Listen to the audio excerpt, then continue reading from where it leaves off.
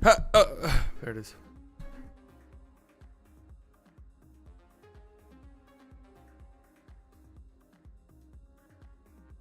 All right, everybody. It's a big day today, a big stream, a lot going on. Top 100 players list. We're doing all 100. I think in years past we broke it down. No, we're doing all 100 today. So we're not fucking around. It's going to be fun, right? NFL picks have to happen as well. So we're not going to waste any time. I'm going to give people some time to filter in. In the meantime, the link that I have pinned in the chat, playback.tv/slightlybiased. Make sure you guys go over there, make an account, follow me over there. We're going to be watching NBA games there throughout the season. It's a great platform. You know, you guys have the ability to come on the stage with me. The stage is what they just call the screen. We can talk, we can hang out, watch the games together. It's a great, great platform.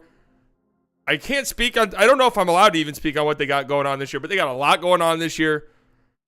And it's going to be a good time. So make sure you're following me over there, making an account. You know, if you have League Pass, which I always recommend getting, I know that it sucks. The payment stuff, the paying sucks. But paying for anything sucks. But it's worth it if you watch a lot of basketball. I definitely think it's worth it. And if you link up your League Pass with Playback, we can watch the games together. Like, I'm on the screen, the game's on the screen. It's a lot of fun. It's a lot of fun. So, are you participating in NBA Fantasy League this year? I don't have any plans to, but maybe we do something. I don't know. Maybe we do something. Here's my guess today. 90th is Grant Williams, Kyrie's 15th, and Luka is 2nd. I want some viewer participation with this list. I want you guys to tell me, you know, where you think guys should go, higher or lower.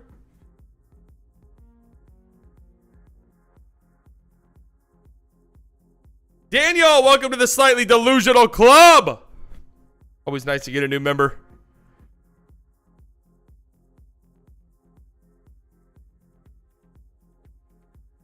Maybe should we do a poll for every single player saying too high or too low? Or is that a little overkill? Or who cares, really?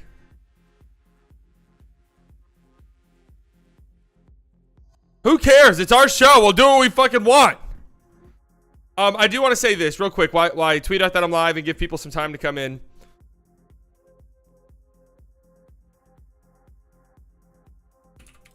Live right now. Top 100 players in the NBA. You do not want to miss this.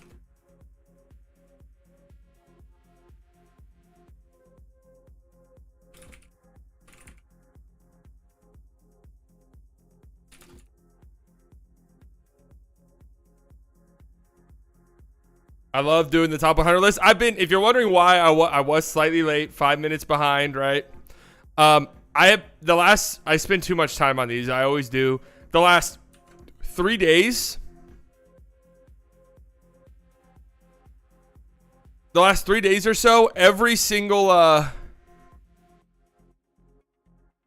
free hour that I've had, pretty much, I've spent working on this list. And I was working on it all the way up until the start of the stream.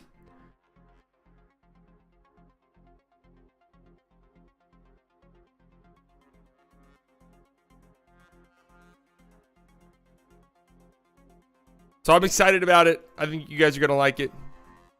Did anyone get their League Pass from the NBA 2K24 Special Edition yet? Yeah, so I already had League Pass. I already paid for it for the year, I guess. 'Cause I guess I have it on yearly subscription or whatever.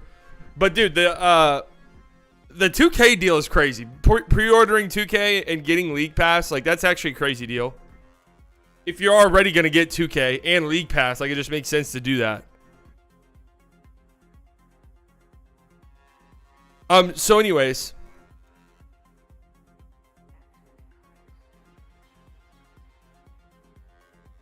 let's talk a little tiny bit about the Mavs game yesterday. I wanted to go back and rewatch it. I haven't had the time. Jesus Christ.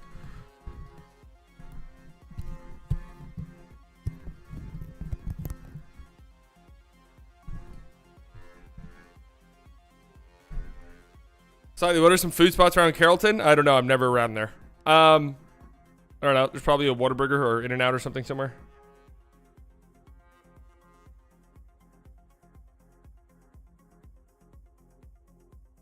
But anyways. I got hair in my mouth. One of the benefits of having, or drawbacks of having long hair is that you constantly have hair in your mouth. I need to do a stand-up? Holy shit. That would be terrible. Anyway, sorry. I need to go back and rewatch the game. I probably will do that tonight just to see. You notice a lot of things after the game when your emotions are completely taken out of it and you already know what's happening. My God, the reactions today. Listen, I want to say this, right? Because anytime I talk about, oh my God, the fans, you guys are being way too negative. You guys are being way too negative. One of the biggest pushbacks is always, oh, let people be fans how they want to be fans. You know what? No. No. Sorry. No.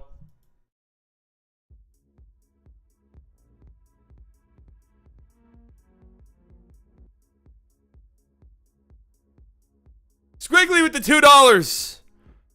I'm here for the music and slightly biased. That's right. So I go on Twitter today. Obviously, there's huge meltdowns after the game yesterday. That's to be expected, right? The game happens, whatever. I go on Twitter today. Tim McMahon's getting aggregated all over the Mavericks timeline. You guys know how I feel about Tim McMahon. I think he's fine. I think he's funny, but I mean, his whole shtick is being uber negative about the Mavericks. Again, because people always say, oh, just let people be fans. Let people be fans however they want to be fans. Who cares? Dude, if you get this worked up over a preseason basketball game, like this upset, you're this mad about it, seriously, you need to take some time off. And I'm saying that because I care about you, okay?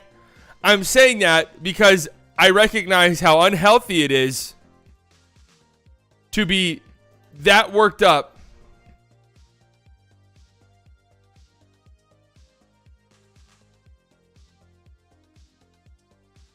over a preseason basketball game. And I'm telling you this as somebody who a year ago realized, man, you know what?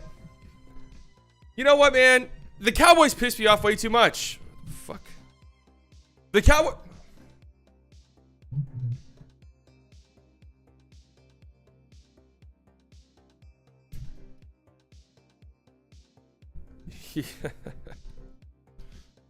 The Cowboys pissed me off way too much.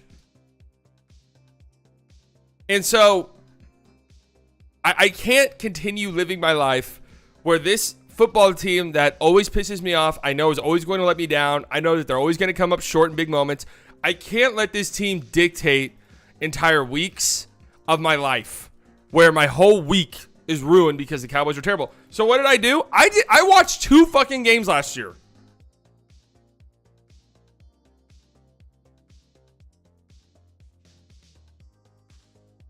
I watched 2 games last year. I realized this isn't healthy. I shouldn't be doing this. Sports should not be impacting my mental health the way that the Dallas Cowboys impact my mental health. So I'm taking a step back, and that's that. And if you feel this way with the Mavericks, where they lose a preseason game, where they don't even look terrible. They start the game 0-14 from 3. Guys, you throw that shit out. That doesn't happen. Like, I know it's the first preseason game. It's the first time we've seen them in 6 months. So, inevitably, you're going to be like, oh, my God, we're never going to hit a 3 ever. Like, we're going to be the first team in NBA history to hit 0 threes. We're going to be the first team in NBA history to shoot 0% from 3 as a team.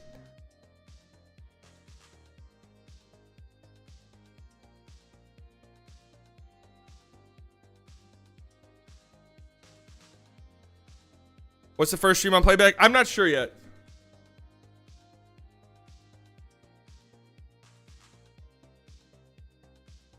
So anyways, if you get like that upset about, maybe it's just time to, maybe you just don't take the season, you know, maybe you're not as invested in this season as you have been in years past.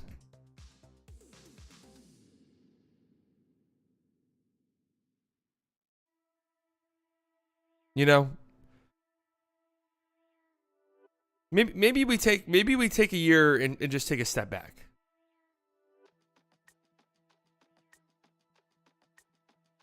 Because last year pissed me off. Like, don't get me wrong. Last year for the Mavericks made me upset and everything. But in a weird way, them being as terrible, as embarrassing as they were, was almost kind of... There was some comfort in just having a community to laugh about it with. Right? Go back and watch my streams at the end of the season, man. We were just laughing.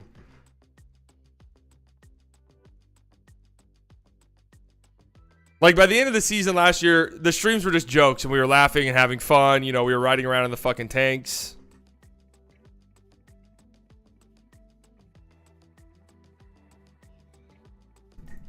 Dude, what's going on with the mic?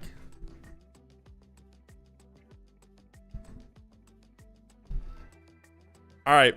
I said we're not going to waste much time, and we're not. We need to get into this.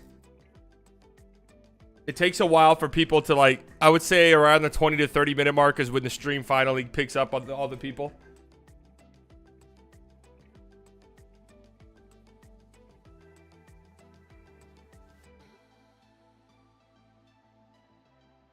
It would be the middle of the first quarter last year, and it's like, it's over. Well, we would be right. Tipping Man thrives on negativity. Yeah, and so does a lot of Twitter accounts out there. It just is what it is. I mean, it's fine. I don't really care. But I'm saying, you know, it's one thing to be like, it's one thing to be a little cynical. It's one thing to be a little cynical. It's one thing to be skeptical of the team.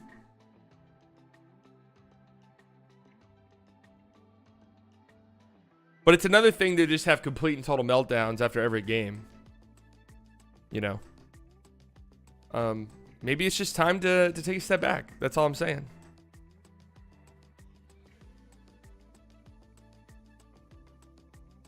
Sally, how have you been able to watch Mavs games with League Pass, blacking it out? I just use this cable subscription. I bummed my grandparents' cable subscription, DirecTV, while I still can. No shame in my game.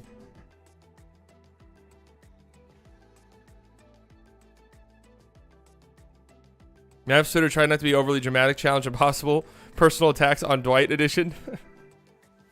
Who are you telling, man? For some reason, I have garnered the reputation as being Dwight Powell's biggest fan. I don't understand why.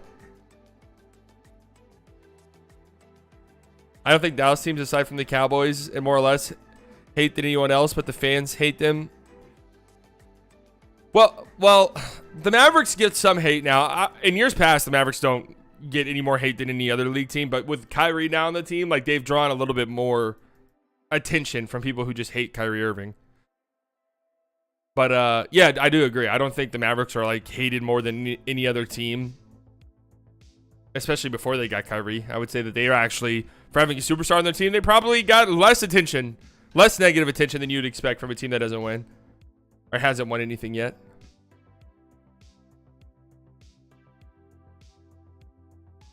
Like the Houston Astros should be the most hated Texas team, and they aren't. Cowboys will forever be the most hated Texas team, okay? It's the fucking Dallas Cowboys. But the Astros are second, for sure. Like, baseball fans hate the Astros. All right, what do you guys think? No more time to waste, huh? I said we're not going to waste time, and we were 20 minutes in. My brain needs to be studied. It really does.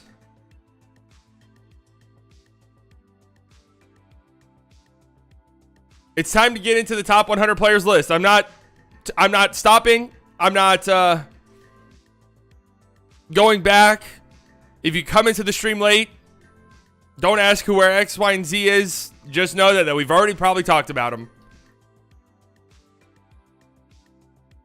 We got 100 players to talk about. Drake album thoughts. It's a Drake album at this point.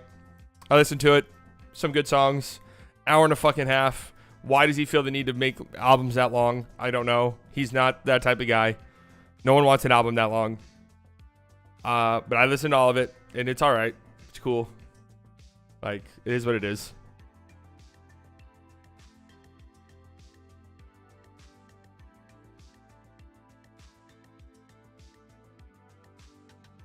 Celtics fans already comparing KP to KG. All right, wait, hold on. That's a good question, Alec. Before we start. before we start. Over under Mavs players 2.5. Over, under. Let's see what you guys think.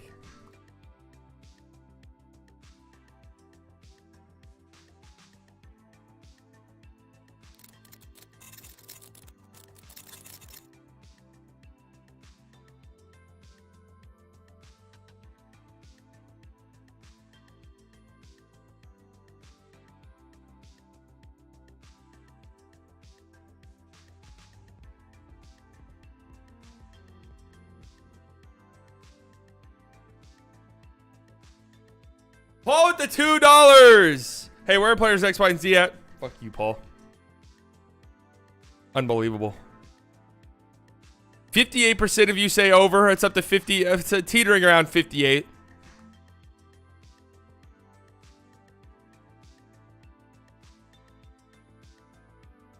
Interesting. All right, well, we'll have to wait and see. We'll have to wait and see.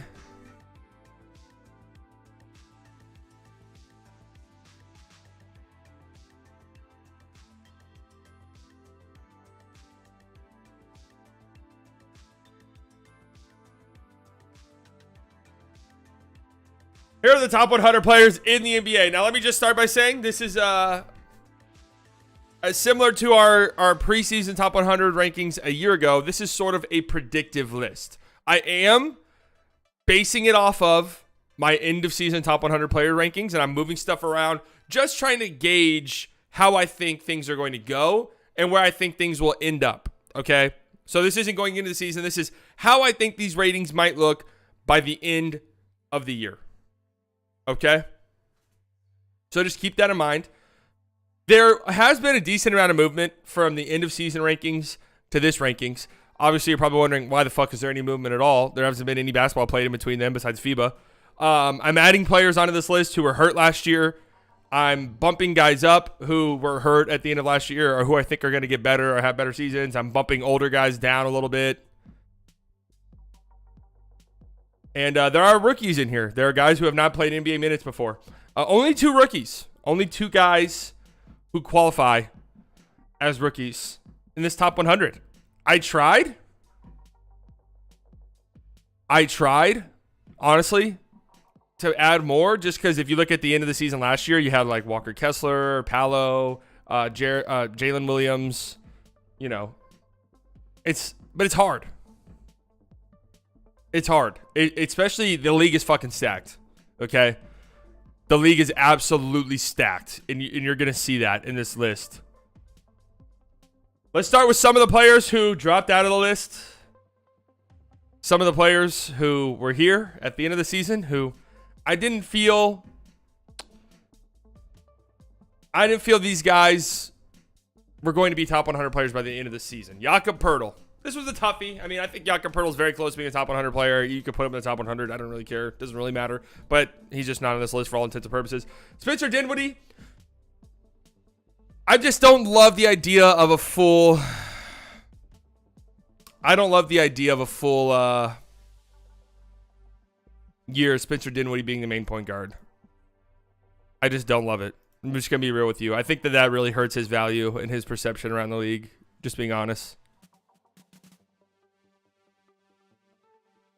Russell Westbrook, getting a little bit older. This was the toughest one to keep off, to be honest with you. Tobias Harris, you guys know I love me some Toby, right? Mitchell Robinson just kind of fell off. Like, it wasn't anything Mitchell Robinson did. He was 92nd, and it was just there was more than 8 players I added into this list. Same thing with Jordan Clarkson. Same thing with Bruce Brown. Same thing with RJ. Same thing with Caleb Martin. Same thing with KCP. Like, I don't think these guys are going to be bad or worse or anything like that. But since it's the beginning of the season, players aren't hurt yet. You know, players haven't missed huge chunks of times yet. So they just kind of get bumped out.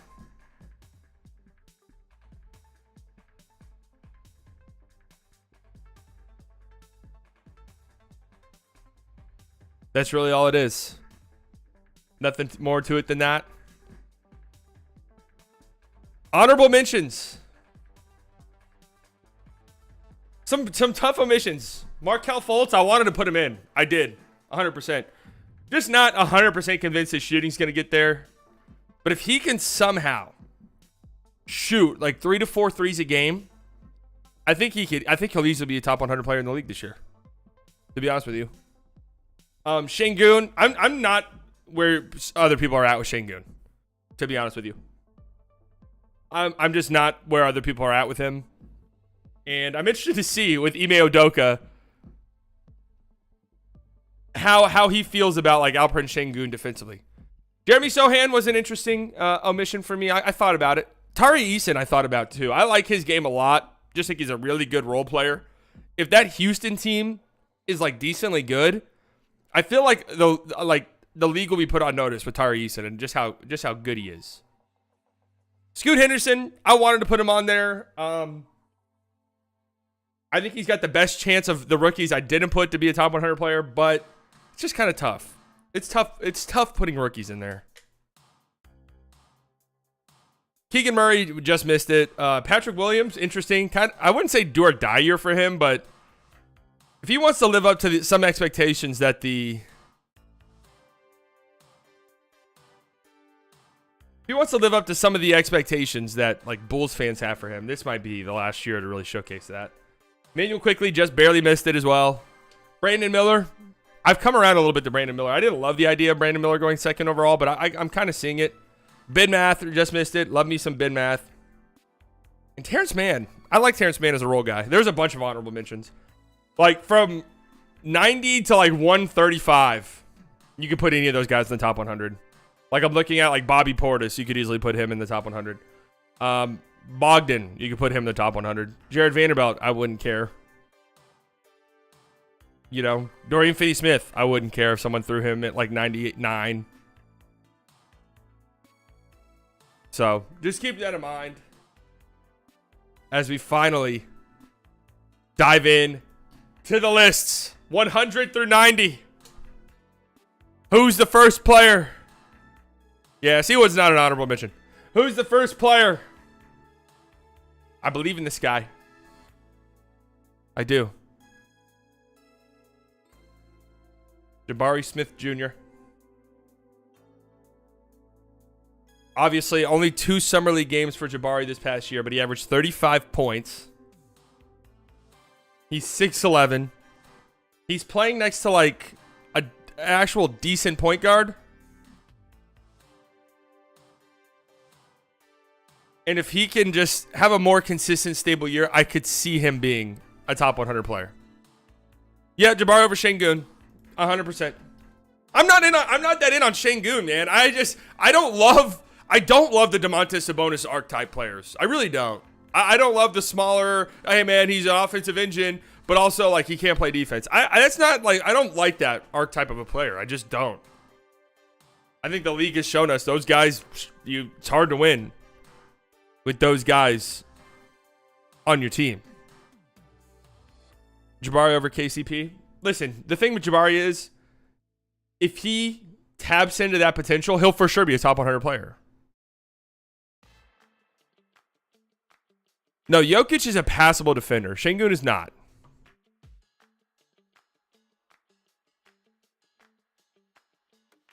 But anyways, from March onwards for Jabari, 15 points a game, 7 rebounds, 36% from 3, 93rd percentile defensive versatility.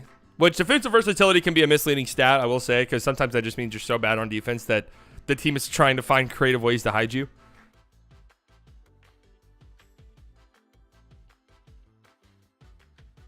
But anyways, Jabari Smith 100. Jordan Poole 99.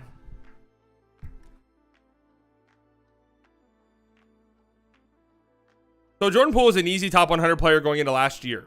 Fell off of it entirely. A very strange year. Gets traded to the Wizards. As a starter last season, even in a down year,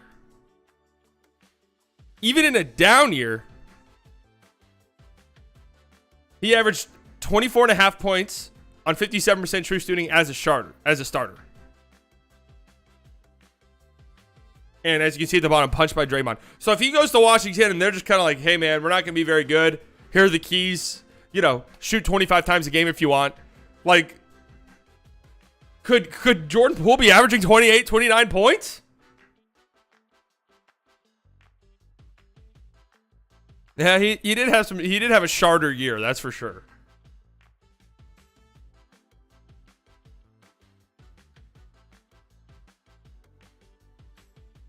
I think Jordan Poole could easily be a top 100 player in the NBA. Is Jabari Smith Jr. in the top 100? You're fuck you.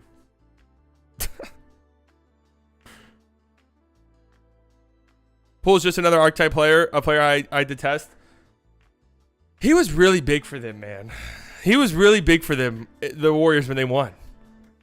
He just was. All right, this next one might be a little bit controversial because it's low for this player. This player has a lot of name recognition. I just really didn't like his season a year ago. And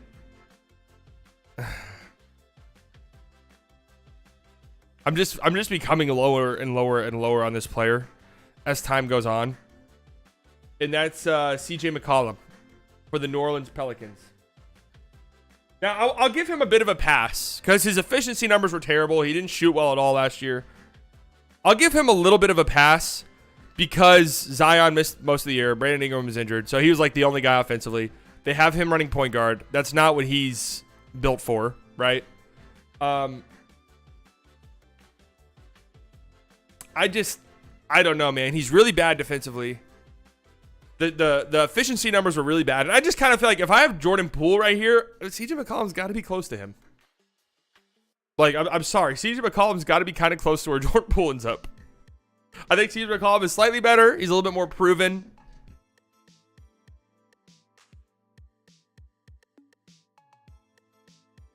But I kind of feel for him because I think they have him playing out of position. And whenever everyone around him is injured and he's asked to do too much, that's not really what he's there for. But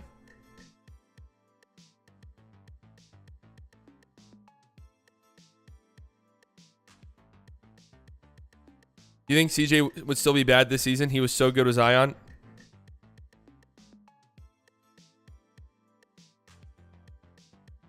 No, he might be better this season for sure, but he's also getting older. Like CJ McCollum, it's not like he's some young whippersnapper.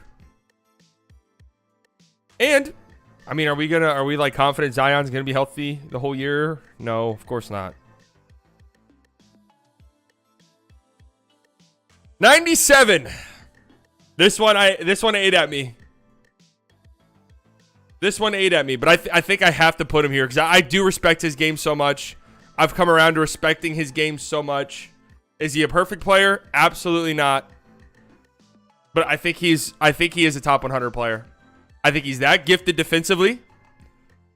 Listen, these type of players where, hey, listen. Go out and guard the other team's best player, no matter who it is. And we have faith in you and we're confident in you that you're going to do a good enough job on them that the rest of our defense can sort of do whatever it is they're doing. Those players are very valuable, and I really respect those players, and I've come around to really respecting Lou Dort. 100 percentile matchup difficulty. CJ greater than Lou Dort every day. In a vacuum, I think, yeah, obviously, right? CJ McCollum, the offense is just way better. Here's the thing, though. Who would I rather have on the Dallas Mavericks? CJ McCollum or Lou Dort? Lou Dort. Easily. I'm not even thinking twice about it. Like, it's not even a second thought.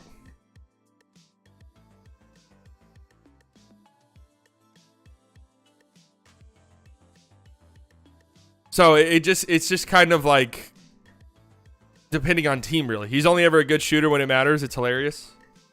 Yeah, that's true. 33% from three is not great, but and it's also like when you're doing this, it is hard to compare the more role guys who don't have the ball in their hands that much offensively versus the guys who score a lot and have the ball in their hands. It's tough. It's tough to compare those players.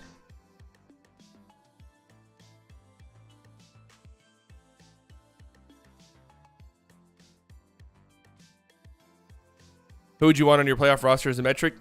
I mean, to be fair, I'd be happy with CJ McCollum on a playoff roster too. So I'm not saying like I wouldn't want CJ McCollum on a playoff roster either.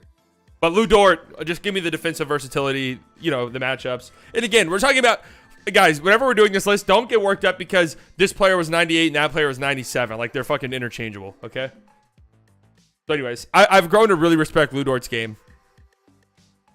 What does in a vacuum mean? I always hear it.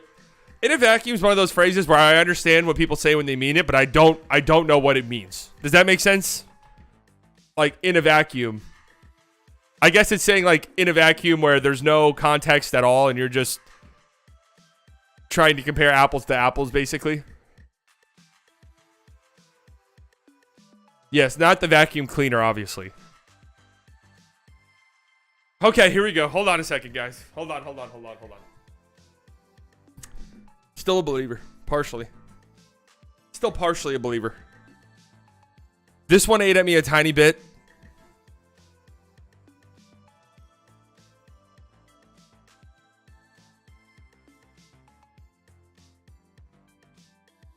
I'm still a believer.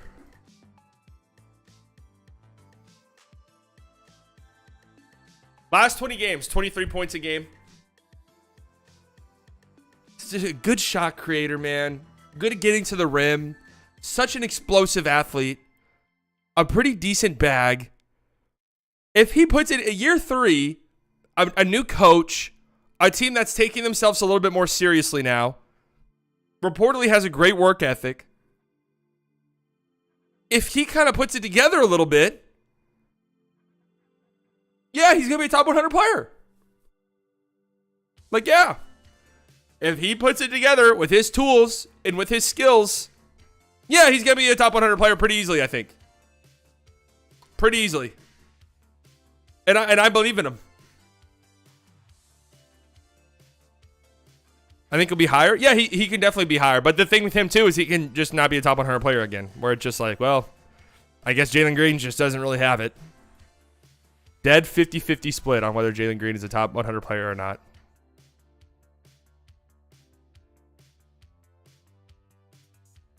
I don't think, like, the Rockets were so dysfunctional, man.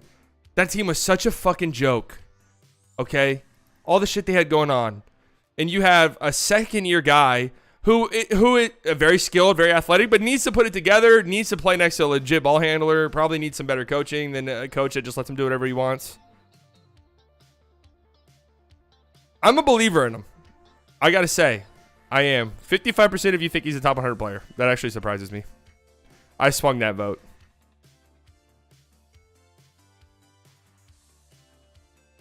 Coming in at number 95. This feels like it shouldn't be very controversial. Norm Powell. Just lives around this range for me. I love Norm Powell. I do. I like his game a lot. Just a really nice guard to have off the bench. Plays very well off of others. Plays very well with the ball in his hands. And is a strong, solid-ish defender when he wants to be. Finished 4th and 6th man of the year voting. He's just a solid-ass player. Like, I don't know really what else there's to say besides that. Like, I feel like Norman Powell's not a player too many people get worked up about. Yep, a bucket. And again, I like the versatile guards where it's like, put the ball in my hands, I'll make shit work, but I can play off of guys as well. I value that. He's poop. Okay. And also, yeah, against Phoenix, he averaged 21 points, 61% true shooting. He was a dog in that series.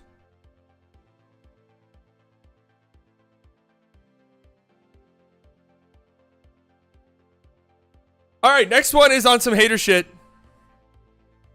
Who do we think it is? I'm saying the next player being this low. What up, B-Dot? Next player being this low is on some hater shit. Who do we think we're talking about? Devin Booker. Devin Booker is not on some hater shit. Well, Alec was 100% right. Chris Paul's here at 94. Just doesn't look right at all, does it? It just absolutely does not look right. I'm very curious to see what this looks like for the Warriors. The reason why I have him this low, this might seem low. It does kind of look AI generated. The reason why it's like this low is because I envision this being a fucking nightmare.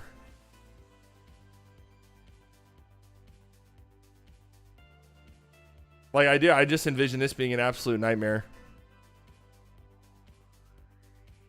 Shaq as on Celtics 2.0. It's just a very strange change of pace for the Warriors. And listen, I can already see this written on the wall. It doesn't really work out. Chris Paul's gone by the trade deadline or leaves next year, and it comes out like, yeah, they just kind of needed his contract to get off the Jordan Poole contract, but they didn't really want him. Like, I promise you. It's clearly and obviously what it is. If he plays a role, he will be a good asset for them. They should put him on ice until April. But their offense is so predicated on movement and flying around and Steph Curry running off 40 screens and Klay Thompson coming off screens and Draymond doing dribble handoffs.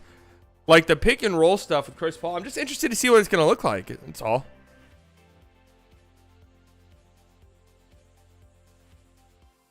Still a great playmaker.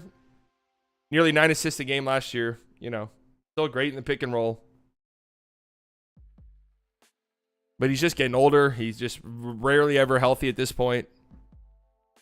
And it should just be it's a very interesting fit. Very interesting fit. When Steph is out of the game, CB3 is needed because our offense doesn't work ever when Steph is out in the game, so we need to change up. Yeah, that's true too. He could end up like, what if Chris Paul wins 6th man of the year or some crazy shit this year? It's not impossible. If he comes off the bench. If he like accepts a role like that. Okay, next up is a new addition to the top 100. Really going out on a limb here. There's some players I went out on a limb for that I believed in. And this player is one of them. Could burn me. We'll see. That's Onyeka Okongwu from the Atlanta Hawks. Some of this is kind of, okay, what if the Hawks trade Clint Capella around the trade deadline and Okongwu finally takes a starting role?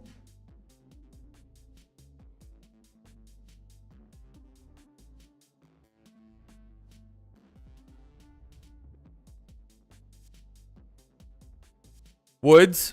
No. Christian Wood's not making it. Hey, guys, spoiler alert. Christian Wood's not on this fucking list. Okay?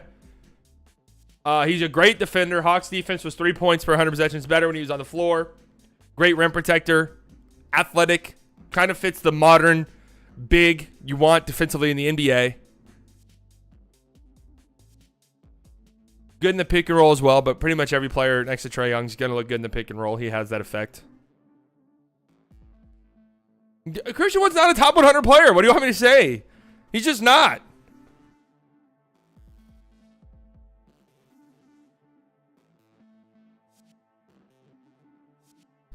So anyways, I like Okongwu a lot. He's not nearly as good of a rebounder as Clint Capella, which is one of his faults as a player, one of his flaws as a player.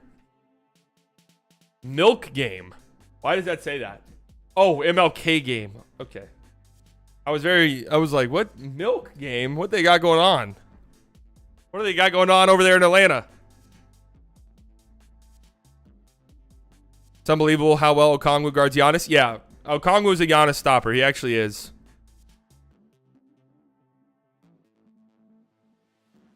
But Okongwu's a dog. I like him. And how was that photo? Yeah, I'm assuming it's from, I don't know. I just Google searched his name and it popped up. Got to be the 2021 season. Which would have been, what, his rookie year, right? Next up is Buddy Hield. Another skill set. I talked about Lou Dort. You know, I have really grown to appreciate, hey, I'm just going to guard the other team's best player every fucking night. It's why Dylan Brooks, I think, was like the one that I left off this list. He would have been 100 if somebody else dropped out. But Buddy Hield, a skill set that I really like, volume shooting. Volume shooting. Can you fill it up, knock down threes? 8.5 3-point attempts a game. For Buddy Hield on 42% from three. Like, that's a very valuable skill set.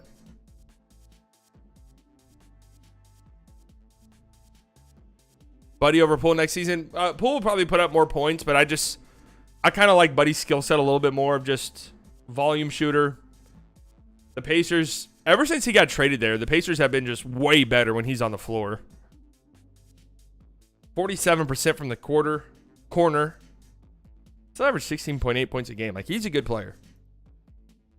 Absolutely fill it up. 8.5 3-point attempts a game is nuts. Next player up is another new addition.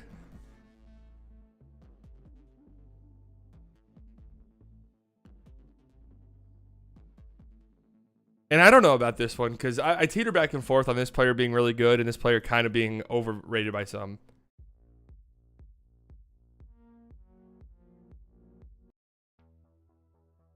That is PJ Washington. I like PJ Washington as a modern, big, versatile defender. Can guard a bunch of different positions. Can shoot. Is a pretty talented playmaker even.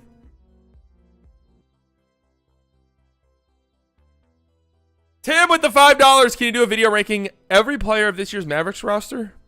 Interesting idea. I might think about it. Do you really think Jalen Green is this bad? I think there's a world where Jalen Green doesn't put it together. Yeah. He's obviously way more skilled.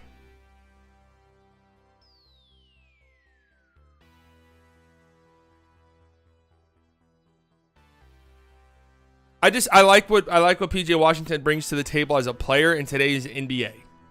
Okay, that's why he's here. And honestly, I thought about leaving him off the list entirely. He was one player I went back and forth on. PJ over Woods. It's Wood. Bojan comes in at number 90, a remarkable season a year ago. I think we'll probably see some shooting regression. Like, he just shot way too good last season, to be honest with you. 41% from 3 on 6 attempts, 45% on catch and shoots, can shoot off the dribble, can catch, can come off of screens. And is pretty solid with the ball in his hands as well. Can create his own offense. 21 points a game for Bojan. 21. On 63% true shooting. I'd be shocked if we see numbers like that again. I'd be shocked if he finishes the season with the Pistons, to be honest with you. But a really good year a season ago. I think he'll have another good year. And if he gets traded midseason, he'll be a really nice contributor for somebody. He's obviously getting older as well, but if Bojan was hot, he'd have a 40% usage and max contract. You think there's some non-pretty privilege at work here? Nick's a good fit for Bojan. I love Memphis. I loved Memphis as a fit for Bojan at the trade deadline, but because they needed somebody who could do something with the ball in their hands.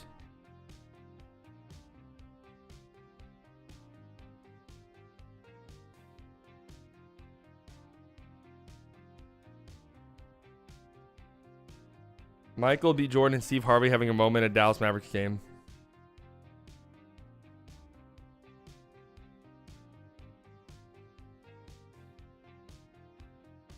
Bojan would genuinely be an all-star if he had better aura. Wes Iwundu doesn't. No, Wes Iwundu's just outside the top 15. All right, moving into the top 80. Coming in at 89. I feel like I kind of let some of the stuff revolving this player get to my head. I think he's a little bit higher than this, but, you know, I let some of the media narratives get to me. Dragged him down a little bit.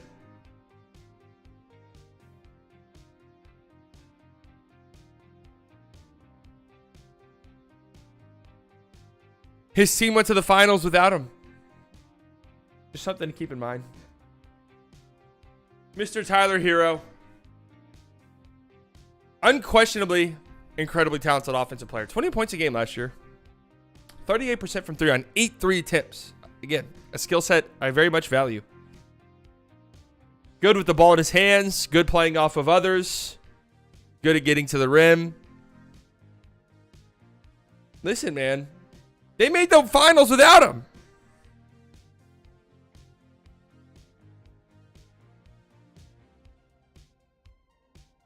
The media trying to tell me the Hero package was still better. I think Hero's a valuable player. I think that some of the talk around him has gotten a little bit nutty. But yeah, the Milwaukee package was just way better. It just was. The contract length, all of this has to be higher.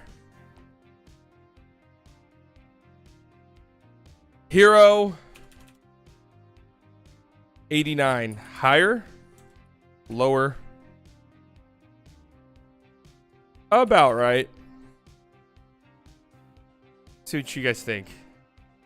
Offensive skill greater than defensive skill. Yeah, I do kind of agree, but at a certain point though, you have to be somewhat good at defense. Like, unless you're just an incredible otherworldly offensive talent, which Tyler Hero isn't. That's why I like Jordan Poole's low on this list. That's why I like, Buddy Hield's low on this list. Love the offensive outputs from those guys. CJ McCollum. Love the offensive output from those guys, but defense does matter.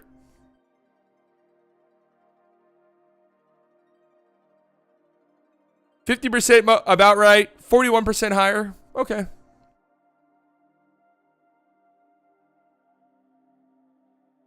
Miami making it without him really hurts his case.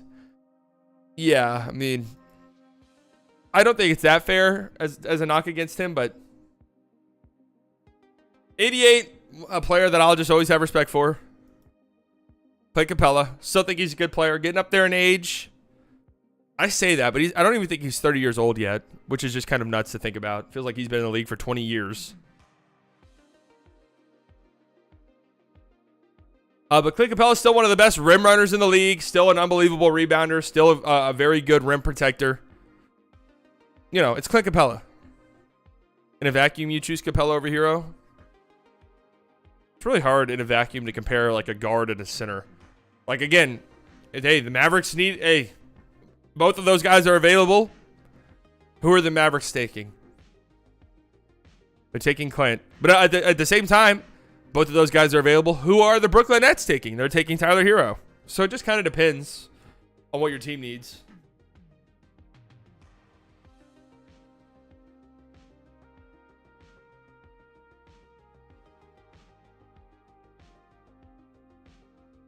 But I still like Clint Capella's game. If he gets traded somewhere at the trade deadline, I'm very interested to see where that is because I know a destination. Trust me, he would be 60 if he were on the Mavs. So what do you guys think? You guys still think there's more than 2 Mavs on here? We're now in the top 80.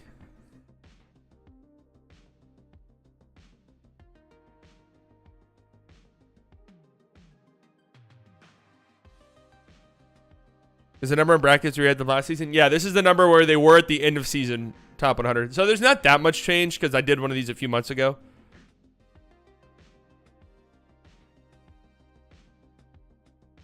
Coming in at number 87. Just kind of the same vein as Clint Capella. Nikola Vucevic has his flaws for sure. Not really. If Nikola Vucevic is your center on a team that's trying to win, his defensive flaws might really come back to bite you in the ass. But this was also a Bulls team that was a really good defense when Caruso and Lonzo were playing. Even with Vooch. But Vucevic still a great rebounder. Still a great offensive player, man. 17 points a game, 60% true shooting. 99th percentile in post-ups. I don't love paying him. I don't love having him be a focal point of your team, to be honest with you.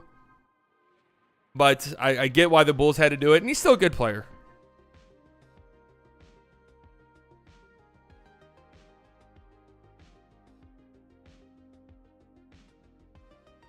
Yeah, Tim Hardaway Jr. is outside the top 100. Has anyone ever told you look like the guy who does the Sunday conversation?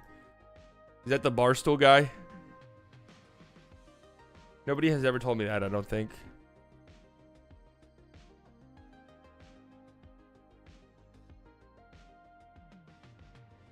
Coming in at number 86 was one of my guys. Not ranked at the end of the season. I'll give you guys 2 hints. See if you can guess who it is. He plays on a rebuilding team that just got a very hyped draft prospect. He was in my top 100 going into last season.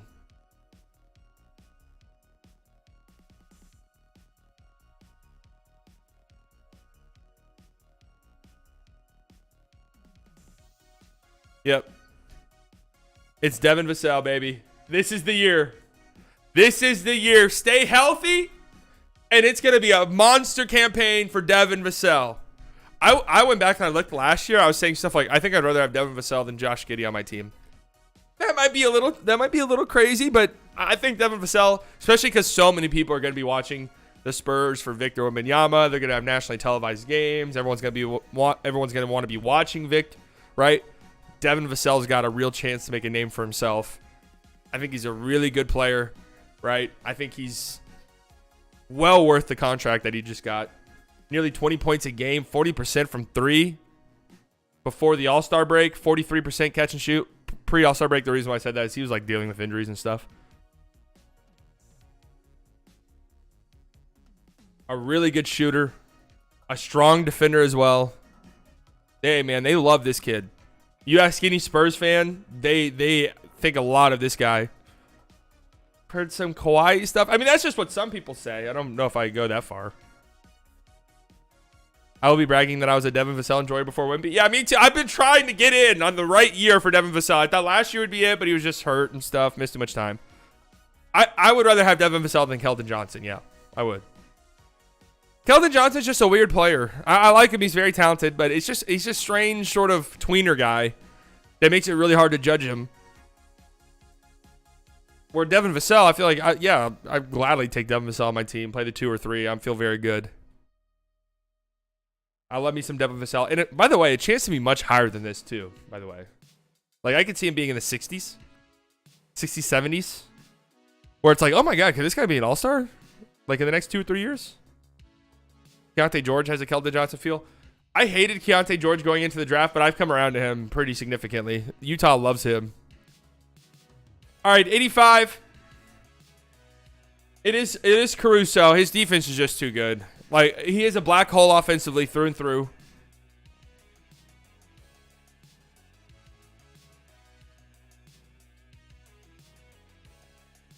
He's a black hole offensively. Those guys are a little bit shaky to me. But his defense is just too good to overlook. I mean, the advanced metrics go absolutely insane for Caruso.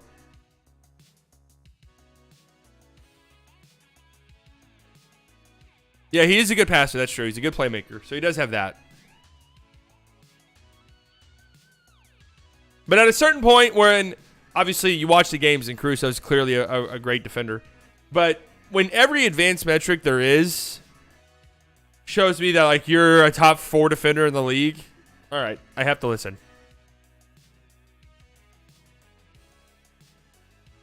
I have to listen. The Bulls are just so much better when he's on the floor, too. I have to listen. If Caruso had a drop fade, he'd be 5-time Defensive Player of the Year.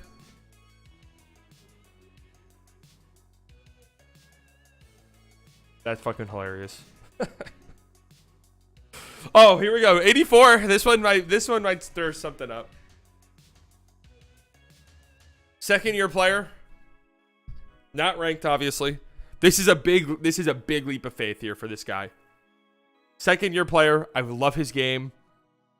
So advanced for his age. Shouldn't have been as good as he was a year ago for how young he is. Built like a brick shithouse. Don't think people really realize how good he was at the tail end of the season. He's got a real chance to turn some heads now that his point guard should be fully healthy for a full season.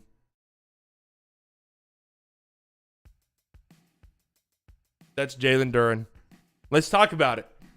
10.5 points, 10.5 rebounds, 69% true shooting as a starter last year. Again, back half of the season, incredible for him.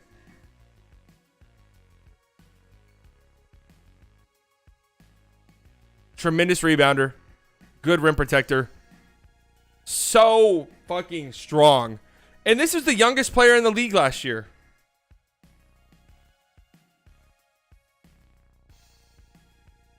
His ceiling is high.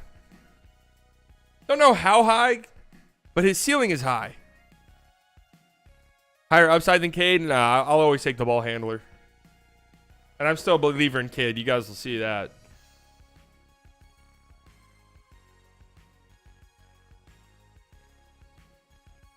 I saw people on Twitter that genuinely thought Wiseman or Bagley should play over him. Yeah, no chance. There's a reason why those two are dueling it out right now for backup center minutes, because this guy's taking the bulk of the minutes.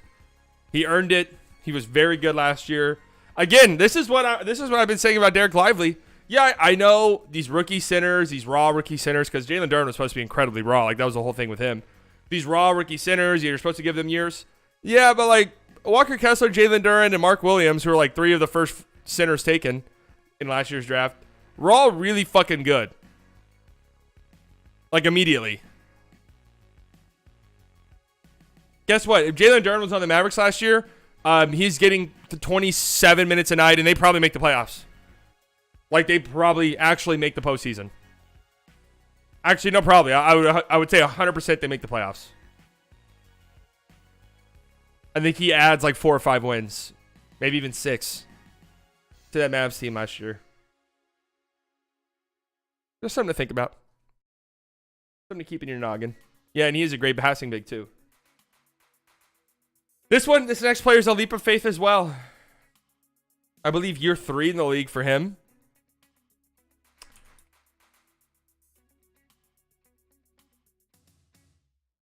Plays on a team that is often injured. A great shooter. Just a very good modern role player. Big, lengthy, can play a bunch of different positions. Can shoot from anywhere. Catch and shoot, off screens.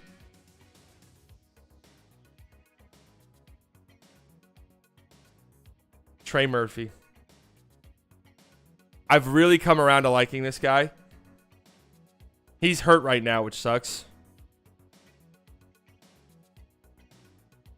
He's hurt right now, which sucks, and I think could factor in a little bit here. But he's such a good shooter. I like Herb Jones more for some reason. They're both really good. Herb Jones barely missed this list. But Trey Murphy, great shooter, can shoot from anywhere. Again, it's a skill set that I've just really grown to value.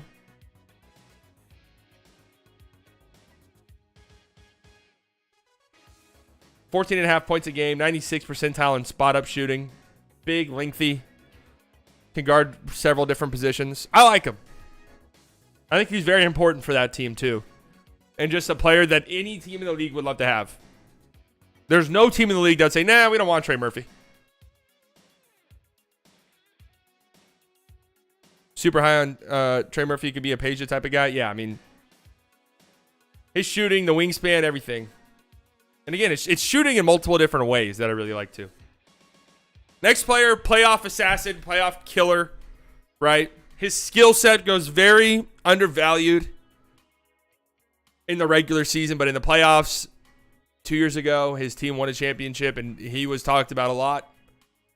This past year, his team won a first-round series, and he just absolutely obliterated an all-NBA center on the other end, just embarrassed them for a whole series. It was sad.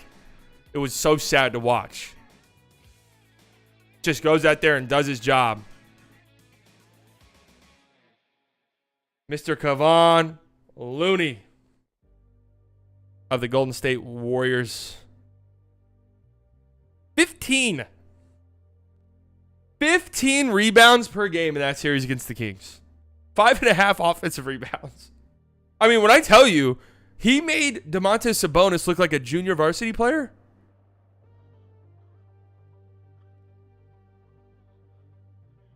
One of the best rebounders in the league, obviously. Very good pick and roll player. Good passer as well. Good rim protector.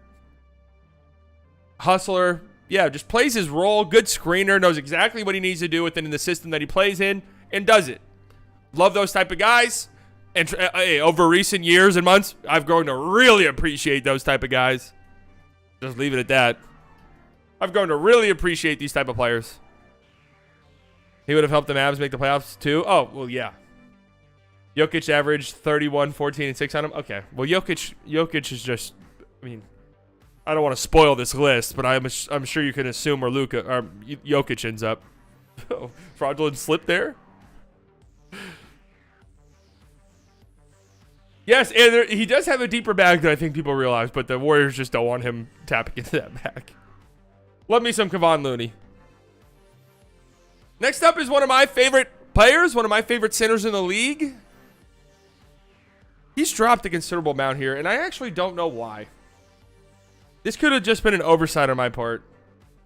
But this feels like a fair spot for him regardless. But I've always been much higher on this player than this.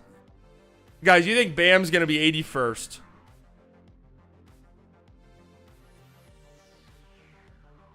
Wendell Carter Jr. Love his game. Just don't think people realize how good he is. One of the best contracts in the league. Just a do-it-all center. Can pass, can shoot, can rebound, can play defense. Is athletic and quick enough to not get absolutely killed on the perimeter. Good rim protector. Just does it all. Yeah, but great 5-out center. And genuinely one of the best. Maybe. No. I was going to say maybe the best non-rookie contract in the league. It's up there for sure.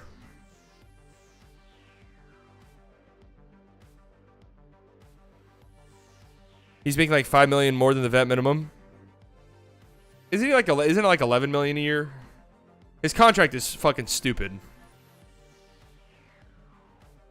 And he'll be making much more than that when his contract is up. He owns Jokic, sadly. That's my dog. I usually have, like, I had him in the 60s last time. Dude, listen to this contract, man. This year, 13 million. Next year, 11. The year after, 10. It goes down in value. Just unbelievable contract value right there. 3 years left. 3 years left, $30 million pretty much.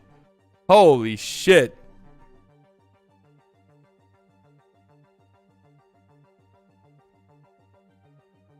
Coming in at number 80.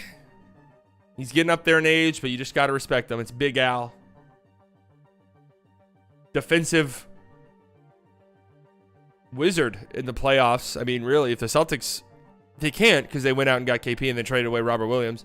But if the Celtics were smart, they just pretty much play this guy 5 minutes a fucking night in the regular season. So by the time the playoffs come around, he's ready to go and healthy.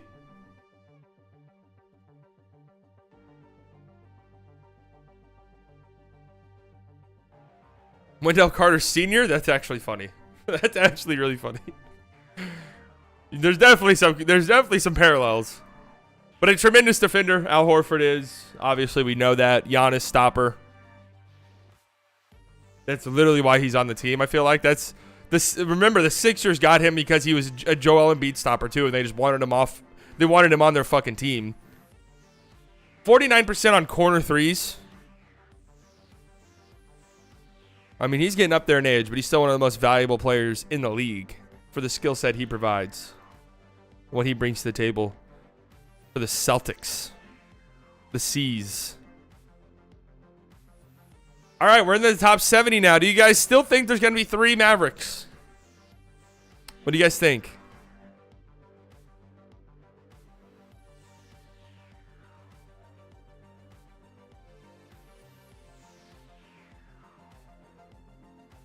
Grant is top 75.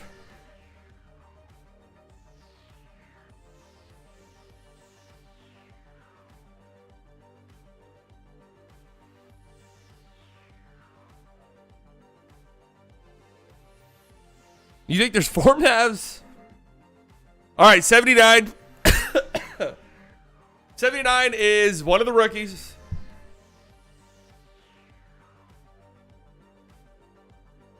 I've been stuffy lately. I think I got a cold or something.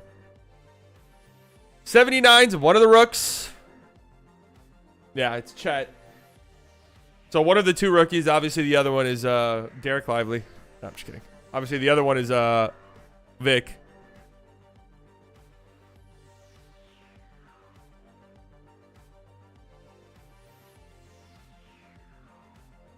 I think Chet's gonna be good, man.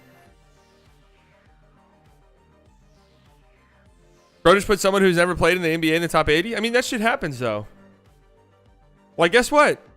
Jalen Williams finished the year last year in the top 80. He was a rookie.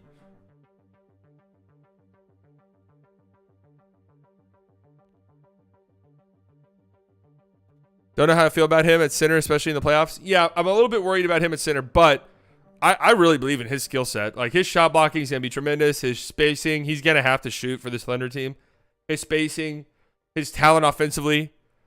Like he's no, Scoot was an honorable mention. I wanted to put him in, but I just struggled to find a place for him. I think that Chet's skill set that he provides to the Thunder is going to be really valuable for them. I'm very excited to see how it plays out. Very excited. Could be a little bit high on him. I could definitely see an argument for it being too high on him. That's a wild pick. All right, let's do a poll.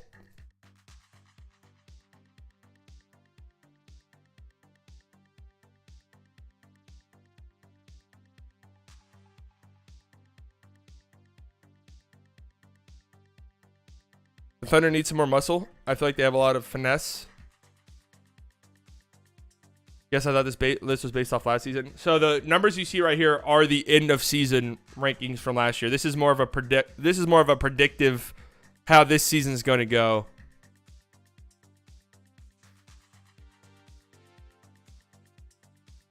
Again, little fluctuation between being too high and just right. Some too low votes in there too.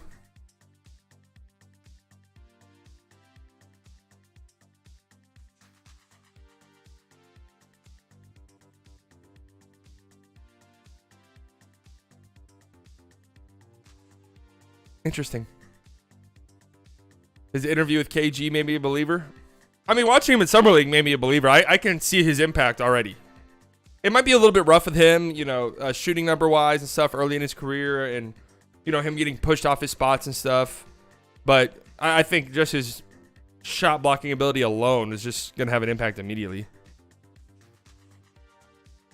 Next up, one of my favorite players of all time. Damn. One of my favorite players of all time. No, it's Tobias Harris is not on this list. A type of player that's just not valued enough. Just not valued enough. When things go to shit, you just need a stabilizing force. You need a guard who could just get you through it. Not going to put up crazy numbers, but just put the ball in his hands and you feel confident you're going to get a good shot. You feel confident that things are going to go your way offensively. It is Mike Conley. Absolutely love Mike Conley.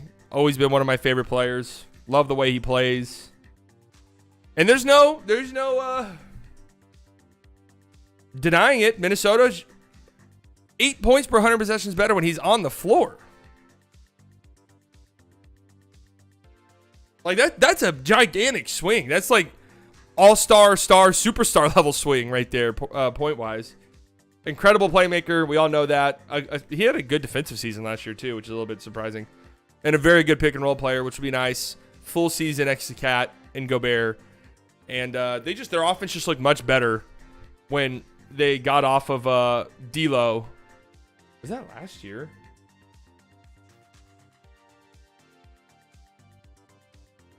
Did D'Lo get traded to the Lakers mid-season last year? That feels like that was so long ago. D'Lo being on the... That does not feel like last year D'Angelo Russell was on the Timberwolves. 30 spots higher than KCP. Okay, all right. Yeah, listen, KCP is a great role player. I love him a lot. But Mike Conley is like literally a stabilizing force on offense. That's just a little bit more valuable. IMO.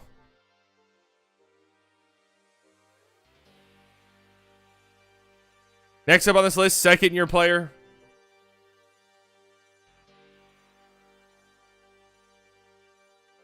Second-year player who had a tremendous rookie season.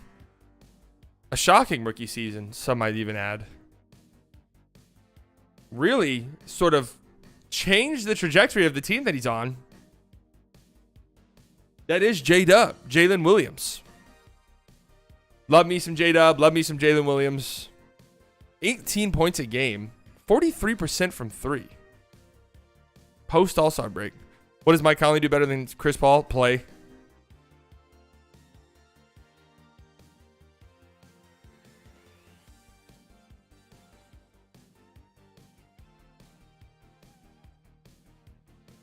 Like, be on the court.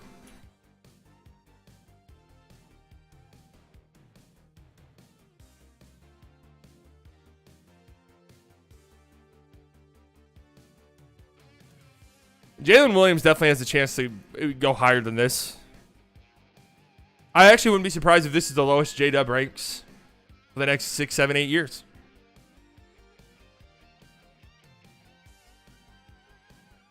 Good defender. Can do a lot with the ball in his hands offensively as a wing. You think he can develop an on-ball game, though? I do.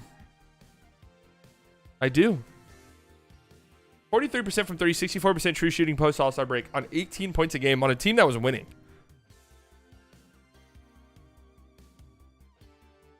That's kind of what's crazy too. It's not like the season kind of went to shit for the team he was on and as a rookie, and the team was just like, all right, go out there and see what you can do. Go out there and see what you can do. Like, his team was going for it. Mavs legend next to him? Yeah. Is Kelly Wright on a team right now?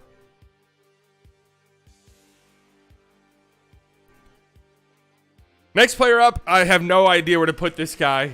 Just got traded. 2 years removed from winning a major award.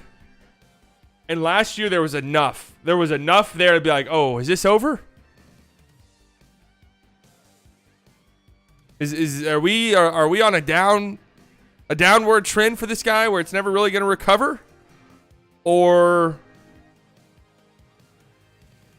was it just a weird season, kind of injured, a lot of minutes, kind of finally built up to this? It's Marcus Smart. Kelly Wright's playing in Hungary now, pretty sure. Well, good for him, man. I like him a lot. Seems like a good dude. Obviously, Marcus Smart, 2 years removed from winning Defensive Player of the Year. Was it deserved? That's a different conversation for a different day.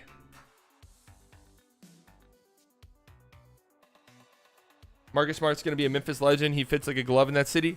Yeah, so I think there's definitely a world where Marcus Smart finishes higher than this. But, I mean, what if the sort of downward trend we've seen from him over the last year, what if that kind of continues and he's not as good defensively as he was?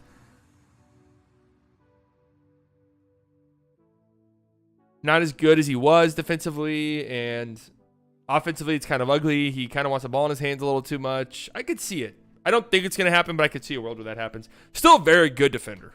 Like, don't get me wrong. Still a very good defender. Still a solid playmaker. And he's going to be really important for this Grizzlies team. They gave up 2 picks for him. Yeah, like they traded a lot for him. It's not like he was just kind of a throw-in in a trade. They really went out of their way to get him. They lost Tyus Jones, who's one of the best backup point guards in the NBA, to get him. 2 picks, right? So it's interesting. Fraud Defensive Player of the Year, just like Jordan. I definitely think he's a fraud Defensive Player of the Year. But still, nonetheless, he's always consistently been a top 3 guard defender in the league. So we'll see. We'll see how it plays out with him. I'm interested to see how the season goes. Next up, a player who was very big in this team's NBA Finals run a couple years ago and had a very strange up and down, weird season. Missed a lot of time, personal stuff. And I don't know if that was just affecting him or what, but it wasn't the greatest year for this player, who started in the All-Star game a couple years ago. Andrew Wiggins.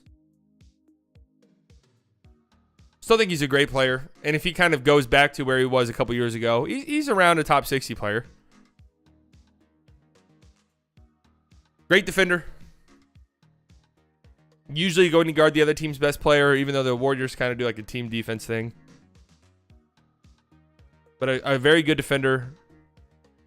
42% on catch and shoot threes. That's actually kind of what turned his career around in a lot of ways. Was being able to be a really, really reliable catch and shoot guy on top of being just a good defender. And just buying into his roles. Just buying into his role. You're not going to have the ball in your hands all the time. You're going to play defense. You're going to guard the other team's best player. You're going to shoot catch and shoot threes. But a weird year for Mr. Wiggs last year. Next up is his teammate. Next up is his teammate. Oh, you're too low on him. You're too low on him. Klay Thompson. Mr. Under himself. Yeah, Wiggins is a good rebounder too. Mr. Under himself. Klay Thompson makes an appearance here at 74. So many things last year that was like, oh my God, it's over for Klay. And then 2 years ago, it looked really bad.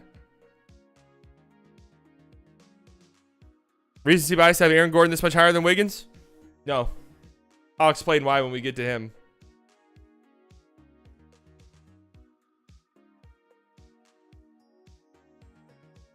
There's just too many times where I watch the Warriors where I'm like, oh my God, Klay Thompson, is he even going to be in the fucking league in 3 years? Like, what the hell am I watching? But then there are times where he goes classic Klay Thompson mode and just has huge moment after huge moment. So I don't know what to think of him. And I think that up and down, you have to factor that in when you're ranking a player. Let's see. All right, I'm doing a poll for this one. All the Golden State fanboys freaking out if you actually watch NBA. Klay looks bad for what he was. I mean, he's clearly lower.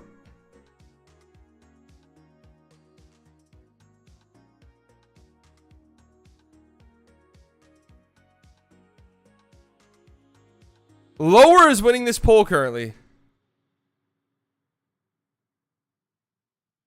You guys think Klay should be lower than 74? Just some puzzling shots from time to time. Shots that I don't even remember him taking like in his absolute prime.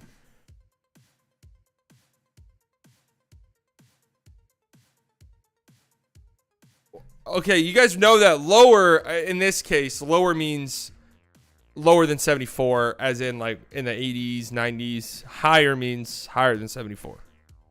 Just making sure you guys know that.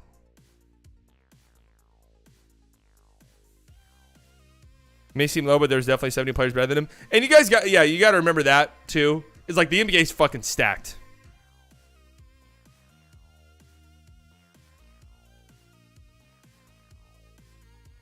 Like the NBA is absolutely loaded. Interesting poll. All right, we're past the top 75. Do we still think that there's 3 Mavericks?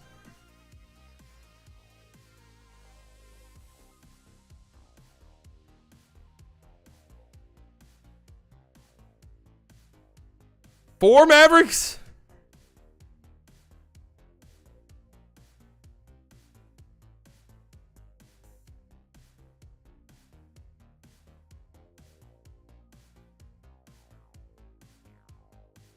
Coming in at number 73. The lights are just a little too bright. The lights were a little too bright for this guy.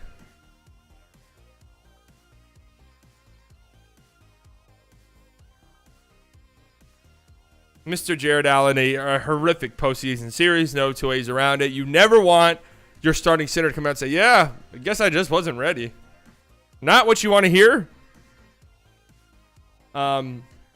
This guy was an all-star 2 years ago. So just remember that. This guy was in the all-star game 2 years ago. Great rebounder, good rim runner. Obviously a great rim protector. I can't get the taste of that postseason series out of my mouth, to be honest with you.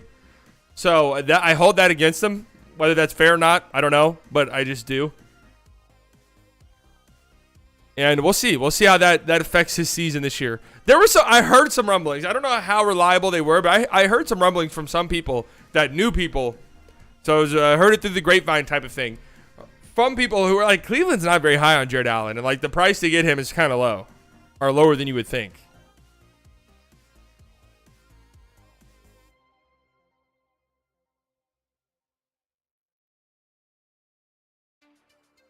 Just something to keep in mind. Good player. The playoff series scares me a little bit, but good player. Okay, next up. Feels like you're not going to win no matter where you put this guy.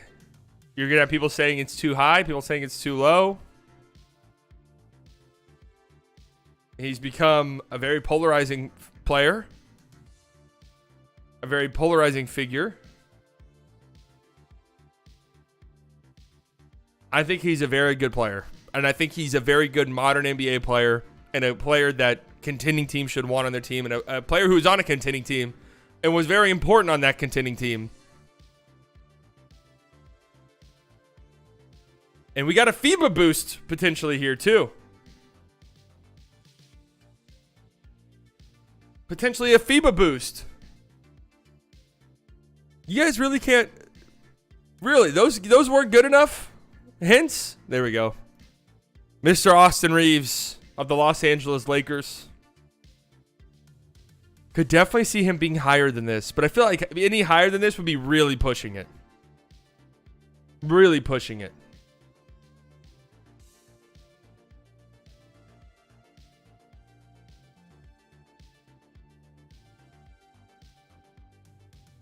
Most overrated player in the NBA? Most overrated NBA player? No way, Reeves is top 20. Obviously, Vlad's joking, but 52. That's what I'm saying. Very polarizing player. You would think Clay's higher. You would think. You would think. Right? Against the Warriors, 20.5 points a game, 4 rebounds, 5 assists, 57% from 3. And that's not like some fluke thing. They put the ball in his hands. A team with LeBron James and Anthony Davis put the ball in his hands and let him go to work. He was super good in FIBA. As a starter last year, 15 points a game, 67% true shooting. A strong defender. Plays off ball offensively, plays on ball offensively. Yeah, he's a fucking good player, man. I don't know. I get that there might be like the Lakers players are always overrated or whatever, but no, he's fucking good. He's actually good. Best contract in the league is my actual take. I mean, yeah, you can make an argument for that for sure.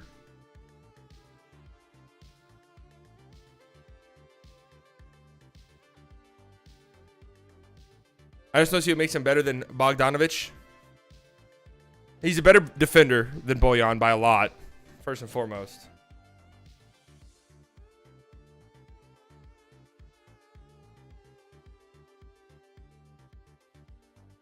But remember, this was also a better playmaker, yeah. This is also a predictive list. Bojan's getting older. Austin Reeves is getting better, you would think.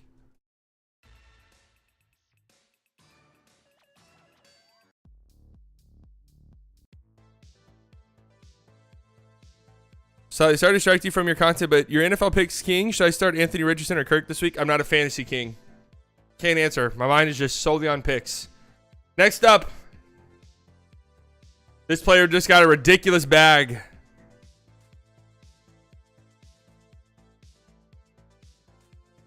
This player just got a ridiculous bag. Really ridiculous when you think about it, but a ridiculous bag nonetheless. Still a very strong player. Yeah, it's Jeremy Grant of the Portland Trail Blazers. I like him. A good defender. Good wing player. Can play on ball. Can play off ball. Probably should be a little bit higher than this if I'm just thinking about it. But I'm just interested to see what the season is going to look like for him. If he's even on the Trailblazers by the end of the season. What's going to happen there, I'm not so sure.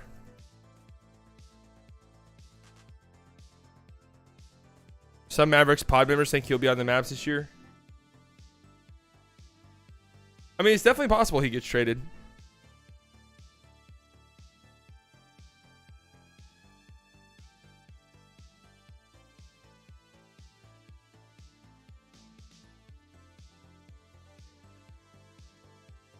I like his game. Might need to be a little bit higher than this. I'm not so sure. Do you think they signed him just so they could trade him? You probably just don't want to lose the asset. I think people freak out a little bit too much about that thing, like implying that Dame forced them to trade or to sign him and stuff and then left anyways. I think they were going to sign him regardless just so they can trade him if needed. This actually might just be about right now that I'm thinking about it.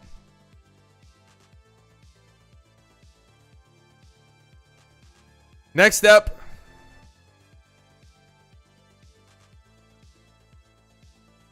This player is one of the best defensive players in the NBA. Some people might even argue that he is currently holds the crown for best perimeter defender the league has to offer. Gives Luka Doncic fits from time to time, although, well, I don't want to spoil it by saying it. His offensive game is kind of hypothetical at this point, but a lot of people think he can hit it. That is J-Mac. Jaden McDaniels of the Minnesota Timberwolves. An incredible defender. 100th percentile on-ball defense, 97th off-ball, 100th ball screen navigation. And he shot 40% from 3. Although Luka was cooking him a little bit yesterday. And by a little bit, I mean kind of a lot. Luka kind of dominated him yesterday. But Jaden McDaniels has a ton of upside. Defensive player of the year upside, for sure, defensively. And if his offensive game gets there, I think, yeah, he's a top 50 player. I think this could be a possibility. Not better than Reeves. They're close. I mean, Jaden McDaniels is unquestionably a top 5 defender in the league. I feel like that's pretty valuable. I'm new. What does that 79 mean? This is where they were at the end of the season. The last time I did a ranking. Joel Moran still thinks McDaniels / Ant will be Jalen Jason level. Huh. I don't know about that, but we'll see. All right, we're entering the top 60. I guess top 70. What do you guys think? Is there still another Maverick waiting, looming in the shadows, ready to be unleashed?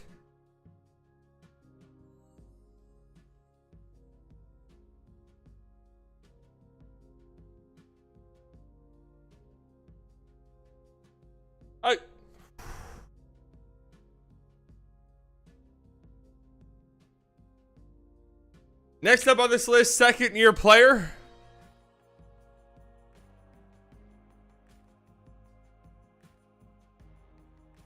Second-year player. Another guy who might get a FIBA boost, even though he didn't play at all in FIBA, really. Even though he maybe should have. This is where Walker Kessler comes in to play. Mr. Walker Kessler came into the league as a rookie and was immediately one of the best defensive anchors in the league. Day one. You think the Timberwolves have 5 top 100 players? Well, yeah. I guess they do. I guess they do. That might be the most. No, the Celtics definitely have the most. Look at these defensive numbers down here. 98th percentile in rim shots contested, 99th percentile in blocks. Opponent shot 13 percentage points worse at the rim. 100th percentile in rim defensive points saved. And there's like an offensive game that hasn't really been tapped into.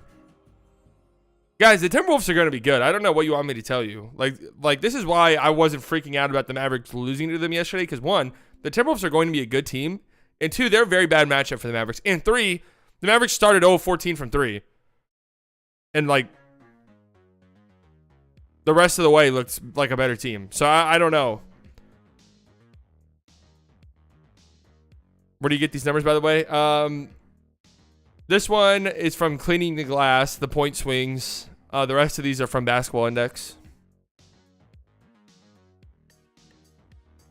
I thought Kessler played for Utah. He does play for Utah. I know we're talking about the Timberwolves right now because people are talking about them having 5 players in the top 100. But yeah, there's some defensive metrics that say Kessler day one was a better rim protector than Gobert. I don't know. I can't go that far. That doesn't pass the eye test for me, but pretty hilarious. Next up, a very good wing player. Just signed a new contract. Don't know if he'll be on his current team for much longer. We'll see how that plays out. But a player who's good defensively, just came off of a really good year, career year. Will be on a bad team. Any guesses? Oh man, there's some ones coming up here that are interesting. They're interesting.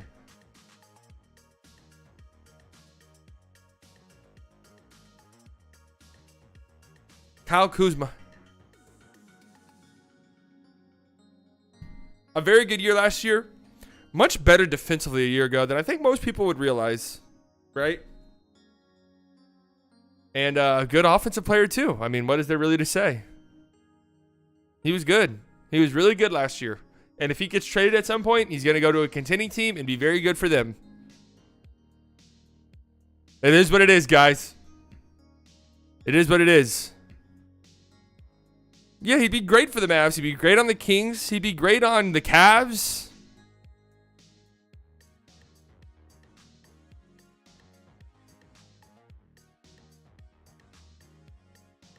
Boo this man. Fuck you!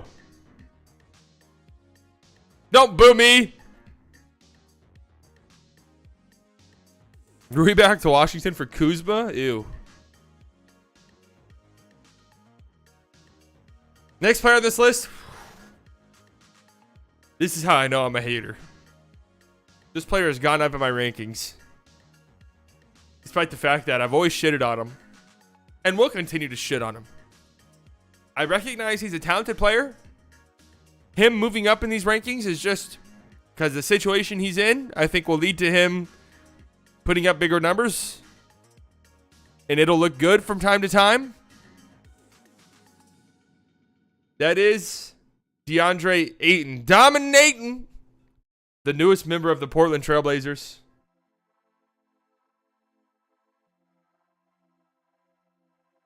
Talented player. Whenever I say I didn't want the Mavericks to trade for him, I don't want people to misconstrue that and think that I'm saying DeAndre Ayton's not good or he's not talented.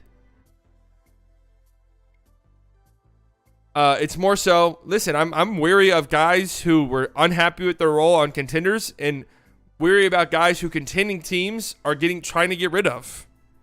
That scares me. Okay, by going to a team like Portland where there's no expectations and, you know, they just traded for him, so they're going to, you know, they're going to give him a big role, I would like to think. He's going to put up some numbers for them. And what I really don't want is the first time DeAndre Ayton has like a 2020 game or some shit, people come to the chat, oh, you're fucking dumbass for saying you didn't want DeAndre Ayton. Yeah, I know. He's going to put up good numbers. I know he will. Okay? I am fully okay with that.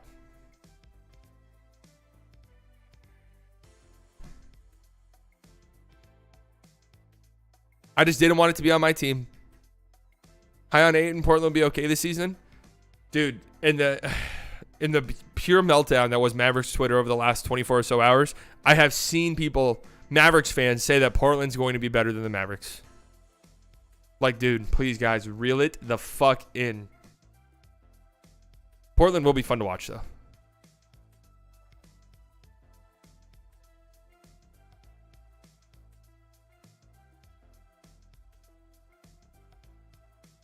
Dominating. Next player up. A player I go back and forth on all of the time. Another FIBA boost. I go back and forth on this player all of the time. I see the light. I'm interested in him. Then I come back down to earth a little bit. Not so sure his fit on his current team makes the most sense. But he's still a very talented player. Advanced metrics really don't like him at all. But the eye test is good. That is Joshua Giddey. Great at getting to the rim. Obviously a tremendous playmaker. Good rebounder as well. Defensively, it's really bad. He's going to have to shoot. And if he doesn't shoot at some point, I do have to wonder, does OKC look to move off of him in some other move? Right? Because I just don't know if him and Shea next to each other makes the most sense.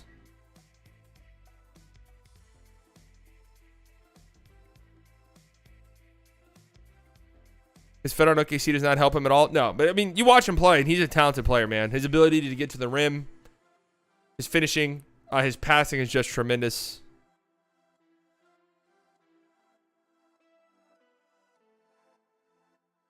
And it doesn't look like it should work because he's not like he's like the most explosive guy. It's not like his bag is super deep, but it just does work. I don't really know how to explain it.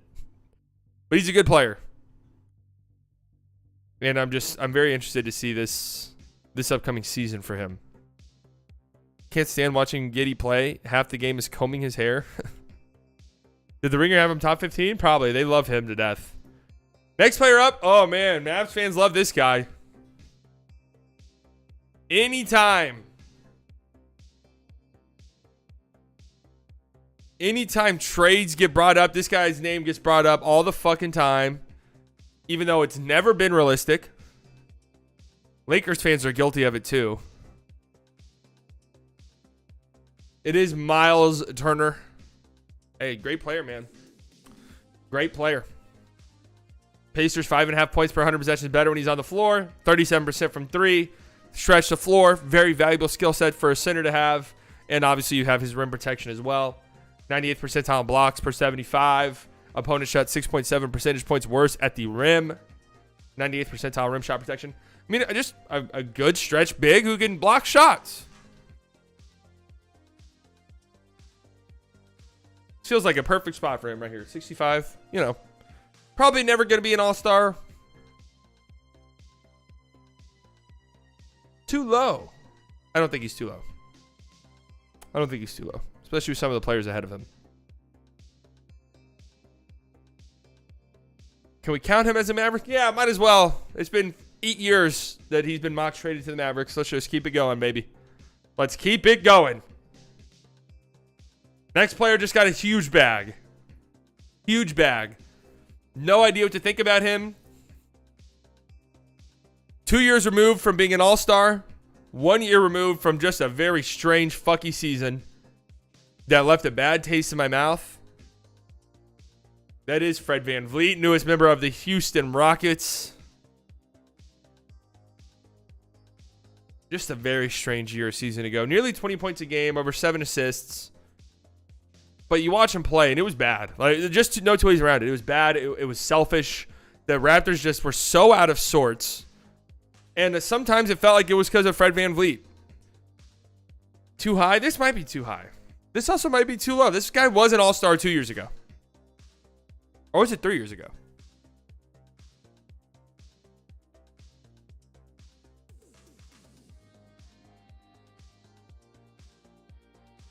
Overrated Kawhi Merchant. What does Fred VanVleet do on defense besides 30-foot pull-up threes? Or offense? Let's see.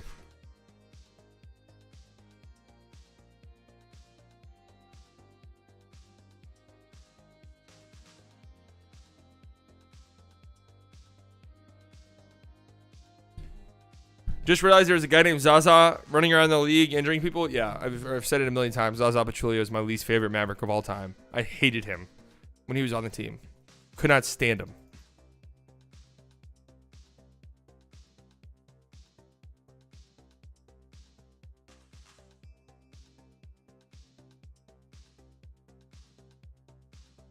Still a good offensive player. Still a good playmaker.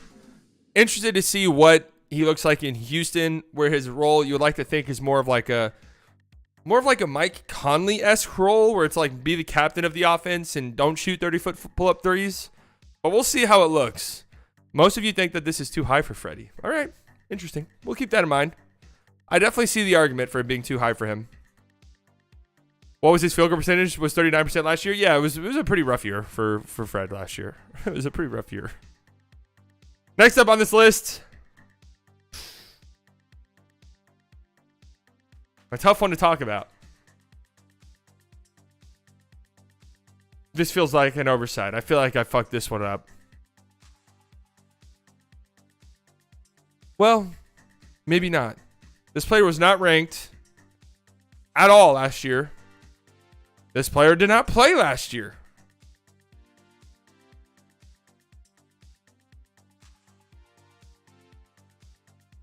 A difficult player to talk about. I don't think people really realize how good he was a couple years ago. I don't know if you guys will even guess who this is going to be. Didn't play last year. Will not be playing. Oh, someone just did. Miles Bridges. was teetering on being an all-star 2 years ago when he was playing. He was having a tremendous season. Obviously, turned out to be a piece of shit. Got in a lot of trouble.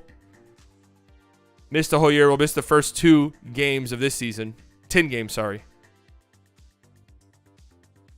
And is now back. Obviously, these stats are from 2 years ago. Miles Bridges was really good a couple years ago. Like, really good.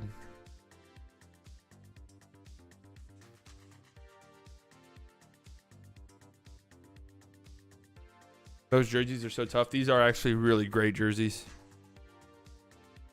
This is a purely basketball ranking. Purely basketball ranking. Go read up. Go watch Miles Bridges highlights from a couple years ago.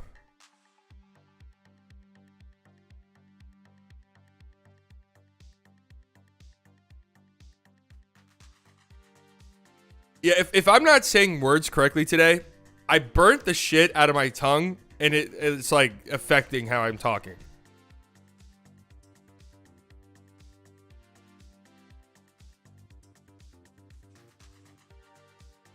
Boo me. I get it. This isn't a friendliest players in the league ranking.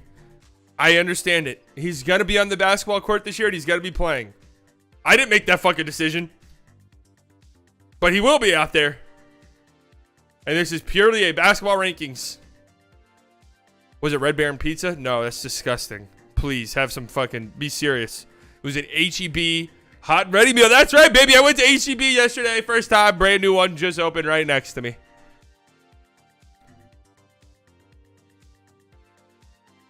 Next up. I had to get serious about this player. I didn't want recency bias to... That's disgusting. HEB hot and ready meals? No. Those are not disgusting, friend. They're healthy and delicious and surprisingly cheap, but you don't get a lot at the supermarket nowadays. Holy shit, guys. All right, we might have to speed up a little bit. How the fuck did you guess that already? I didn't even give a clue.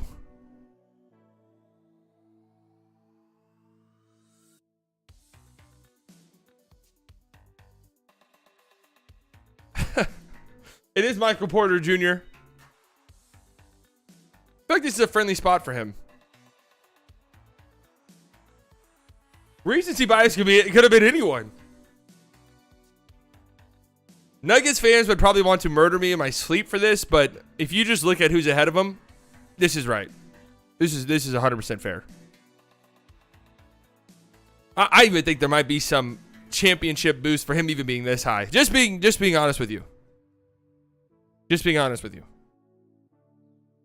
Denver obviously way better when he's on the floor, but this is the same for all of their starters. But obviously a great three-point shooter who doesn't matter the contest he's shooting. I mean, he's shooting regardless. He shoots, but what else? Nothing. But as I said earlier, I respect the volume shooting. It's a valuable skill to have.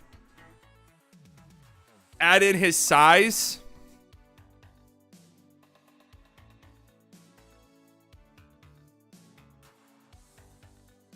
His rebounding is also really good too. Yeah. MPJ having 50 IQ means he plays with zero anxiety at the big moments. And sometimes you need that. Sometimes you need a guy, dude, just shoot this, please. We need a 3 sub out here. Michael Porter Jr., fucking shoot it. Okay. You don't have to tell me twice. Like, those guys are actually valuable to have. I know it sounds crazy, but like, the guys who you would usually consider maybe a lower basketball IQ shot chucker, it's like sometimes like, hey, Tim, please, we need a 30-foot 3 here. Like, we actually need one. Okay.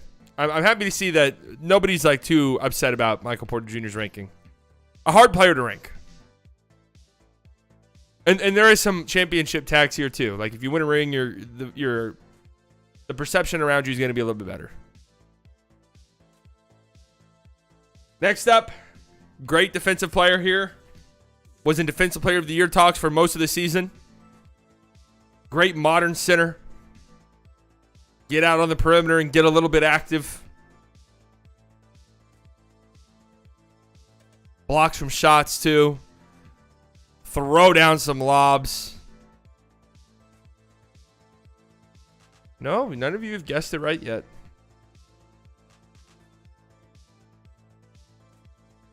Really? Those weren't good enough? Another player that Mavericks fans have always wanted. There it is. Nicholas Claxton. Wait, is Nick NIC short for Nicholas still? Obviously, his production went down a little bit after the KD and Kyrie trade. Did I say he can shoot? When I said get out on the perimeter and get active, I meant defensively. Over Miles Turner? Yeah, Nick Claxton is Miles Turner is a good shot blocker and a good defender. Nick Claxton is like an amazing defender.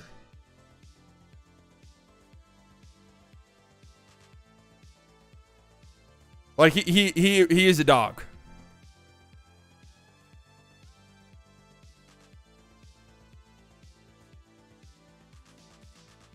I like Claxton's game a lot. He obviously benefits a lot from real legitimate playmakers, which unfortunately for him, the Nets still don't have. So, don't know how great this season will be for him. A terrible free throw shooter too. That's a big problem for him, but just a great defender. 97th percentile in defensive estimated plus minus. You can find that stat on dunksandthrees.com. Love that. That's actually my favorite. That's my favorite catch-all advanced metric right now. The only reason why it is because it matches the eye test more than any other advanced metric. So it just feels like it's right. Like if you go and look at like the top 20 players by EPM, you're like, yeah, this is right actually. Where if you go look at it by like Raptor, you're like, what the fuck is going on here? Or the LeBron stat, you're like, wait, what? Caruso's a top 20 player in the league?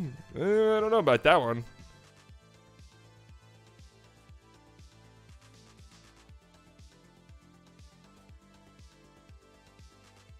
Anyways, Nick Claxton, great player.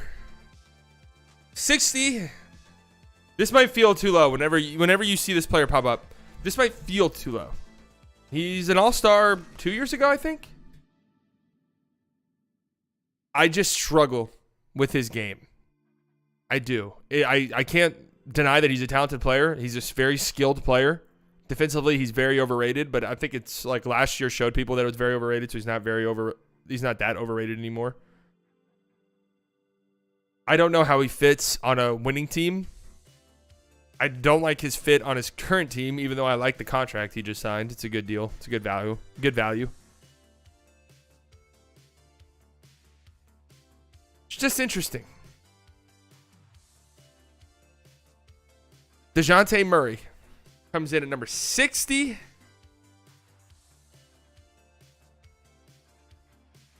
A good player. 20 points a game. 6 assists, 54% true shooting. Not a very efficient player.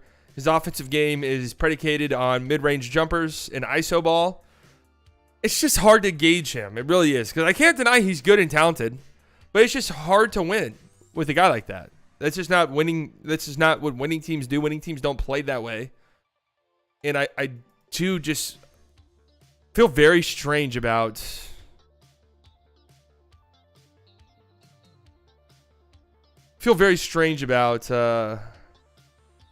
Yeah, B-Dot, you did call it. I was very high on that trade immediately. B-Dot was not. And the fit with Trey made a lot of sense to me on paper, but then it played out and it didn't work out. So, next player up on the list, we're into the top 60 now, guys. Do we think a Maverick is on this list? A third Maverick. Obviously, we're going to get 2 Mavericks. Is a third Maverick on this list now? Yes, Cole? There'd have to be some crazy reaching going on. There'd have to be some absurd reaching going on.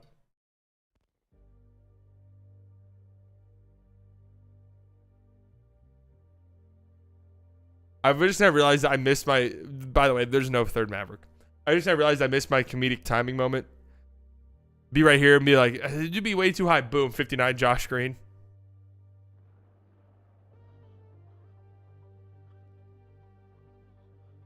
That's a classic slightly biased joke, too. I can't believe I missed out on that opportunity. 59 is a player that Mavericks fans have desperately wanted for a long time. Another one added to the list. One of the better defenders in the league. Admittedly, in my opinion, a bit of an overrated player, but still a good player. Yep. It is OG. OG Anunoby.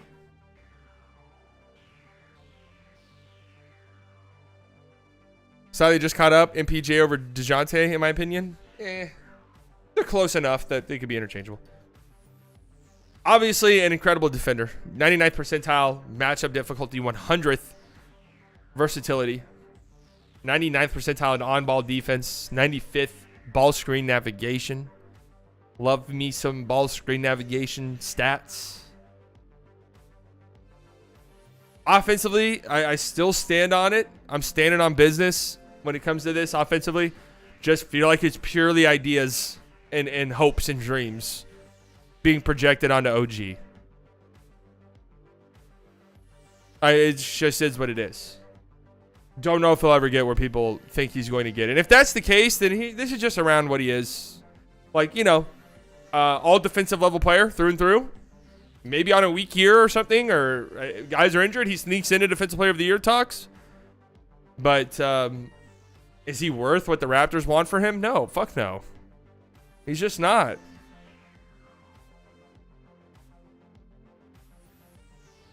Could he have been like the Raptors' Drew Holiday in a Dame trade? Yeah, maybe. Zach Lowe propaganda did wonders for his career. Man, Zach Lowe, but also a lot of other blog boys and like podcasters loved the Raptors last year, dude. Like, loved them. And I bought it, hook, line, and sinker. I fell for it. If he misses that game winner in the bubble, those combos don't happen. That could be true. But no, I mean, OG's a great player. He'd be a great fit on a lot of different places.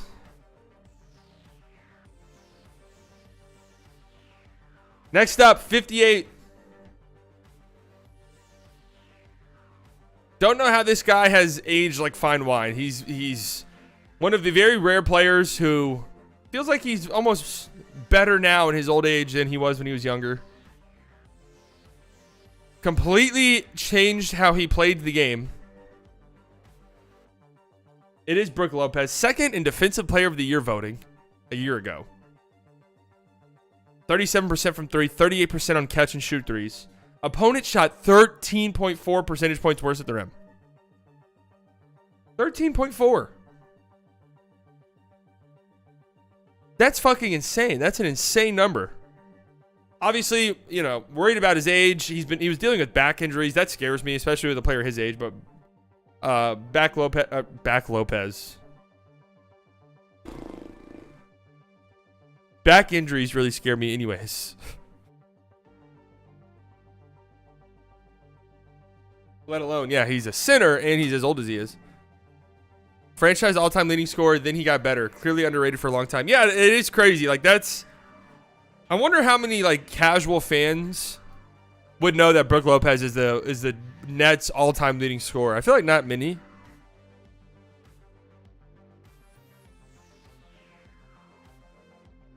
But unbelievable defender, unbelievable year. This feels about fair for him, right? We're all kind of in agreement here.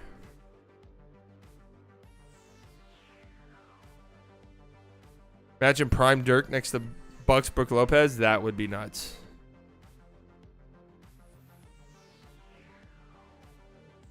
Next up, another great defender. Might be some recency bias here, but I don't even think so. This guy was really fucking good. He's actually dropped a little bit for me in my rankings. I had him very high at the end of the season. I dropped him a little bit just because that's just what I expect to have happen. But a player every team would want. Tremendous defender. Knows his role. Plays his role very well. Mr. Aaron Gordon. I had him 38th at the end of the season. 38th.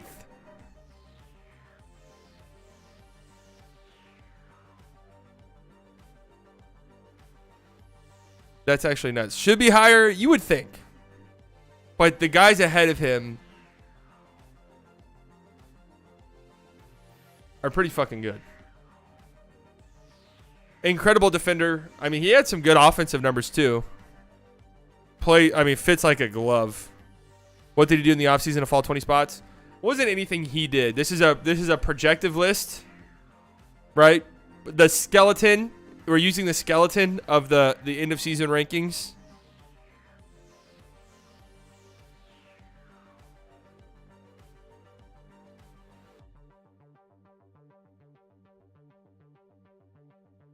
So there's some like younger guys ahead of him. There's some guys who were hurt last year ahead of him. And if we said, hey, last year was Aaron Gordon's best year of his career, by the end of his career, like, would that shock any of us? If by the end of his career we're like, man, that 1 year with Denver was the best year of Aaron Gordon's career. No, it was a great year. Next up, I feel like we might be getting a little bit spicy here for these next few inclusions. I feel like there's going to probably be some disagreements here. This could be one of the highest you'll see this player ranked. I've weirdly come around on this player because there are some skill sets that I have grown to appreciate much more in recent months.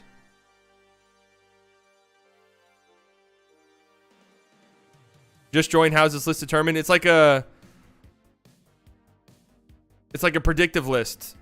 We're trying to think if we look back and we do a top 100 ranking at the end of the upcoming season, it might look like this. This player just signed a pretty sizable contract. Can shoot in a lot of different ways. Has a lot of size. Can you guys see the reflection? It is Cam Johnson of the Brooklyn Nets. Look, weird year last year. Obviously got traded midseason. Was dealing with injuries at the start of the season. Barely played for the Suns.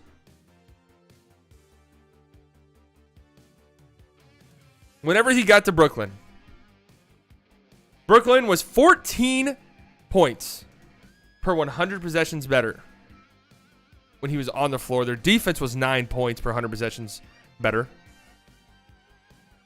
Cam can shoot many ways, a lot of size. That statement is just wild. Does Cam Johnson not have a lot of size? Listen, this is a projective list. I'm going to shoot my fucking shot on some of these guys. Yes, and that was really it, Mason. I actually thought about that specific question whenever I was making this list. Michael Porter Jr. or Cam Johnson? Michael Porter Jr. or Cam Johnson. Like, if I'm just picking one of those guys, most people would say MPJ naturally. But I think I might go Cam Johnson. Big player, can shoot off of screens, can shoot movement. I think he's a better defender than MPJ. And I think is a little bit of a smarter player. Smart player, can shoot in a lot of different ways. Big. Solid defender. Not a great defender. Solid defender, though. Ride with me on this. Ride with me on this. We'll revisit. You might not like it now, but we'll revisit.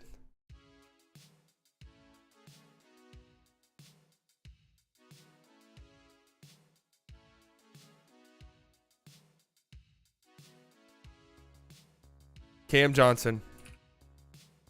High, low, just right. There's gonna be some more on here that you guys are gonna think is batshit insane, but it is what it is.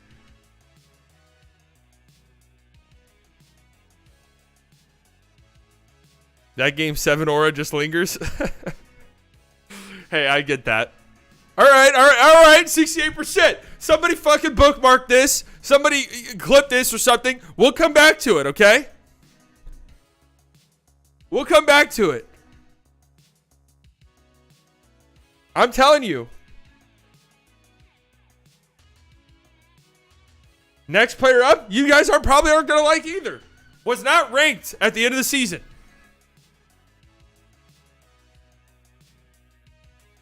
No, I don't think he's taking a leap, so to speak. I think he's just going to be good. And people are going to see it. High is in higher for the poll? Yes, high is in he's too high. Like he should be in the 60s or 70s.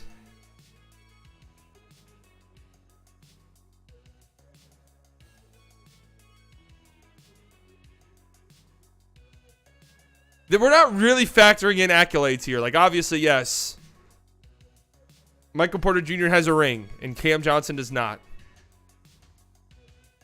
Next player was not ranked at the end of the season last year. He's ranked now. Probably from this upcoming player onwards, I think every player I'm about to mention can make the All-Star game this year. That's how stacked the league is. It might sound crazy, but I think these next 55 guys are all like all-star caliber players. This next player was not ranked. He was injured for the vast majority of the season.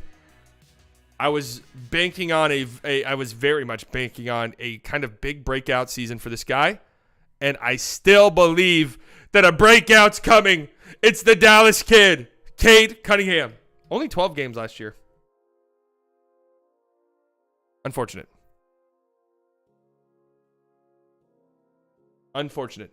But in those 12 games, 20 points, 6 rebounds, 6 assists.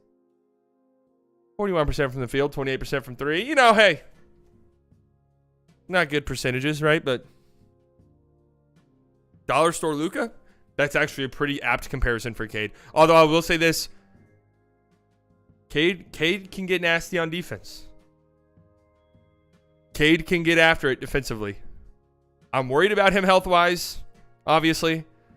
But third year, spent the whole summer getting healthy. And apparently, who mentioned it? Aaron. Apparently, he was going after the Team USA when he was on the select team. He was going after him. I love Cade. I loved him last year. Obviously, he didn't end the season on my rankings because he was hurt for the whole year. But I think going into the season, I almost want to say in the 30s or some shit. Like, I was so high on him. I really believed in him. Toning it back a little bit. Definitely a little bit scared of his injury, the potential injury stuff for him. But I'm a believer in his. The same way I'm a believer in this upcoming player who is in Cade Cunningham's draft class. Stock for him, I feel like, has plummeted. But I believe in the tools. I believe in this player. I don't believe in his fit. And there needs to be some movement going on with that team. But I thought I was out with this guy, but as I was making this list, I was like, you know what? Scotty Barnes is good. Rookie of the year, obviously, a couple years ago. Looked fucking really good as a rookie. Last year, it was a little bit of a rough year. Couldn't shoot at all. It was so bad that teams straight up are giving him the Russell Westbrook treatment and just letting him shoot. But I want to say this. Such a weird team. Scotty Barnes, very good with the ball in his hands.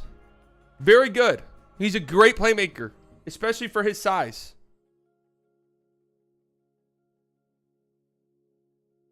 Especially for his size. Now, I don't know if it's like, hey, you always want the ball in his hands to be a point forward, but he has that skill. And him playing off ball next to Fred VanVleet, fucking gross, man. And now, like, him and Siakam and OG are just such weird fits, they got to do something. They got to do something there to fix this. Was Scotty better than OG last year? No, probably not. But I think this year he very much will be. Too high on Barnes? No. I'm putting my foot down. No.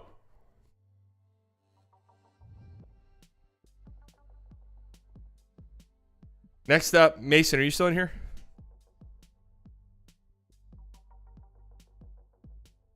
Scotty or Mobley in a redraft? I think I'd still go Mobley.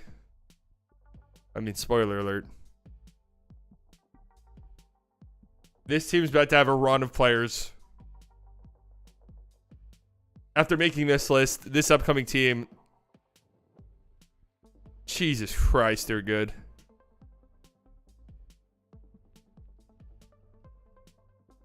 I love this player. This might, like, you guys are going to think this is way too high for this player. Derek White. Let me explain why I love this player. One, winning player on a winning team. I like it. Swiss Army knife. Swiss Army knife does a bunch of different things. Great defender, playmaker, shoot. Doesn't need the ball in his hands. Plays his role perfectly well. Doesn't do too much. Does exactly what you need. I love me some Derek White.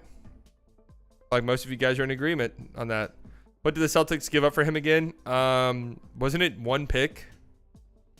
Should use the black and white close-up for his picture. Oh, yeah, true. And he's bald now. That's right. Career year approaching. Yeah, him and Drew will easily be the best defensive backcourt in the league by a mile. And it won't even be close. Giddey is better than White. There's still some stuff with Giddey that is just pure speculation. Like, he's going to have to shoot at some point. He's not good defensively. Giddey definitely has a higher ceiling than Derek White does, but Derek White right now is just a player that contributes more to winning, in my opinion, at least.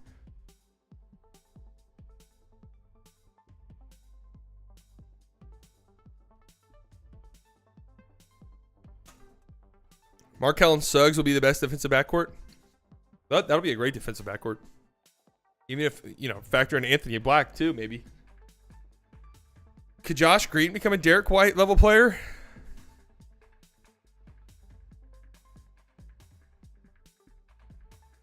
It's not the worst comparison. Where's the Cole Anthony hype at? Not on this channel. Next player up.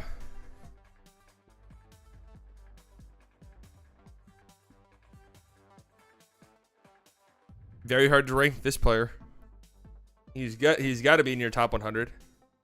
Tried not to go too crazy with him. There's questions about him. I think it might be a little rough at times. This is where I went with Mr. Victor Wembanyama. Could he finish higher than this? For sure. I just think offensively it's going to be ugly at times for him. I think it's going to be a little bit ugly at times offensively for him, but defensively, I mean, he might compete for Defensive Player of the Year day one. See, that's a possibility. And if he does that, then he's in the top 40, top 30. Yeah, he got a haircut too. Lots of haircuts. There's a world where Wemby shoots 35% from three and scores 22, 23 points a night and is a top 10 player. That world exists. It does. It's a non-0% chance. But there's a world where the Spurs take it very easy with him. He plays 55 games. He shoots 24% from three. Turns it over 3 times a game. It's a little bit rough offensively, but he's still great defensively. Like, that's the lower end, and that's a very real possibility too.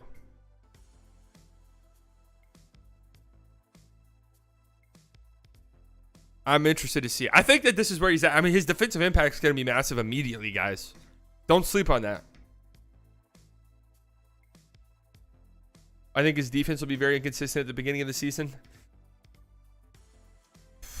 I think he's going to have an insane defensive impact immediately.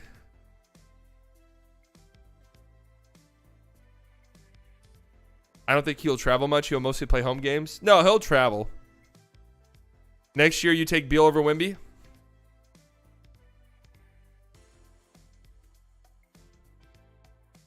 So interesting you say that. Bradley Beal's 51. Just got traded to the Phoenix Suns.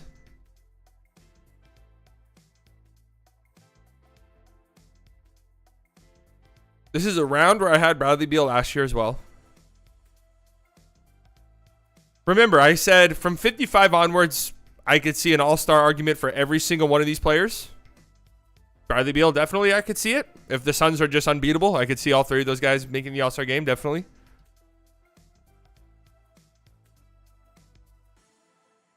Interested to see how it works. I don't know if there's been any more reports on this. I haven't really kept up, but Beal being the point guard and not Booker, I just don't agree with. I think Booker's a better playmaker than Beal. But Beal is a good playmaker, though. Washington's offense was 5.5 points per 100 possessions better. Maybe him not being the focal point and being the third option means he'll be a little bit more locked in defensively. He has flashes where he's like not bad defensively. That was a while ago. Granted, that was the last time he was on a good team, but it was a while ago. I'm just interested to see. He's a good player, for sure. Rarely healthy now. So we'll see how many games he can get in there.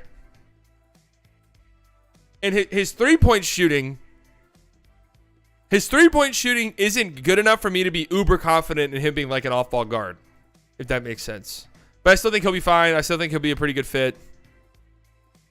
I'm interested to see how this all plays out. Oh yeah, he's got 4 years left on that deal.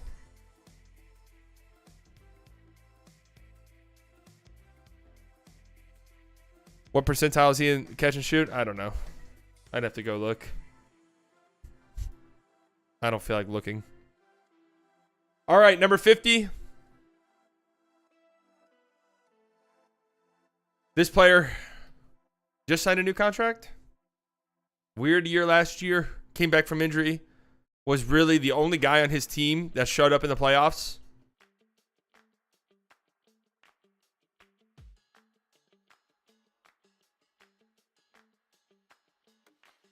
It is Chris Middleton against the Heat.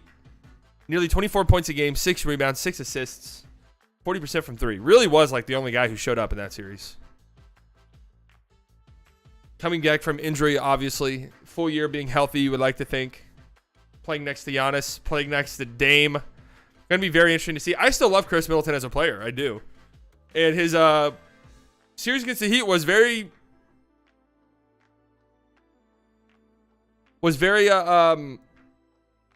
what the fuck? Why can't I think of the word? Promising, I guess, for his sort of injury recovery, because people were a little bit nervous about him. But he is coming off of a knee surgery, though. I saw that yesterday. Coming off of a knee surgery, and they don't know if he'll be back by the start of the season yet, which is a little bit scary. But still love Chris Middleton. Great third option. Like, insane third option. And a great playmaker, too. That's something that's kind of slept on. For his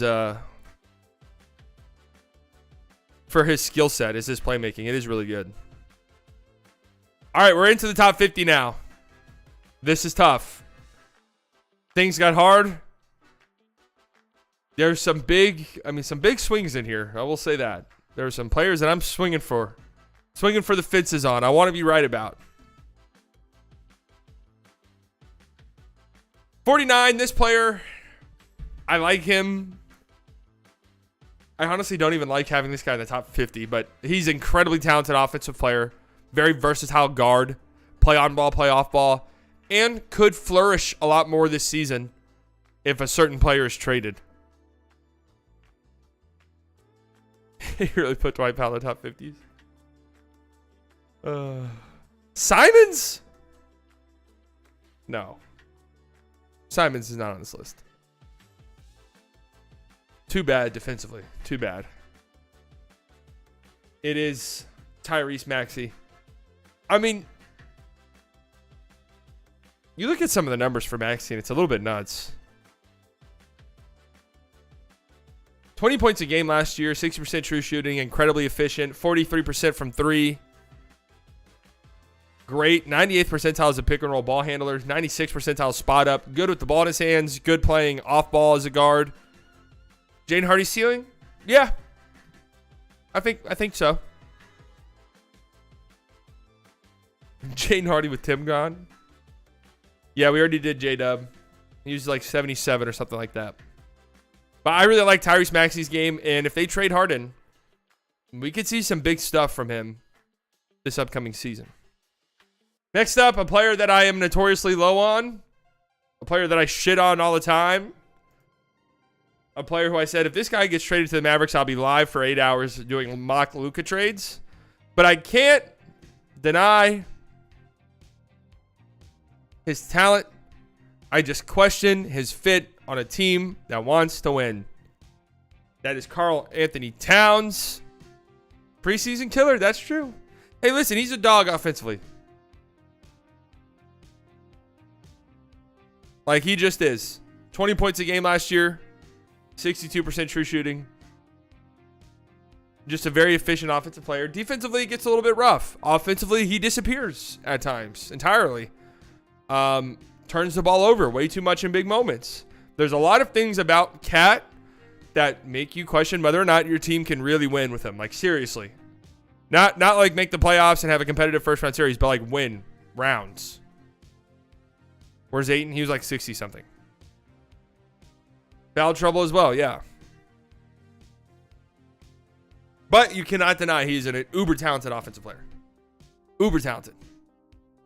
Rumors of the Blazers trading pick 3, Scoot for Cat were wild. Yeah. I mean, that, like, Cat to the Blazers, Bill Simmons was pushing this all offseason. Like, would the Blazers do Damian Lillard straight up for Cat and that be the trade? I'm like, fuck no. Like, what are you talking about? No, they would not do that. That's crazy.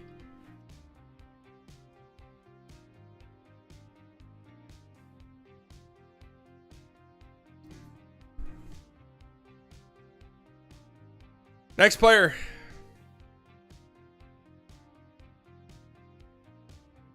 Another hard player to rank. A very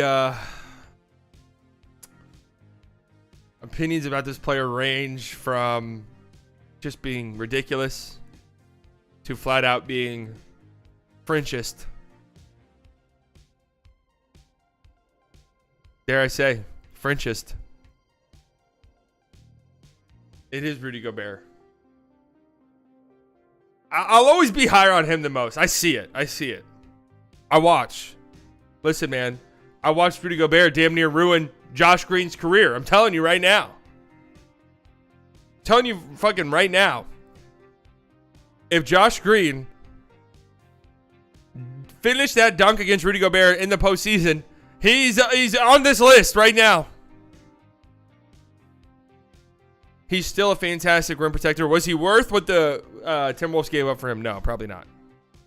I honestly don't know how many players are worth that trade package. But still a tremendous rim protector.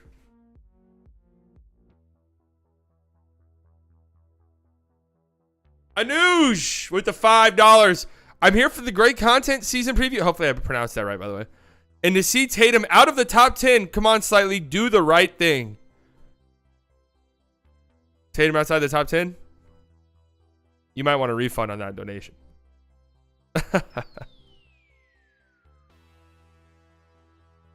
Tremendous rebounder as well. Good lob threat and just a paint presence defensively. You just feel it. You have the shot blocking, obviously, but teams just don't want to go in there when Gobert is guarding the rim. And we could talk about him. Oh, get him out on the perimeter and you cook him. That's true. But you look at teams like he was on in Utah where their perimeter defense was so bad, he was just hung out to dry way too often. Mavs people talked about trading a singular pick with cap filler for Rudy, and then Jazz got that. Yeah, that's what I was saying last offseason. I was saying the same thing. I was like, yeah, I'd trade a first for Gobert. They would have been better off just keeping Walker Kessler. Yeah, they probably would have. I still like him, though. I still think he's a solid player. Next player up.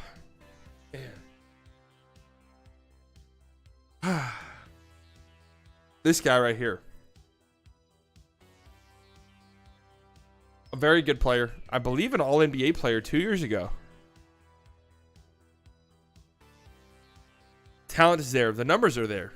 But there's just something about him that's just kind of lacking for me. And I don't know if it's his situation. I don't know if it's the team that he's on. If he just needs a change of scenery. I mean, the team is just weird. The roster construction is just weird. That just is what it is. None of you have guessed it right yet.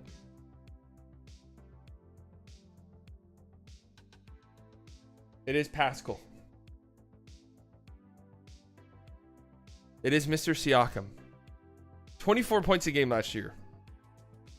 8 rebounds, nearly 6 assists. 56% true shooting. The numbers are really good. Toronto's nearly 4 points per 100 possessions better when he's on the floor. Great offensively. Good at the rim.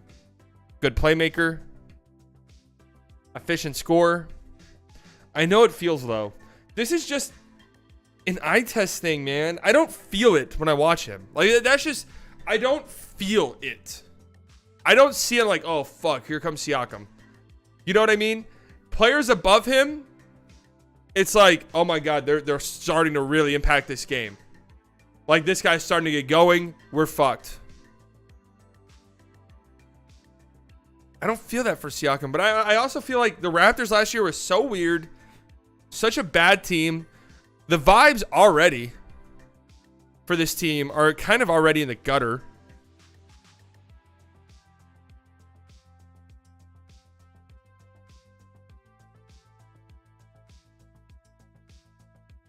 I feel like he's going to be better off somewhere else with a more reduced role, and he'll be much better in that role.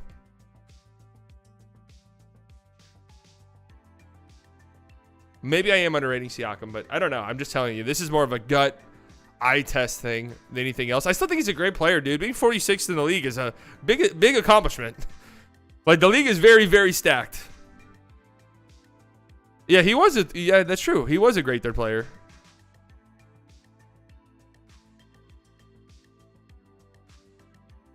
First quarter Randall might be the best player that's ever played basketball. Next player on this list. Can't quit this guy. I understand that his impact on winning might not be that great. Not a good defender. His offensive game is of eras past. But damn, if he can't just fill it up. He just fills it up, and he does it with the best of them. That is DeMar DeRozan. 24 points a game last year. Listen to these numbers. 100th percentile in post-up point per possessions. 100th percentile in isolations, 100th percentile in the pick and roll. He is just always one of the most efficient players in the league.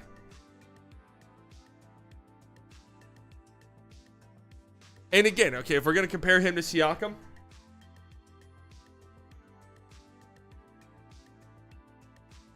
DeMar gets into those zones where you're like, oh, fuck.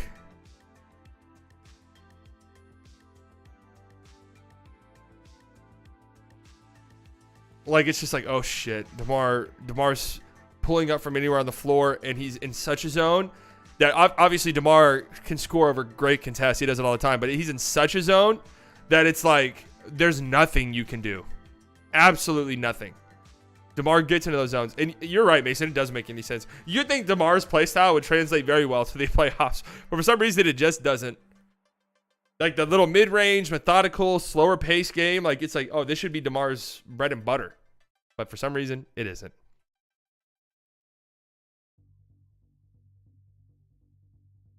Interested to see where things go with DeMar, because he's an upcoming free agent.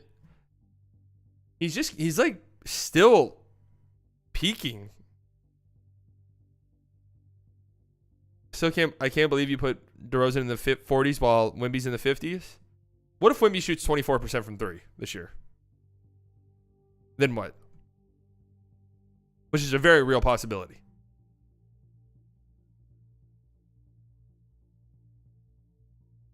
Next player up.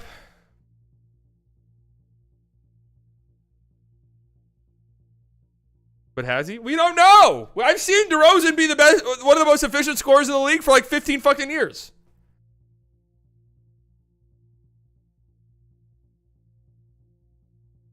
Middleton greater than DeMar? I can see an argument. For that, actually. I can see an argument.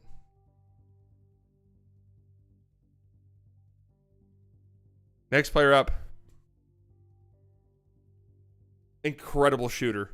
Shoot from anywhere. Shoot off movement off of screens. Quick release. Has a very slept on ball game. And is a hard-nosed defender. Love this guy. Love his play style a lot. Probably should have been a Dallas Maverick. That's neither here nor there. It is Desmond Bane. 40% from three. Over 21 points a game this past year. 5 rebounds, nearly 4.5 assists. Memphis was 7.1 points per 100 possessions better when he was on the floor. Love this guy. Absolutely love him. One of my favorite players in the league. Just love how he gets after it. How can he not?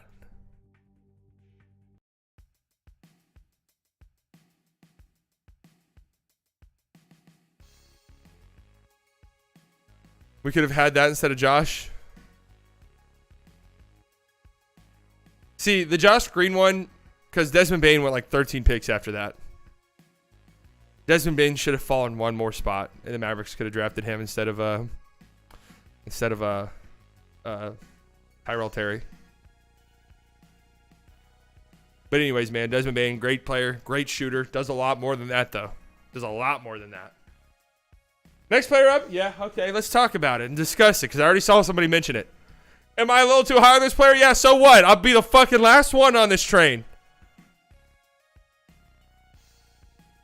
Mavs draft was huge on him. Speaking of Mavs draft, I was actually reading his article earlier. He posted an article about the game yesterday. I feel like you guys should read it. Those of you who are freaking out, because he seemed like me, like myself, to be very actually encouraged by yesterday's preseason game.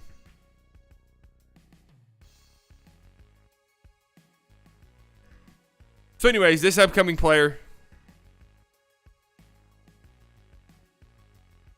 I will continue to support this player. Is it just pure speculation at this point for him too? Yeah, it is. Yeah, it is.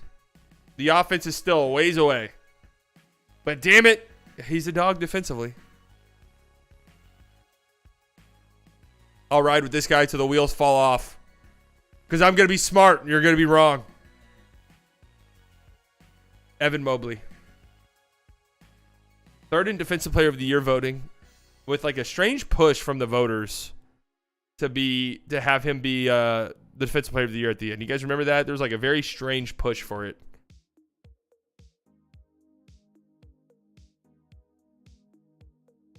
A tremendous defender.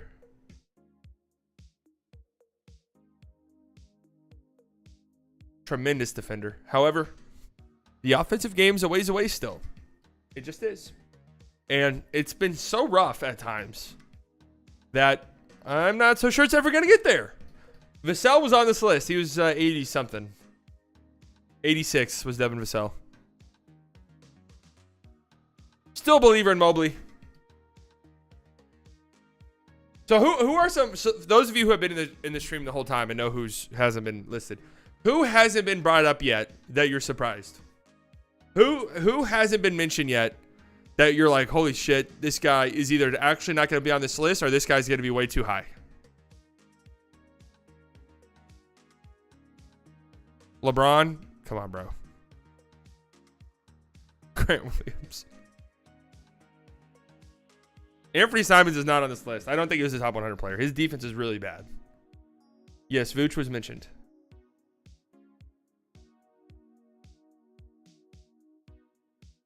Okay, this next player.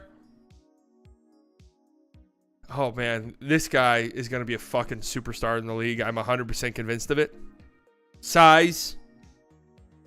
He has the it factor. Like, you just watch him and you're like, oh, shit, this guy's good.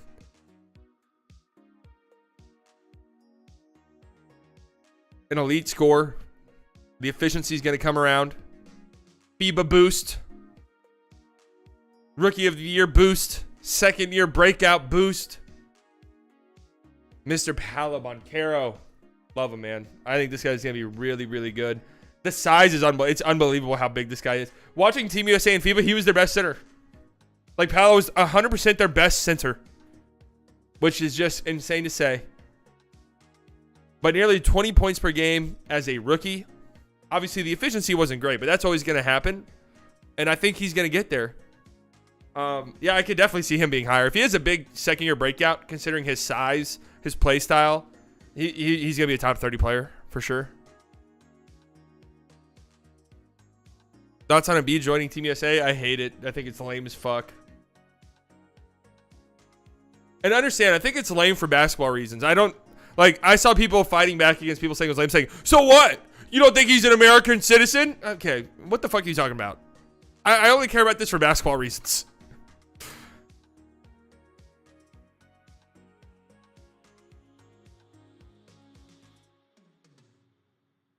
How did anyone get a boost from this Team USA? It's more so being in camp with a bunch of other really good players and like scrimmaging against them and stuff.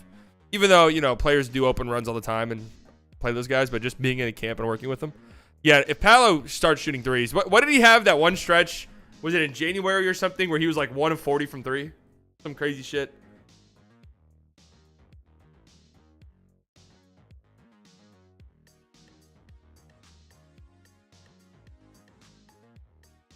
Next up on this list, a player who was on the move this offseason, coming off of a tremendous season.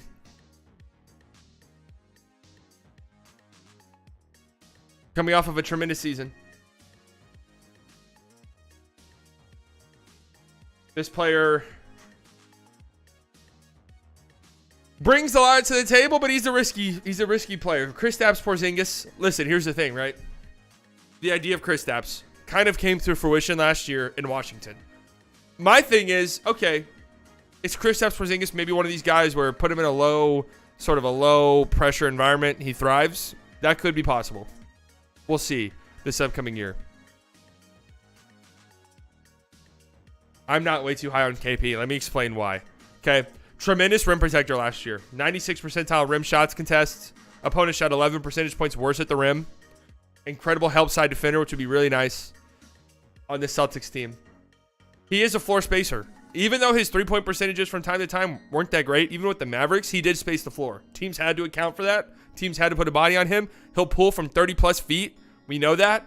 That's what he'll do. Is it fucking infuriating sometimes? Yes. But that's what he does, and sometimes he knocks him down, and when he gets hot, it's kind of crazy. That's a valuable thing to have on an offense, a player who can just shoot that. And, listen, his post-ups were awful at times with Dallas. In the playoffs against the Clippers, he couldn't post up Rajon Rondo. He couldn't post up Reggie Jackson. It was pathetic. But he was in the 100th percentile in post-up point per possessions last year. So, that's just the thing. And if he does that again this year, it's going to be really good. We'll see. This will be a telling year for sure. And can he stay healthy? He's already dealing with plantar fasciitis.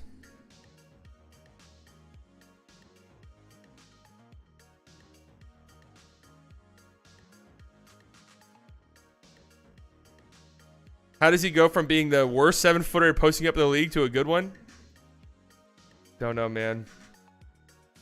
Don't know. Again, it could just be, hey, low pressure environment. I'm going to go off. Some guys are like that. Some guys are like that. But KP was tremendous last year. He just was. He was really good. He was relatively healthy for KP standards. And now he's going to a team that really wanted him. And it's going to be interesting to see how it plays out. That's for sure.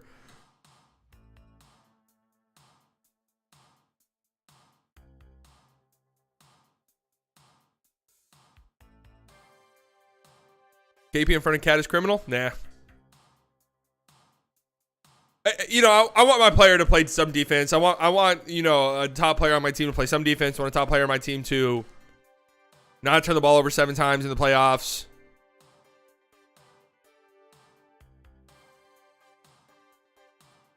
Next up, I am lower on this player than pretty much everyone else. And I don't quite know why. I'm still trying to figure it out. But I've always been a little bit lower on this player than everyone else. Just don't really see this player being a focal point of a team and that team going far. I just can't. It's a hard archetype to build around. Garland, I've always loved Garland. Trey, me being lower on Trey. It is Mr. Domantas Sabonis. All-NBA player last year. All-NBA player a year ago. I recognize how good he is. I recognize in the regular season he's incredible, but we saw in the playoffs, and yes, he had a broken hand, but we saw in the playoffs, or a broken thumb, whatever it was. We saw in the playoffs, it's hard to win when you got a guy who doesn't play a lot of defense, who doesn't shoot, and they're trying to run like dribble handoffs at the elbow, and the defense has kind of figured it out a little bit.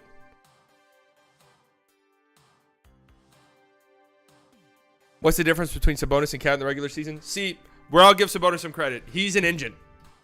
He's an engine. Cat's not an engine. Cat's a scorer. Sabonis is an engine. Give him the ball. You can run your entire offense out of Sabonis dribble handoffs. And the Kings do that pretty much. Fake height as well. I do agree. There's no way Sabonis is a 7-footer. No way.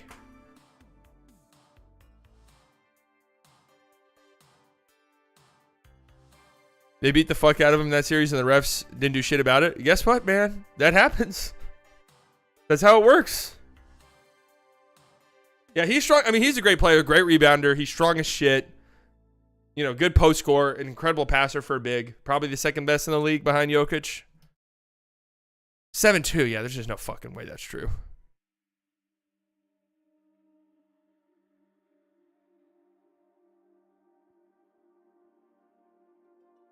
It's just a tough archetype to build around.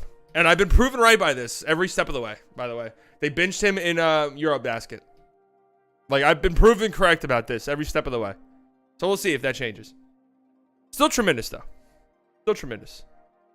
All right, here we are. We're in the top 40 now. This player always kills me. This player always kills me whenever I bet against him or bet for him. And I'm never correct. You guys remember?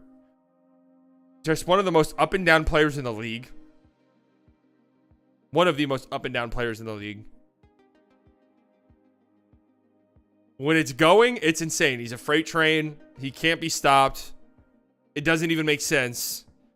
When he's not going, it can be a fucking disaster. Oh, wait. Fuck. This is not who I was talking about. This is not who I was talking about. I was describing a different player. I was describing a different player. I misread the order. Yeah, 39 is Franz. 39 is Franz. I'm incredibly high on him. And you know what? Why not just let it loose? I've always been super high on Franz. Why not just go higher? FIBA boost. And here's my thing about Franz. Will he ever be the best player on a good team? Probably not, no. I mean, there's guys ahead of him who are not the best players on their teams, obviously. But, damn, he just does everything. Like, he straight up just does everything. Legitimately. Defends incredibly well. Defends on ball, defends off ball. Good team defender, good on ball defender. Offensively, good with the ball in his hands. Good playmaker, good scorer. Plays off ball, good shooter. Can cut, smart player. An incredible piece to have on your team. And I think if there were betting odds out there for like player most likely to make their first All-Star game this season, I bet Franz Wagner would have some great odds, and I would bet it. I would bet it.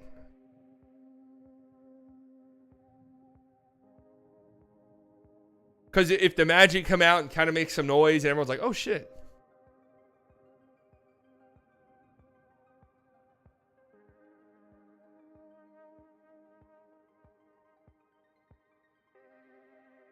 They're like, oh shit, the Magic are kind of good. Like, they should get some All-Stars. I could see it. I could see it. Okay, next up is Julius Randle. I was describing Julius Randle. Listen, here's the thing, right? When he is on and he is going, you might think this is a little bit too high for Julius Randle. When he is going and he's hot and he's hitting shots, it's an unstoppable force. Whispers could be a league guy for Luka package. Fuck you.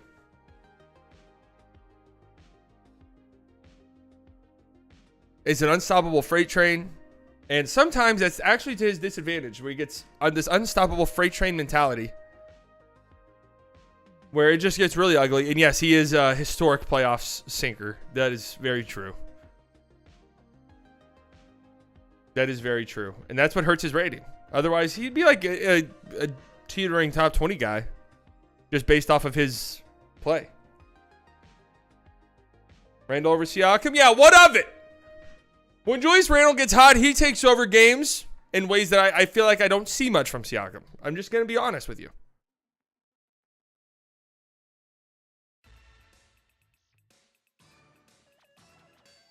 Any players? Oh my God, there's one ranking on here that I'm just looking at.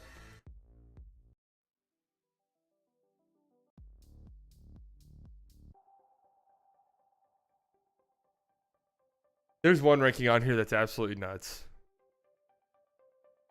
What was what was I cooking?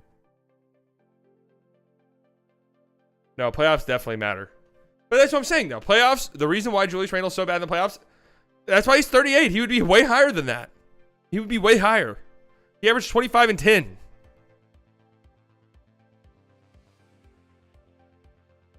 Next up, this player, a great defensive player. Offensively, it can be a little bit rough sometimes, but he's a good offensive player, though. When he plays out of position, sometimes it doesn't look great, and that's not his fault.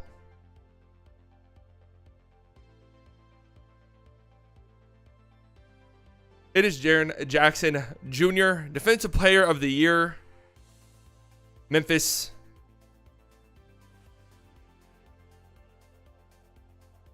Nearly 9 points per 100 possessions better when he's on the floor. Opponent shot 13 percentage points worse at the rim. Does have foul problems. Not the best rebounder. The offense can be up and down from time to time, but nonetheless, a tremendous defender. Right, the three-point shooting alone makes him a threat offensively, which is good enough for a player of his defensive capabilities.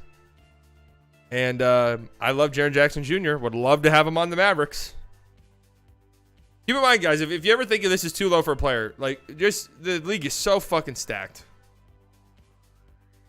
The league is so stacked. We kind of need to pick it up. This next player, another great defensive player. Stats don't always tell the full story with this guy. Getting up there in age, but his impact is still so incredibly obvious for his team.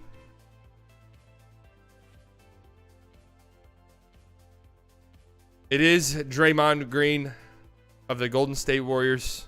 Look at this shit. Golden State, 14 points per 100 possessions better when he's on the floor. Their defense, nearly 10 points per 100 possessions better when he's on the floor. Will defend anyone. Great team defender, great individual defender, great rim protector, great help defender, and a great playmaker. Like, kind of functions as their point guard. Draymond is just such an interesting player, man. Such an interesting player. Definition of a winning player through and through.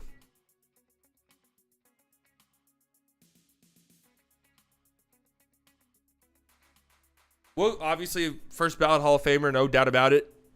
Interested to see, like, what the narrative around him is when his career's over.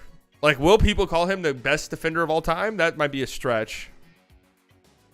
But best defender of his generation? Yeah, for sure. He'd have to be, right?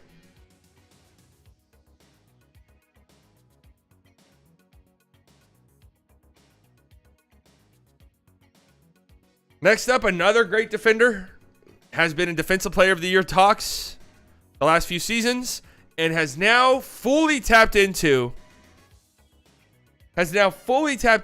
Hey, Rodman is not our generation. Has now fully tapped into an offensive game that we saw glimpses of from time to time. And now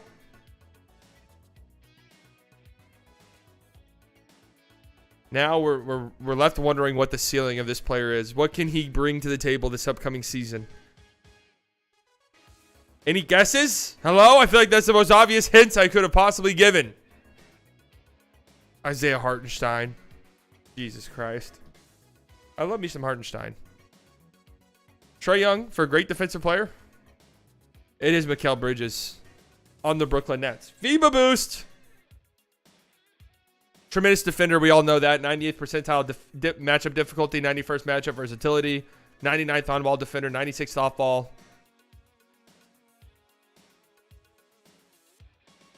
"27 games with the Nets. 26 points per game.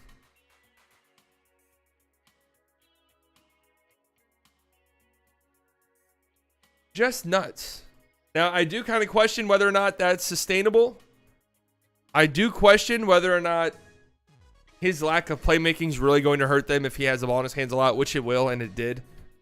But still a great defender. And I'm also a little bit curious as to whether or not his offensive usage kind of bites into his defense. But we'll see. How is this insane? What's insane about having Mikal this high?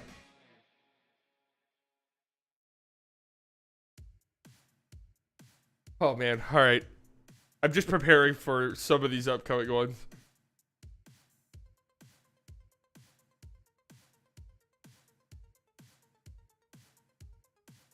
Okay, come on. Mikal's better than Aaron Gordon.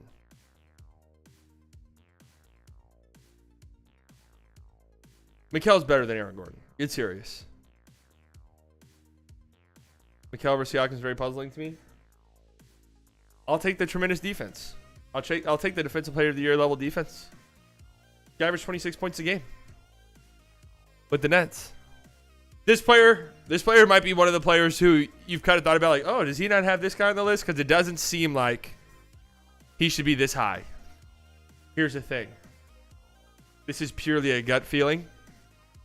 I saw so many flashes of this guy last year where it was this old player.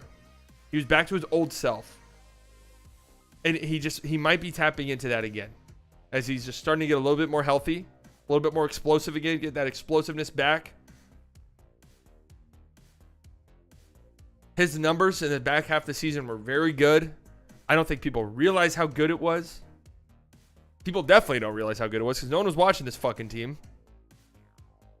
And I don't even think you guys are going to guess it. I don't even think you guys are going to guess who this is. You guys are going to be very mad that he ranks this high.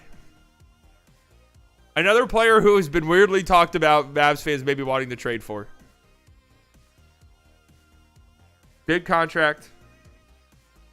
Has been dealing with injuries throughout his career, but last year got some of that explosiveness back and really, really, really shined at the tail end of the season. Man, nobody. Oh, there it is. Mr. Zach LaVine! It wasn't even the second half of the season. 26 points per game, 4 rebounds, 4 assists, 50% from the field, 38% from 3 from December onwards. I know. I accidentally said the old thing like he was old. One of the most efficient scorers in the league. I meant to say his older self. Was what I meant to say.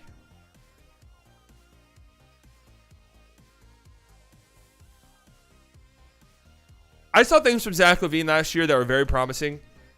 I still think he's such a good offensive player, man. He's so explosive. He's so good with the ball in his hands.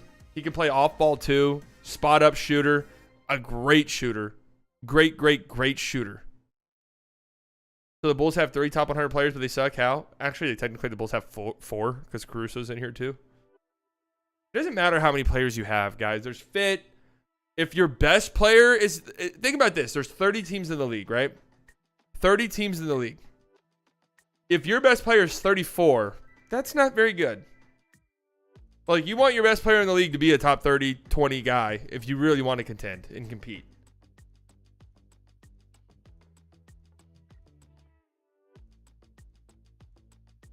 Yeah, top 10 if you want to be serious about winning, for sure.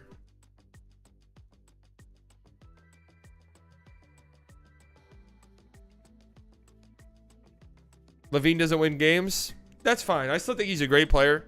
I think he's a dynamic guard. And it might seem a little bit high for him, but I'm actually looking at this and it doesn't feel high to me. Fuck! Well, 33 is Jalen Brunson. 33 is Jalen Brunson. Tremendous postseason, man. 27 points a game. 28 points a game. We'll round up for him. 59% true shooting in the playoffs. I mean, carried him, backpacked him a lot of the time. Because God knows, Julius Randle fell off the fucking side of the earth.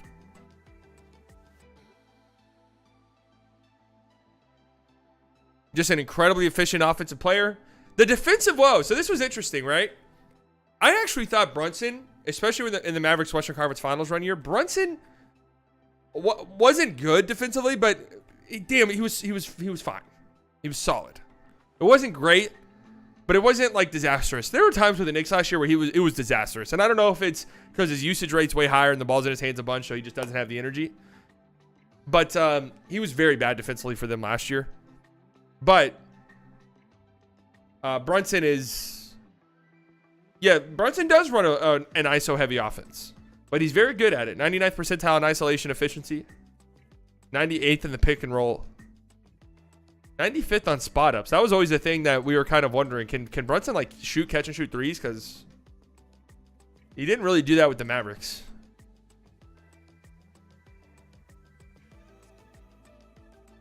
So the Mavericks had 3 top 50 players 2 years ago. Now they only have 2. Well, Brunson was younger and developing and not a top 50 player at all at that time. And KP was always fucking injured. And last year he wasn't injured. That's just how it goes. Next player up, I thought this player would drop because I forecasted, and I still do forecast, a bit of a dip in efficiency for this player because last year was just nuts what he did from an efficiency perspective and shooting-wise, the numbers that he put up.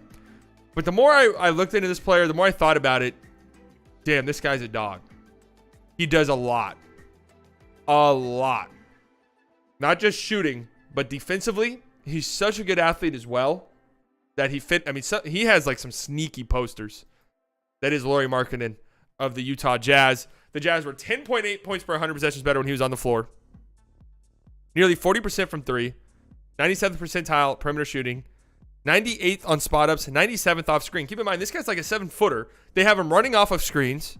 He can create offense for himself. He can finish above the rim. He shoots incredibly well in high volume. And he's a good defender. And he can legitimately play the 3.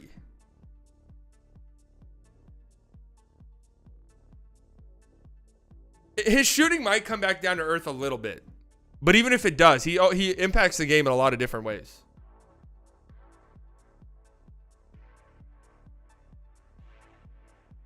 But I think he's a tremendous player. And I was actually fully expecting him to drop quite a bit.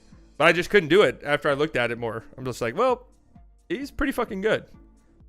Okay, I'm mentally preparing for one of these I have coming up. We need to get there, though. He adopted the military killer instinct now? Yeah, you think he killed the guy? A reporter should ask that. That would probably be the last question they asked. Hey, Lauri, I know that you served your military time with Finland this past summer. Did you did you kill somebody? Just a quick question.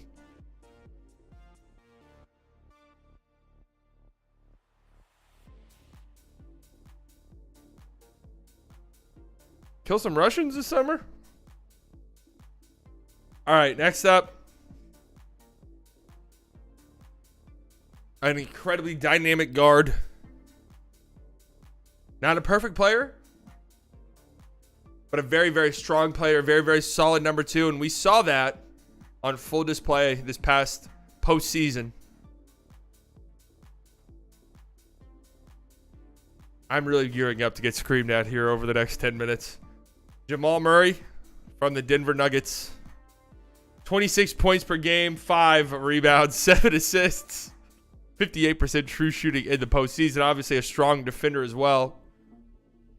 Just does everything that is asked of him. Plays incredibly well off of Jokic. There are some moments and some decisions that I don't agree with from him. There are some shots that I wouldn't have taken personally, right, from him. That didn't really come to fruition in the playoffs. It was more of a regular season thing where sometimes the shot selection from Jamal Murray made me scratch my head till it bled. This does feel way too low. Guys, I promise you, the league is fucking loaded. Okay? The league is stupid loaded. And just think about this. If Jamal Murray were the best player on your team, how do you think your team is?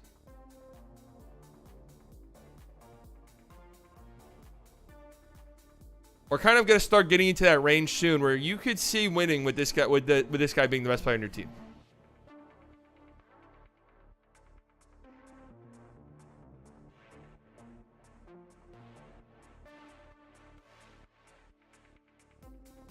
The next player, you might not be happy this guy's ahead of him. Here's the thing. This guy's incredible. I love this player. Didn't play great in the playoffs last year, but first trip there, you know, shit happens. An unbelievable playmaker who could easily lead the league in assists if he was the only point guard or the only guard on his team. Could easily lead the league in assists. In fact, before a big trade happened last offseason, he was my pick to lead the league in assists. That is Darius Garland of the Cleveland Cavaliers. Don't think people fully understand, because you didn't get to see it on full display this past year, even though he put up 21 points and 7 assists. Don't think people fully understand after the Donovan Mitchell trade how fucking good Darius Garland is offensively. He's incredible. An insanely good playmaker. Like I said, definitely a player who can lead the league in assists throughout his career.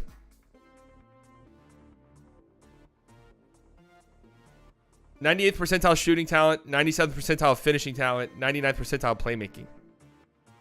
Poll for Garland and Murray. I already know how it's going to go, but I'm like actually mentally preparing for this future. It's like making me nervous. It's making me a little bit nervous.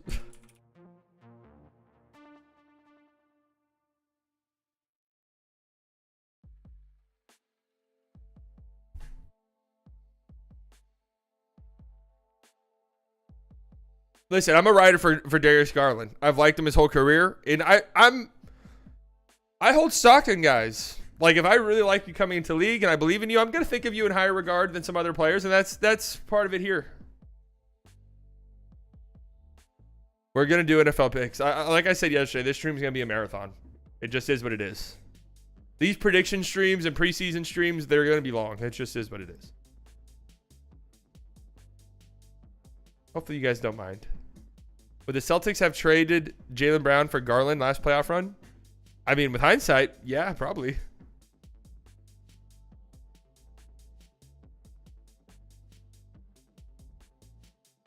This is a tough one. And keep in mind here, guys, Jamal's 31, Darius Garland's 30. It's not like Darius Garland's 12 and Jamal Murray's 31. Like, they're neck and neck. I don't, like, you could switch these two. It doesn't matter to me. This is why tier lists are probably a little bit better, just because it makes more sense. Yeah, 75% of you would go Murray. And that's completely understandable. Completely understandable, especially because Murray has shown, hey, I can be the number 2 guard, or I guess the starting guard, but the number 2 player on a championship winning team. Do you expect the Mavs to win the chip this year? Fuck no.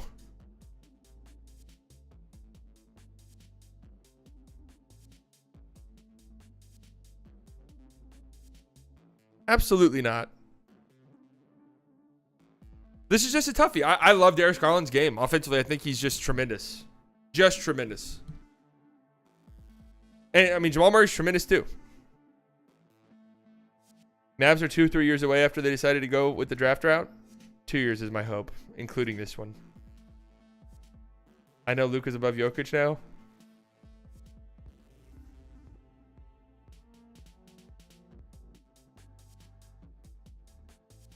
Follow the $2 NFL picks. They're coming. They're coming. I'm already on one. I fucking knew I should have picked the Bears last night. All right. Into the top 30. Here we go. We're now kind of reaching a point where I could see all these guys having all NBA level seasons. There's a player on here who hasn't been... I haven't talked about it yet, and I'm surprised nobody's talking about it. Surprised nobody has noticed and been like, hey, what the fuck? This next player, I would say FIBA boost, but it was not a very good FIBA showing from him, so it might be a negative boost. But if this guy's healthy, I just like his game. I do. I like his playmaking ability. I like his scoring ability. That is Brandon Ingram. Just the size paired with his scoring ability, paired with his shot creation, paired with his playmaking ability is a very, very good player. Can he stay healthy? That's really the question. I mean, that's the question with all of these guys. It might be a bit too high, but the reason why Brandon Ingram is maybe kind of poo-pooed is because he's never fucking healthy. Or if he is healthy, if he is playing, he's kind of dealing with another injury, or he's trying to get his legs under him from an injury. Like, can this guy stay healthy is the question. And yes, he was terrible in FIBA, but FIBA's not his game. Like, it just is what it is. Just not. It's not really FIBA. He's not really his game. No, Brandon Ingram's a good playmaker. Can't be a number 2 and not good enough to be a number 1. So that is a weird tweener thing with Brandon Ingram. I think he could be a number 2, only especially next to Zion, because I think Zion's fine enough to be the best player on the team without having the ball in his hands all the time.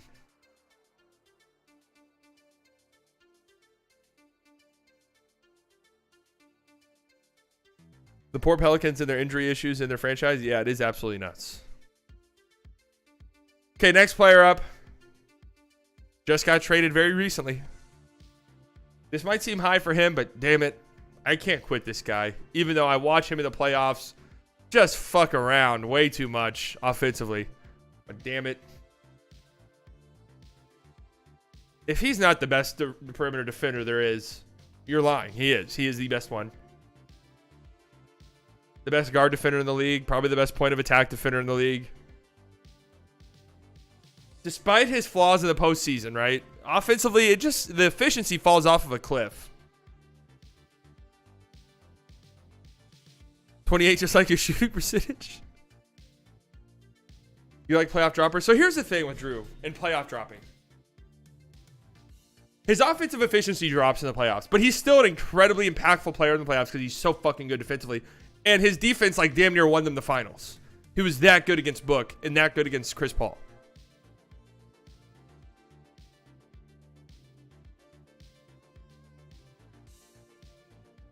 And I think he's going to have a really good season in Boston. I don't love his playmaking. I think his playmaking is a bit of a step down from Marcus Smart, maybe. But I think it's good enough. And, I mean, this defense is just going to be unbelievable. Unbelievable how good this defense is going to be. And he'll be the best defender on the team. What up, JC? Tatum been having these super teams, man. A backcourt of Drew and Derek. It is fucking crazy. A backcourt of Drew and Derek.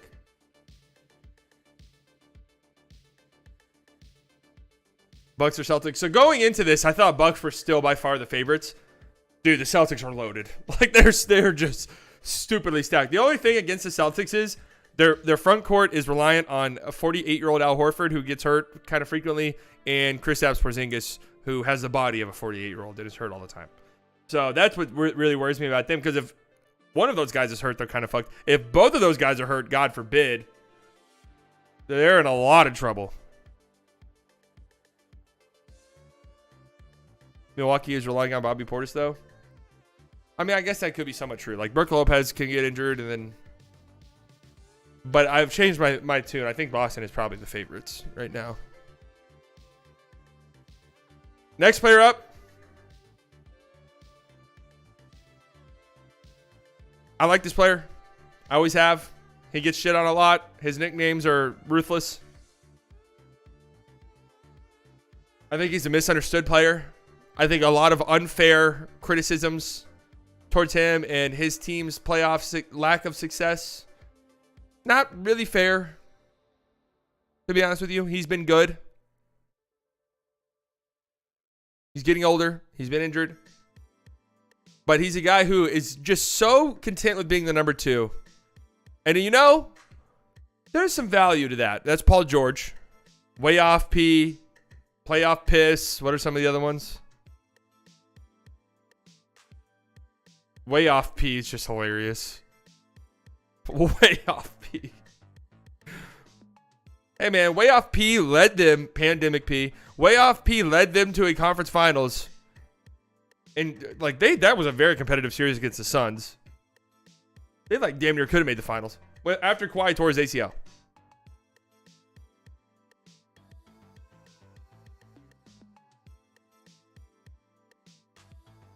He did don himself his playoff beat. That's true. But this guy's still, despite the fact that he's getting older and he is constantly injured, this guy's a tailor-made number 2 for any player in the league. Like, just think of your favorite superstar. Paul George fits perfectly as the number 2 next to them.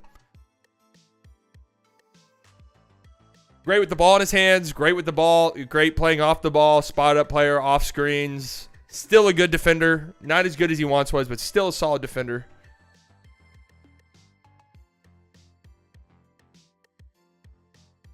Yeah, I mean, there's definitely some flaws, but he's just a very well-balanced player. Very well-balanced player. And good enough that if he's on a team, hey, like the fucking Clippers, where the best players hurt a lot, Paul George is very capable of winning games for you by himself.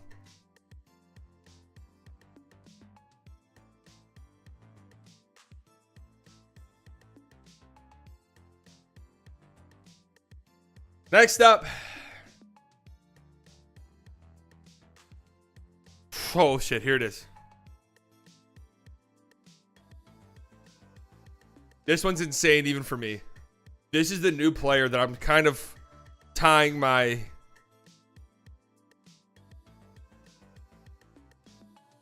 I'm hitching my wagon to this player right here. Planting my flag. He's the new one. And it's been a recent development.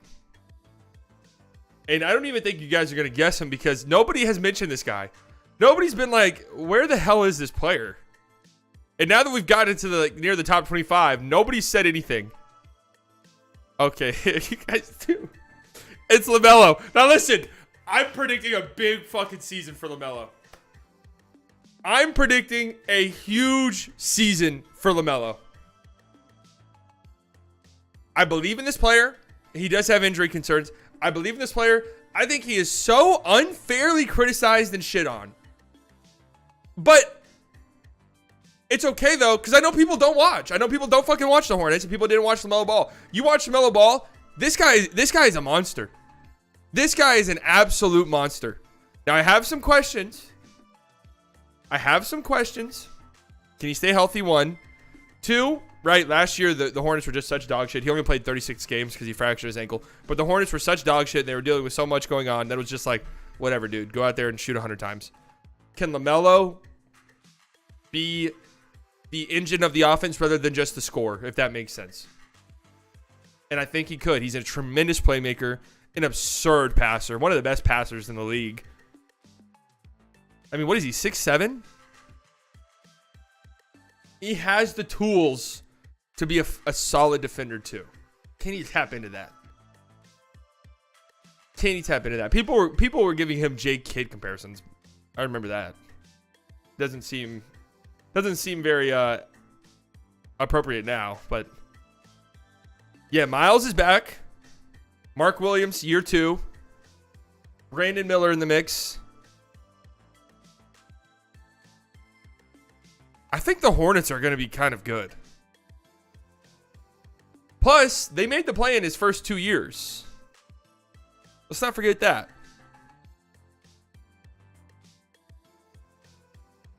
This is just purely speculative. I wanted to have one player. That I wanted to be high on. I wanted to be like, this is my guy. I'm rocking with him. I believe in him. And I think it's going to be LaMelo. I'm scared that this is a D'Lo situation. LaMelo's already way better than D'Lo ever was.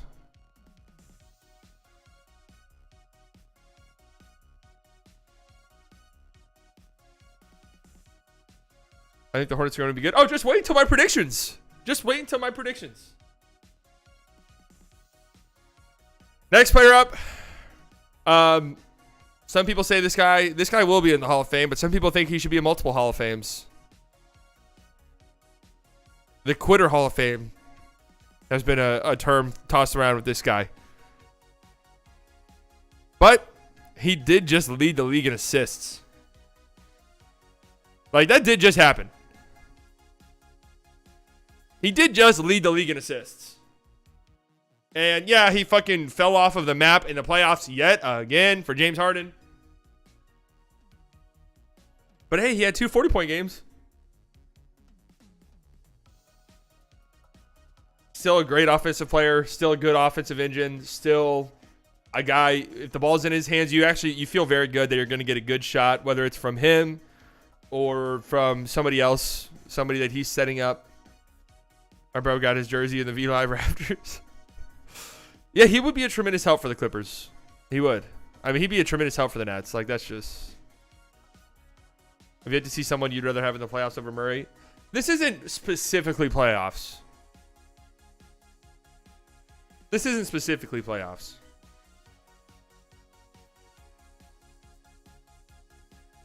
Trying to see if there's any more crazy ones.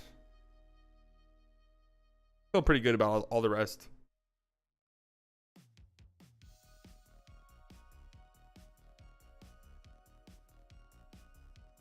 Mavs the only team to not have a player yet. Let me look at a list of teams. That actually might be true. That doesn't sound true, but now that I'm thinking about it, that might be true. Well, we just got the Clippers' first player. No, that's not true. They had Norm Powell.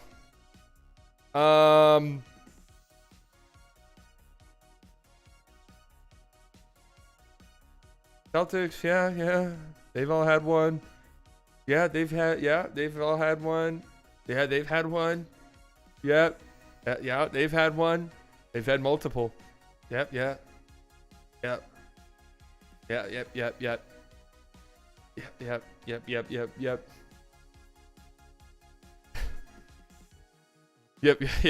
They're the only ones. The Mavs are the only ones.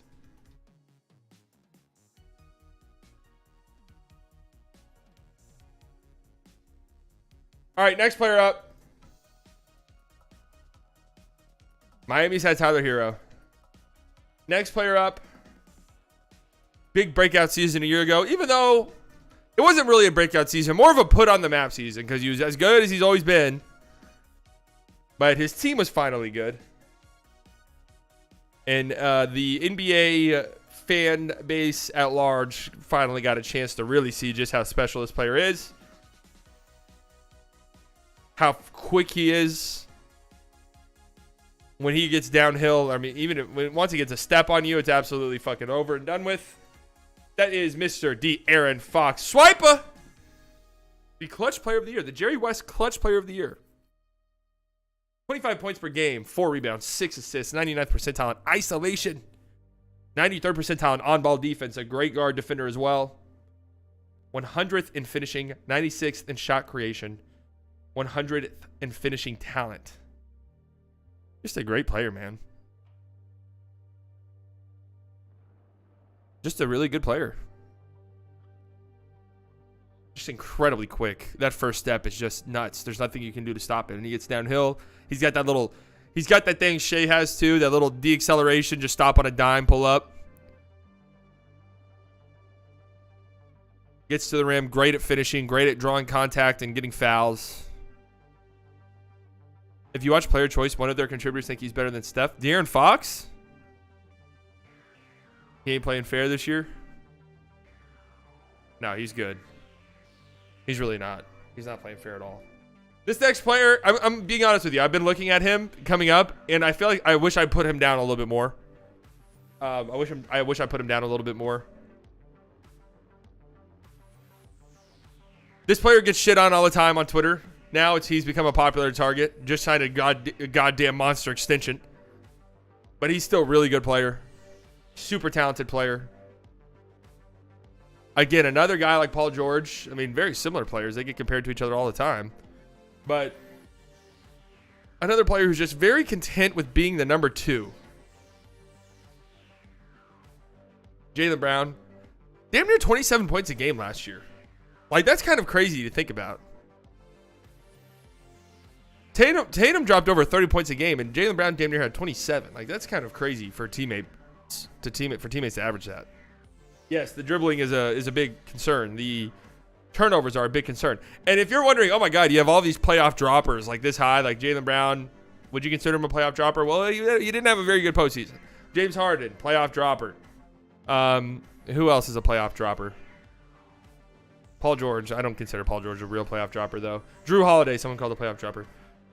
Guys, once we start getting to like the top 20, top 15, top 10, that's where you start to see the playoff risers. That's what separates the guys who are in the 20s and 30s from the guys who are legit top 15, top 20 players. That recent video of him using his left hand was so funny. Yeah, the Celtics set him up. That was a murder. The Celtics should be in prison for that. That was premeditated murder on their part. Anyways, I like Jaylen Brown. I think he's a good player. I think he's probably an overrated defender, but he's still a fine defender. Next player up, I believe All-NBA second team last year. Had one of the highest scoring games of the season. Was it the highest? One of the highest. One of the two players that dropped 70 points in a game last year. That is Donovan Mitchell, another player who had yet another disappointing postseason performance. Taken out in the first round by Jalen Brunson again.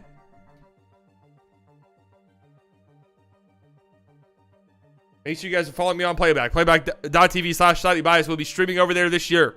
It's a big fucking deal. You understand? Do you understand? Has to be way higher? No. I'm telling you. I'm looking at the players ahead of him. No. No. Still a good player. Obviously. Top 22 in the league. 28 points per game. 62% true shooting. 100th percentile in shooting talent. 68% at the rim as well. Just beats you in a million different ways. Defensively, not very good. Postseason, it's been 2 years in a row now. Where the hell is it? You got the label as a playoff performer your rookie year. You were good in the bubble. Where has it been the last few years?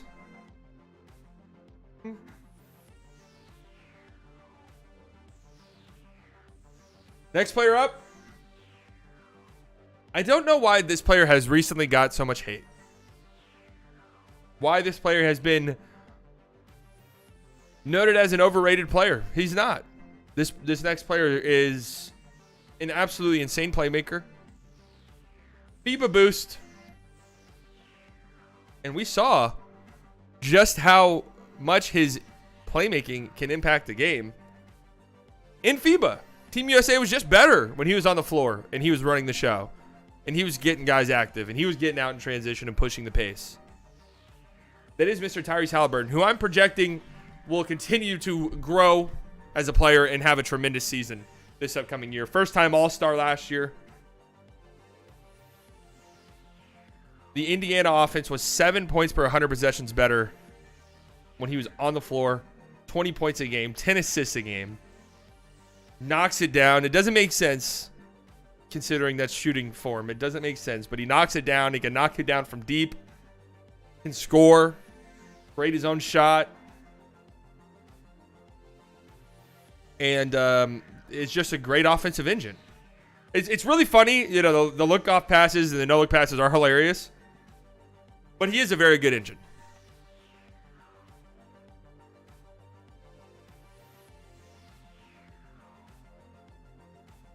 I like him, but I don't think he's a top 8 point guard in the league. Whew, I got some more spicy ones coming up here.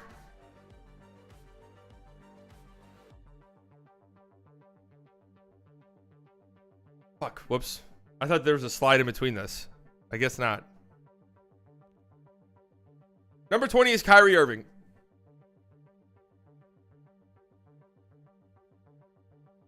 There's a Mavericks tax here. Just full stop. I'll tell you guys right now. I'm a Mavericks fan. There's a Mavericks tax here. A Mavericks tax. Look at this shit. Obviously, short time spent with the Mavericks, and winning-wise, it wasn't very good. But when he was on the floor for the Mavs, Dallas's offense was plus 14 points better. He averaged 27 points a game last year. Started the All-Star game. He's a dynamic guard. Play with the ball in his hands. Play with the ball out of his hands. Catch and shoot. Catch and attack. Obviously, one of the best ISO scorers the league has ever seen, just full stop. 100th percentile in ISO. Just a very, very dynamic guard that just plays well off of everyone. Most versatile shot maker in the NBA, yeah, and probably the toughest shot maker in the NBA, probably the best finisher in the NBA as well, probably the best ball handler in the NBA as well. So it's just, I think Kyrie's a top 20 player. And to be fair, I had him in the top 20 before he was even traded to the Mavericks. So yeah, he needs to stay healthy. That's it too. He needs to stay on the floor. But I absolutely love Kyrie. Love his game. And I always have loved his game. You guys, last summer I wanted the Mavericks to trade for him.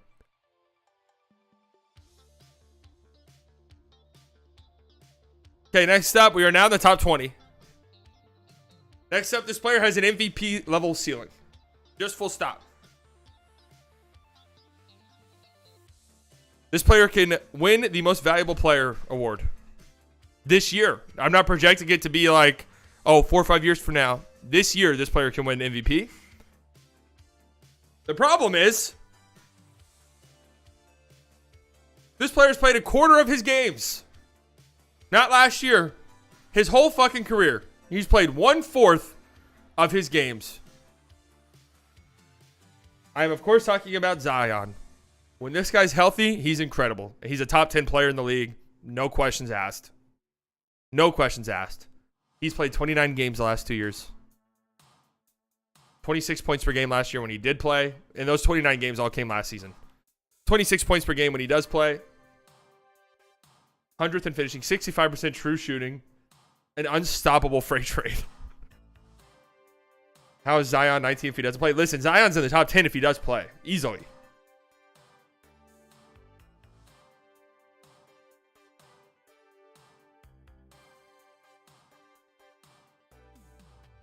Zion is not top 10 with healthy? No. I think he is. I think he knocks out someone.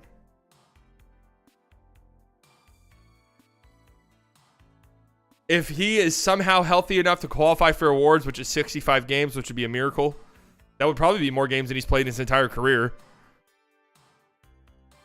I'm pretty sure, I could be wrong, but I'm pretty sure during the Mavericks Western Conference Finals run, when Dwight Powell played all 82 games this season, I think he played more games that year, including playoffs, than Zion played his whole career. I could be wrong. No team really knows how to play against the Pelicans since Zion never plays. That's true. And also, when he's healthy, they're good. So, no. If you knew you had an in-shape and healthy Zion, would you rather have Zion or Tatum? That's actually a tough one. Probably Tatum.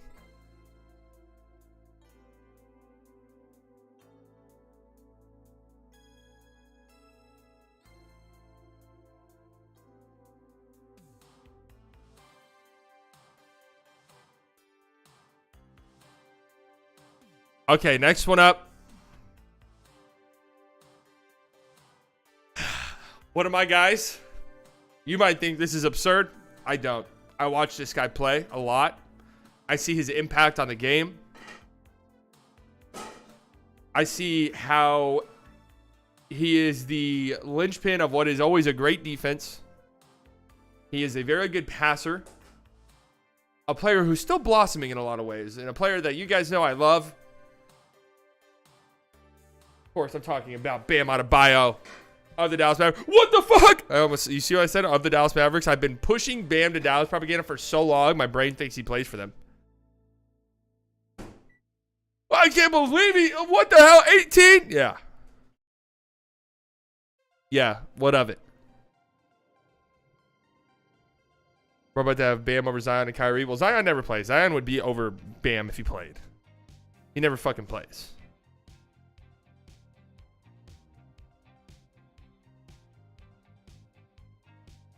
I like Bam over Sabonis. Duh.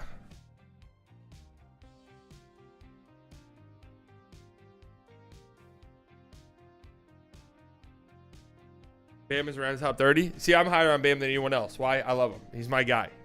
I think he's just so good. Their defense is 3.5 points better when he's playing. 80th percentile as a playmaker as a big is fantastic. He scored 20 points a game last year. 5th in defensive player of the year, second team all defense, is a perennial defensive player of the year candidate. 3rd best center in the league. Well, it depends on what you classify like AD and stuff, but if it's just Joel and Jokic as the top 2, then yeah, in my opinion, Bam is easily the 3rd best. Playoff shrinker? No, I mean he's still really good on defense in the playoffs.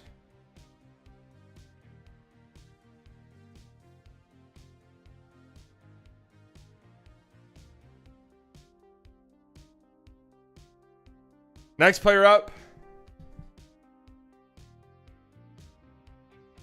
Another hard player to rank for reasons not on the basketball court, but a very talented player, one of the most exciting players to watch in the league.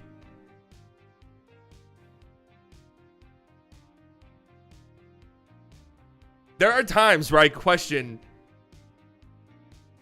if what he brings is enough. This is Ja Morant. What do I mean by that? Well, he's not a good defender. Sometimes his offensive game can be a little sporadic and inefficient. And it makes me wonder. Like, if Ja Morant's my best player, what am I winning? They've been a very successful team, but they've been successful when he doesn't play. And the most they have to show for it so far is a 2nd round appearance. Where they played a very competitive series against the Golden State Warriors, who went on to win the finals, obviously. With 26 points per game last year, 8 assists, nearly 6 rebounds. 100th percentile in finishing talent, 100th in rim shot creation. When he gets downhill ahead of steam, he gets near the rim, it's going in. He'll dunk on you. He'll dunk over 4 people. His game's a little scary. Like, it's incredibly exciting to watch, obviously, but it's scary. I would be very terrified if I were a Grizzlies fan anytime he goes up with the ball. Because it's very reckless, and it's what makes it so exciting and fun, but it's a little bit spooky.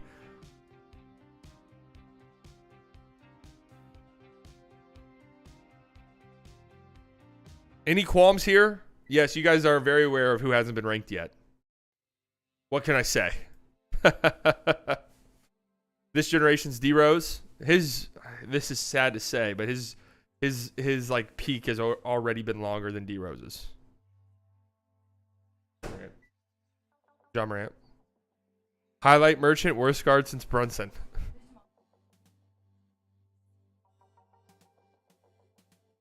Morant, a young Westbrook. Kyrie's so much better than Ja. No, I don't think so, man. Ja's really fucking good. It's close though. Is it? Yeah, Ja's really fucking good. Next player up. This player has quickly become the golden boy of sorts in NBA media. He's being, the way that he's being propped up, you can tell there's going to be a push for this kid to become the next face of the league, maybe, or at least the next American face of the league. Because let's be real, that matters.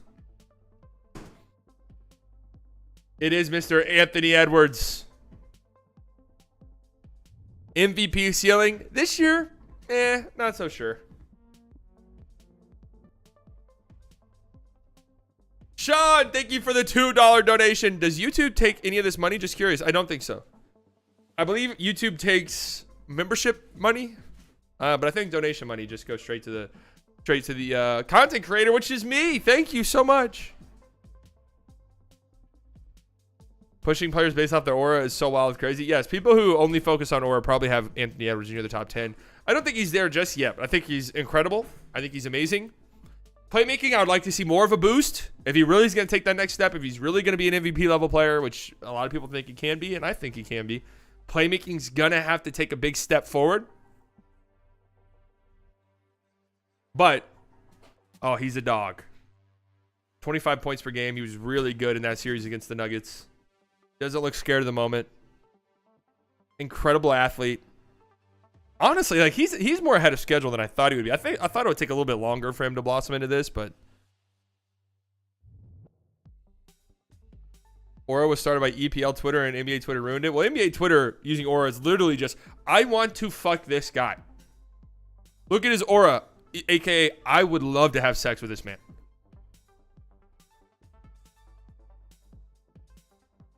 NBA Twitter in a lot of ways is like the gayest place on earth. Nothing wrong with it, but it is. What the fuck is EPL? English Premier League. I think it'll be Ant versus SGA at the All-Star break next year. For what, like MVP? That would be nuts.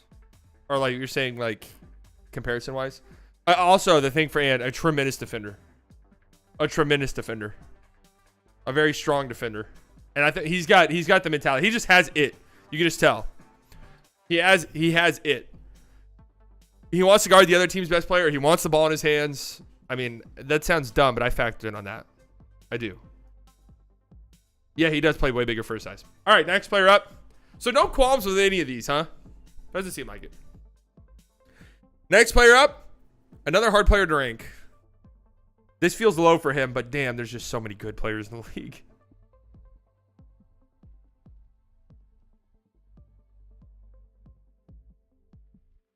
He has a reputation that he deserves.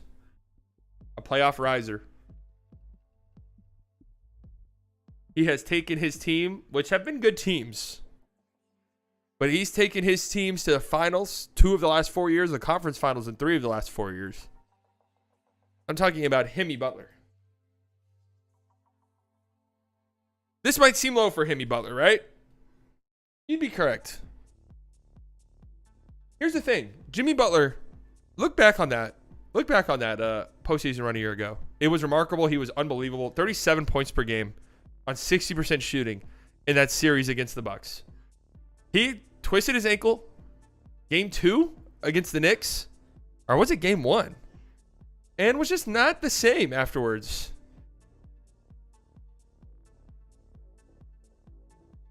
I think his playoff run the year before, where they went to the conference finals and almost made it, was still better. And yes, there are nights where it doesn't look like he's the best player on their team. And there are nights in the regular season where he's just not there. Like, he's just coasting the entire game. And I think that affects it a little bit.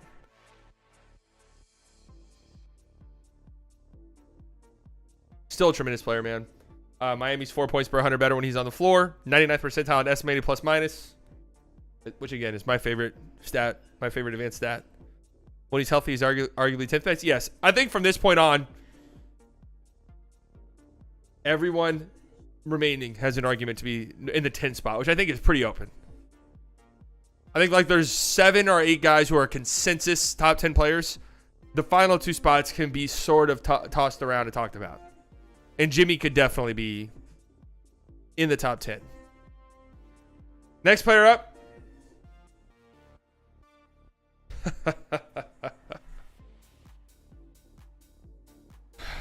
A player I didn't expect to be a ride or die for. But I am a ride or die for this player. I'm a believer in him when no one else is a believer in him. This player has MVP ceiling. He does.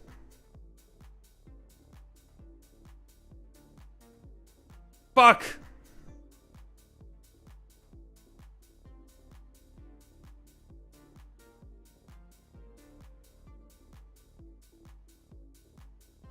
Trae Young.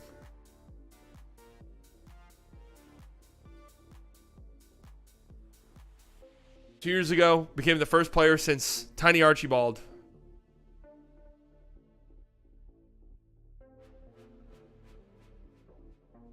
First player since Tiny Archibald to lead the league in total points and assists. An incredible playmaker. One of the best in the league. Last year, he averaged 26 points per game, 10 assists per game, 57% true shooting. 93rd percentile as a shooter, 93rd as a finisher, 100th as a playmaker. I think Basketball Index has him graded out as the best playmaker in the NBA, which I don't agree with, but nonetheless, top 3 playmaker in the NBA for sure. An incredible scorer. Not as good percentage-wise of a shooter as you would think, but good enough to draw the defense's attention. And as an offensive engine, I think he's tremendous.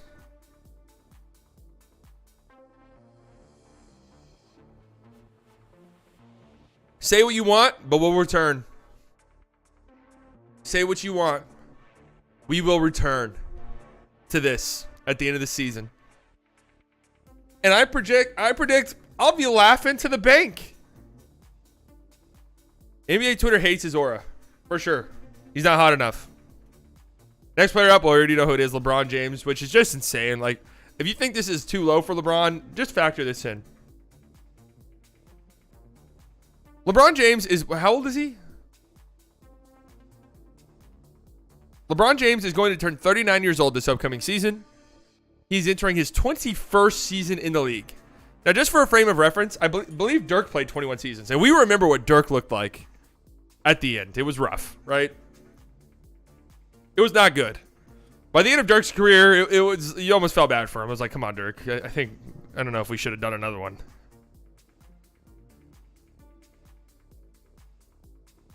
How dare you put my sweet, glorious boo-boo pookie cookie bear, honey bun cutie patootie, adorable little hunk cutie wootsy baby boy LeBron Ramon James at 13.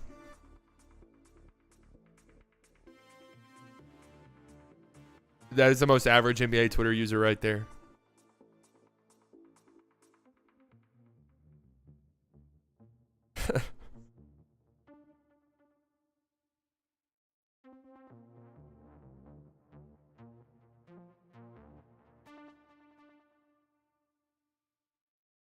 So you think the Lakers won't contend this year? Because if they do, then LBJ is top 10? As I said earlier, like most of these guys, you can make an argument for top 10 for sure. LeBron, going into year 21, man, still doing it. It's crazy. Last year, he averaged 28 points a game. Nearly 29 points a game. 58% true shooting. But it's prediction? Yeah, but it's still like, there's not a lot separating these guys. 74% at the rim last year. 100th percentile as a cutter. 100th percentile as a playmaker. I mean, it's just nuts. It's just absolutely nuts.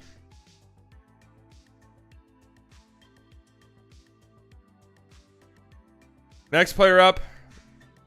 You guys know I love this guy so much. And I like, honestly, I want to put him in the top 5. I'm being dead serious. I do. But he's just never healthy enough. And at a certain point, I can't overlook it. Especially when we start getting into these top 10 conversations. And these guys are so good. You just have to find tiny separators. And a player just not being healthy at all takes it away.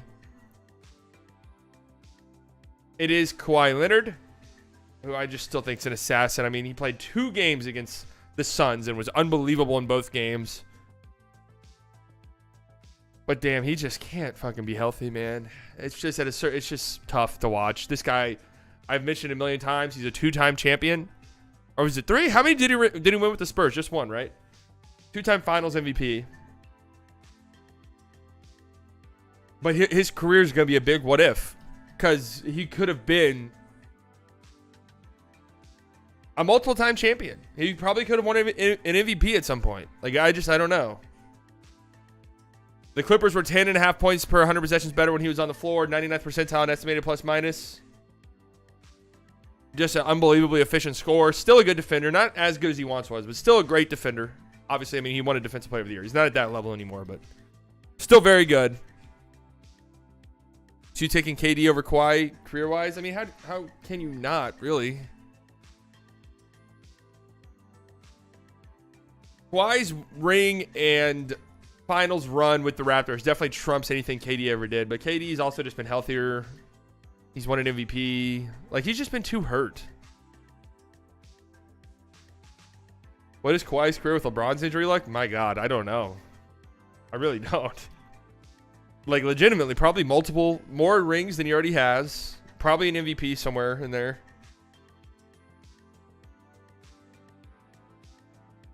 Next player. New face. One of these players on a new team. Last year, I mean, was voted a top 75 player of all time. And last year, probably had the best season of his career, which is kind of crazy to say. It is Mr. Damian Lillard. 32 points per game. 64% true shooting. Obviously had a 70-point game last year. Portland was 12 points per 100 possessions better. Nurkic? Yeah, Nurkic. Just an absurd player. I'm going to speed... Honestly, I'm going to speed through the top 10 because what is there even to say about these guys? Like, when you think about it, what can I say about these guys at this point? Like, when we're talking about players lower down the list, like, we have to justify why we have him there, like, what we like about him. At this point, like, what the fuck do we say about Damian Lillard? Yeah, he's unbelievable. Can shoot from anywhere. Can fill it up. Great get for Milwaukee. It fills their biggest need, which was half-court offense. Like, what's there to say? Let's move to the top 10. So I feel like my top 10 is pretty much on par with everyone else's. Except my number 10 pick, which will be... I have a crazy thing. I have something crazy going on in the top 5. But honestly, if you want to know why, I was bored and just wanted to fucking do it. Okay? My number 10 guy might be crazy to some. But you know what? We're this far into this guy's career. And man, are you going to win ever, buddy? Like, at any point. And I'm done with the excuses. I'm actually done with the excuses.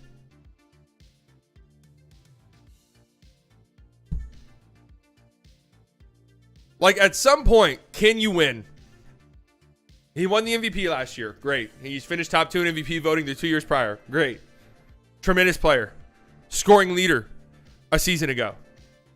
I think scoring champ, each of the last 2 years? I mean, unbelievable, unstoppable force offensively. When he's going and locked in, there's not a single thing you can ever do about it.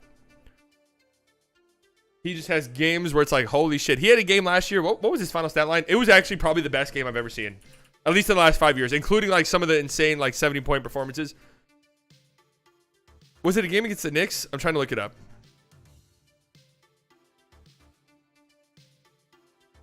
Was it this 53-point game here against Charlotte? No.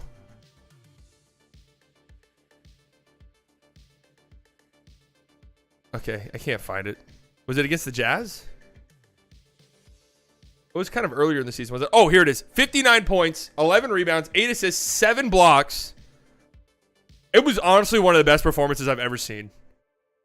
Like, it was just like absolute domination and evisceration. And when he gets into that mode, it's just, there's not a single thing you can do. He's going to destroy you. Where is that in the playoffs? That's my question. That's why I have him 10th, which is nuts for a former MVP to not be higher than that. But where the fuck is he in the playoffs, man? Enough's enough. Joel Embiid, if you're watching this, use this as motivation. I want to see it. It would be great for the league. It needs to happen, man. He's going to be 30 by the time the next playoffs come around.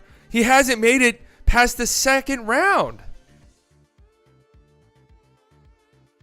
That's crazy. Next player up, this might seem a little bit low too.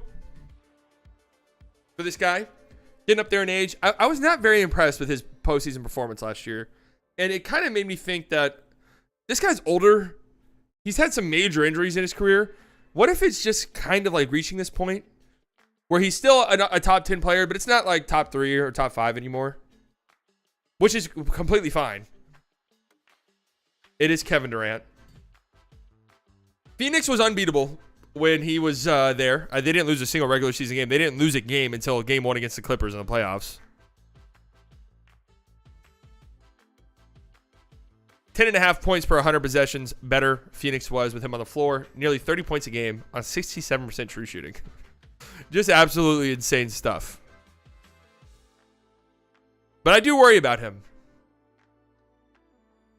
I worry about him injury-wise. I worry about him playing at this high of a level for much longer. But I don't know why I should doubt that, really.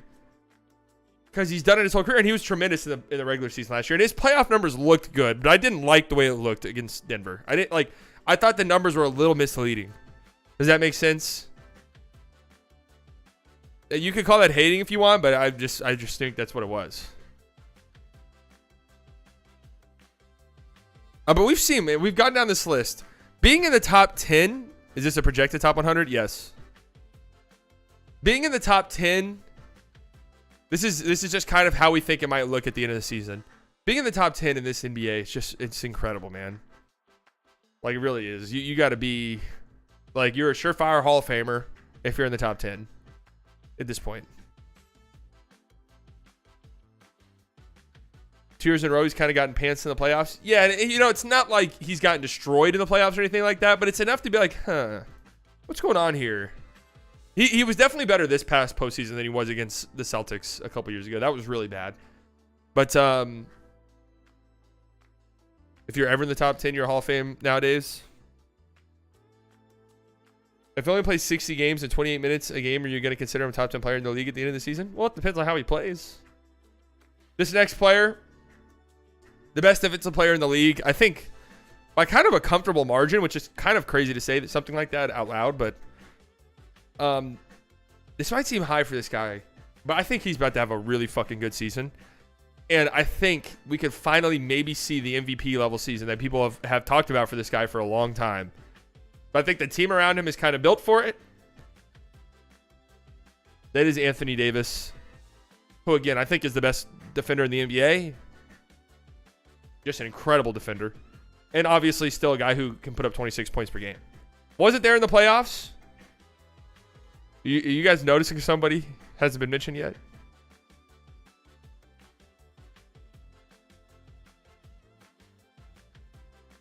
Anyways, I absolutely love Anthony Davis.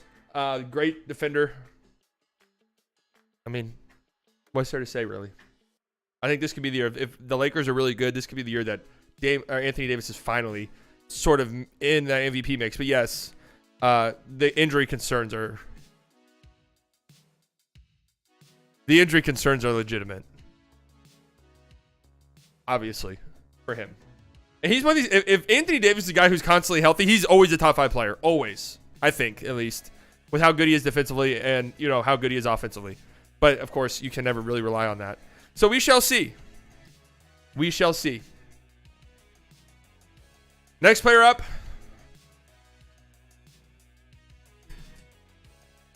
I should hate this player. I should, but I don't. I've grown to really respect his game. I just respect how much he brings. I just respect his fire. I respect how much dog he has in him. And he's a great player.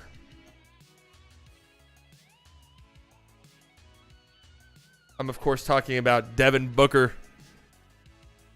Better than KD? That might be a little shocking for some, but not for me. I think it's just look at what the Suns are doing. Like, the Suns have made it kind of clear. Devin Booker's the player. What are we booing? What are we booing? Why are we throwing tomatoes? Don't fucking throw tomatoes. Oh, no, Book's got that dog in him. I know he's got the Charmin soft reputation, but he's got that dog in him. He does. Listen, guys, listen.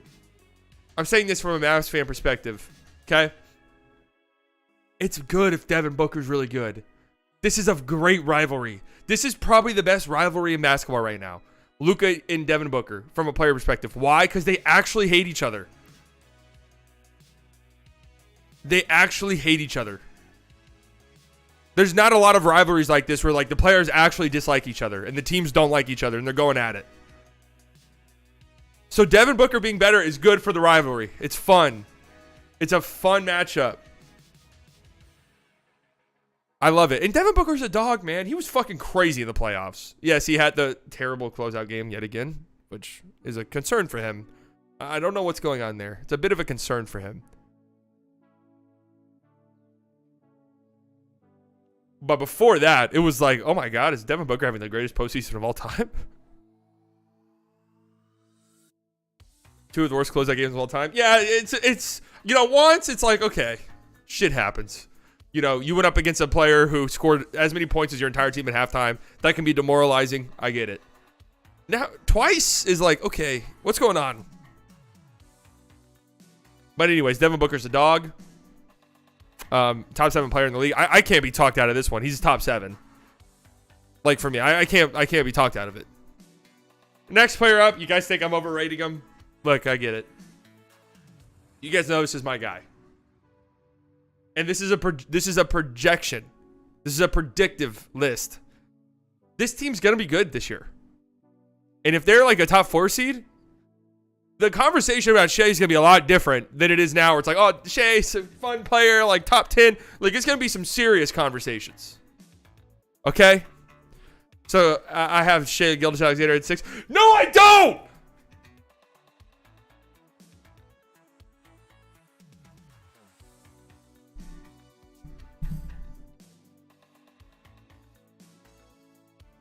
No!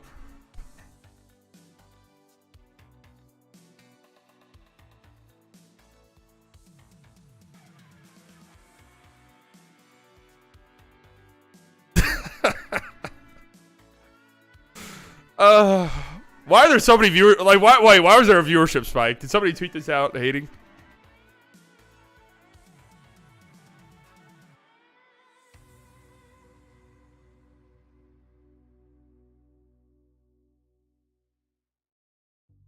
You know people are going to be able to watch this later, right? Listen, I'm trying to have some fun.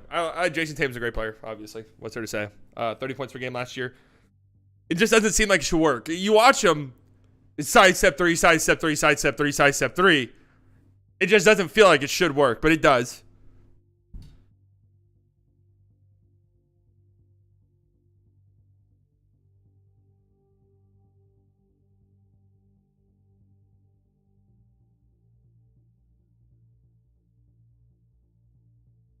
Great player. Tatum is a phenomenal player.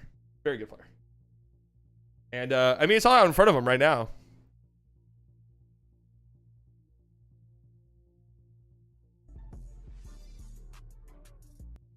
What's wrong with that?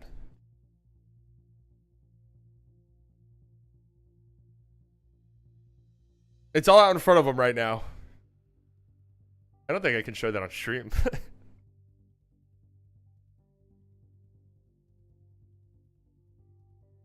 Tatum is the Dak of the NBA, probably overrated because of the team he plays on, but still good. Well, Tatum's actually good. Next up, number 5. I've already pulled the joke once. I can't do it twice. You think this is Shea? This guy's the greatest three-point shooter of all time.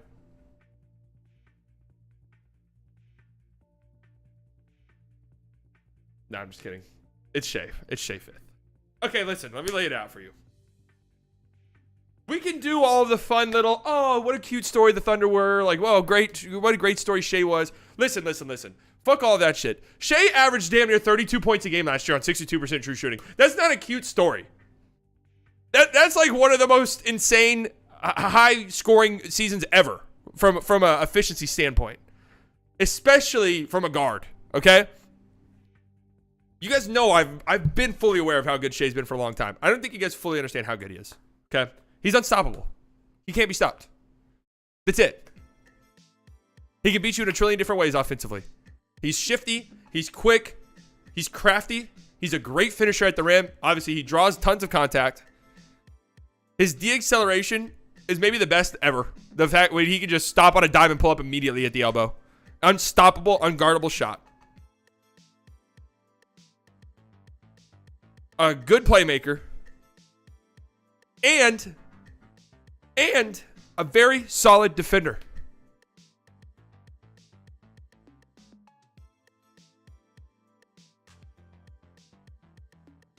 A very solid defender in his own right. So let's paint a scenario. The Thunder are as good as everyone thinks they might be, and they're a 4 seed. Listen, if you're one of the millions of fucking people who thinks the Thunder are going to be really, really good, and this is their year, and they're going to be like a 4 or 5 seed, guys, Shea's going to have to be an MVP caliber player for that to happen. Okay, like that's just you can't think that and then not think Shea's going to be an MVP caliber have an MVP caliber season. He already did last year. What did he finish? 5th.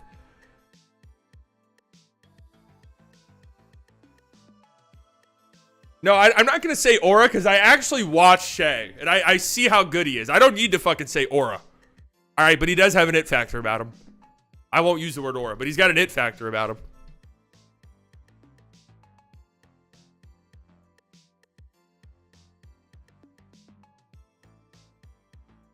Okay, now I want to say this. Right, we got this off of our chest. Top 5.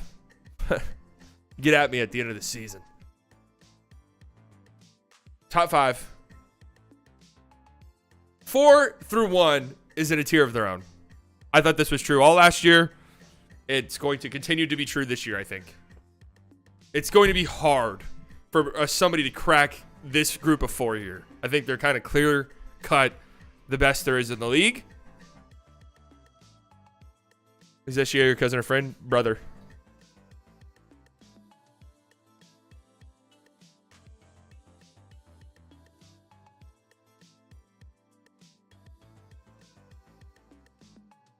This next player,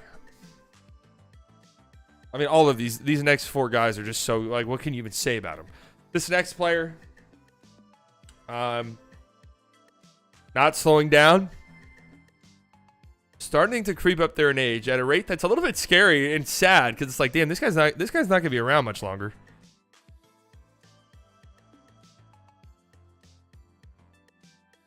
How can OKC manage all their young talent?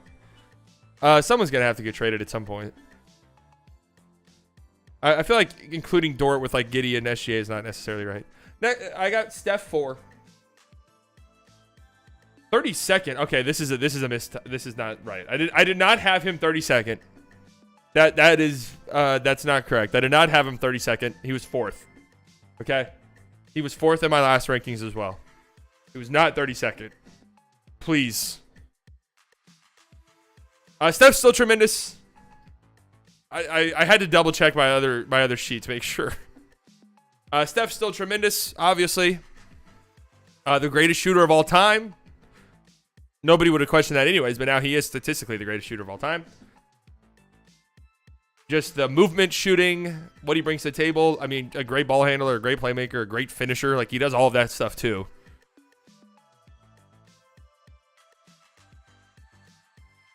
It's just tremendous. What's there to say about Steph Curry? Like, what's there to say about any of these guys? Next up.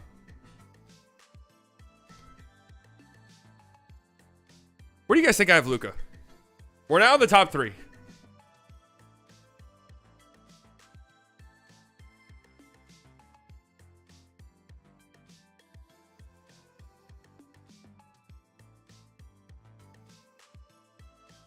Next up, this player.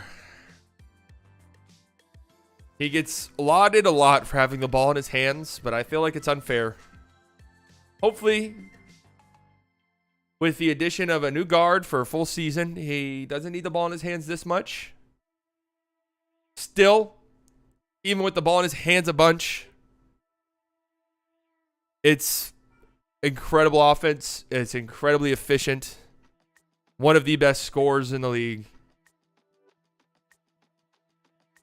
Playoff assassin.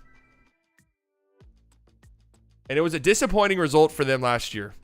But this year, they're ready to prove the doubters wrong, led by this guy. Giannis Antetokounmpo.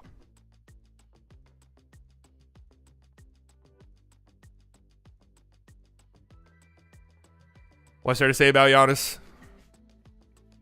Defensive Player of the Year candidate every time he plays.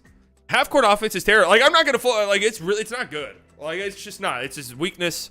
If he was somehow actually efficient at breaking guys down and scoring efficiently in, like, postseason half-court scenarios, then holy fuck, he'd be, like, the best player of all time. But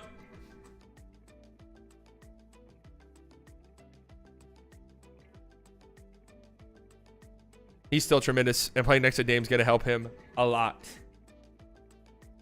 Okay, top 2. Who's number 2? This player gets made fun of a lot for his appearance.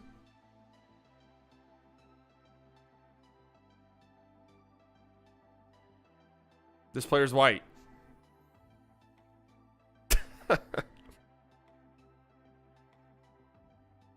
This player, one of the best offensive engines in the league.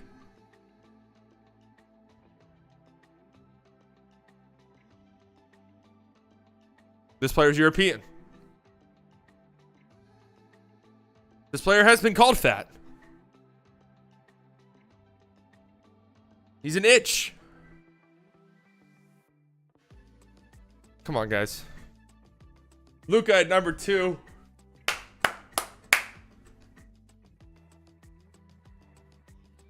It's going to be It's going to be a movie for Luka this year. It is. Luka had 25 points at halftime yesterday. Like, can we just talk about that for a second? 25 points at halftime. And it looked like he was just fucking around out there. Against Jaden McDaniels.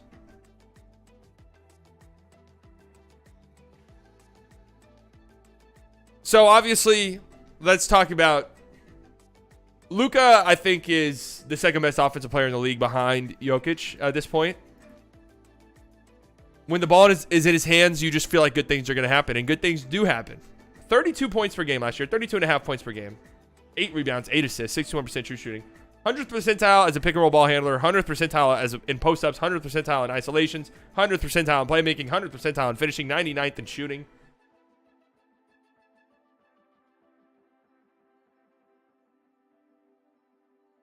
Dallas offense was 7.7 points per 100 possessions better when he was on the floor.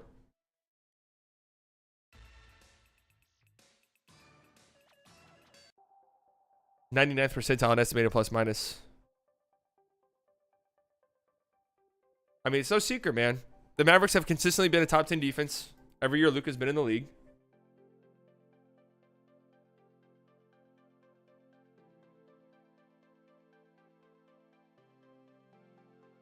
It is what it is, but he can't be ahead of Luka or Jokic. He just can't. Jokic has been the best player in the league over the last 3 years. And, I mean, he just won the championship. Like, what's there to say? I mean, how can he not be number one?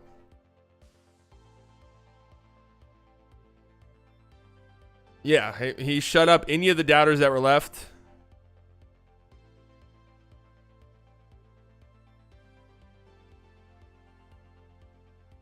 How can he not be?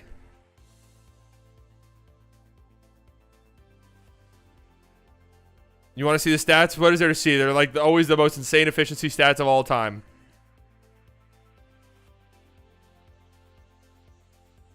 Hold on a second. Kevin Pelton did his win projections. I need to see.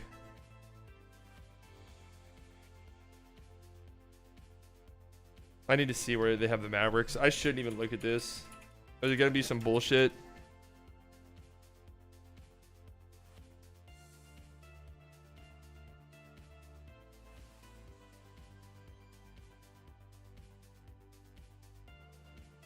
I've been temporarily locked out of ESPN. Yay.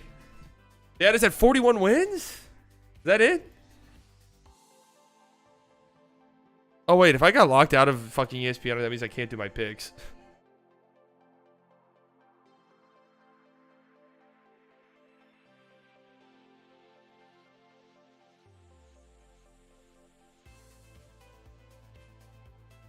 Grizzlies 1, T-Wolves 2. I'm tossing that in the trash.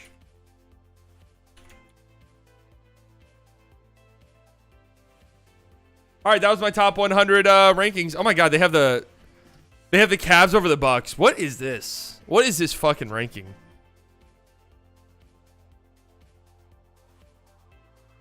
They have the Nuggets winning 46 games.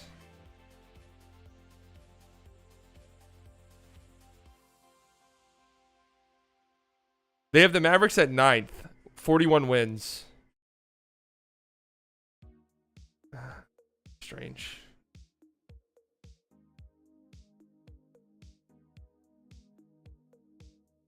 Just strange. All right, guys. NFL picks time. Oh, what the fuck, slightly? Yeah. I told you guys it's going to be a long-ass stream.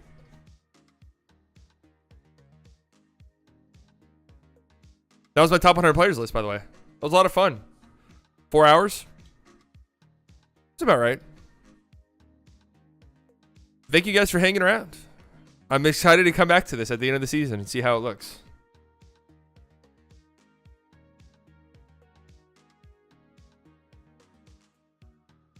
Yeah, just something light. Well, where am I at now? I have fallen down to 11th. I have fallen down to what's happening tomorrow streaming wise. I'll be live on here for the Mavericks game at 11, and we'll do just kind of a dual stream. I'll just have the Rangers game off to the side too. I've fallen down to 11th in the world. 50 and 14. I picked the Commanders last night, and just know I wanted to pick the Bears. Again, guys, a sign. Trust the vibrator. Okay?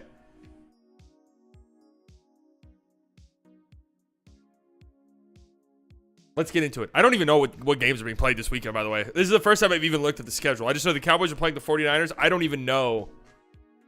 I don't even know who else is playing. Let's go. Trust the vibrator. That's right.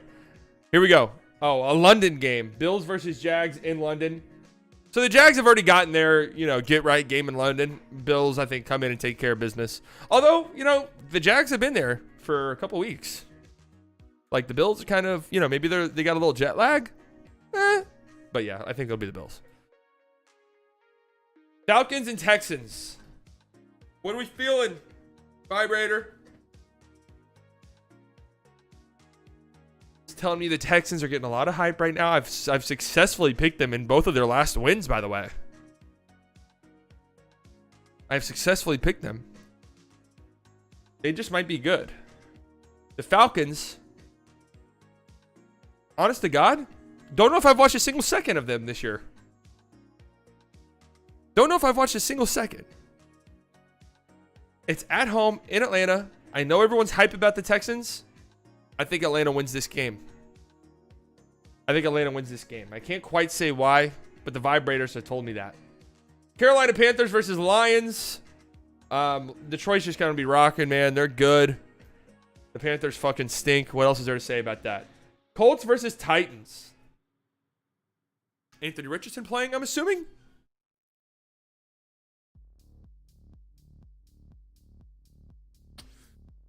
Ooh, puffy. Jonathan Taylor's back, huh?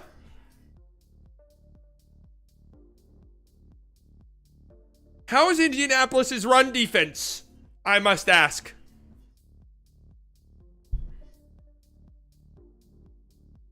Is Indianapolis's run defense up to snuff?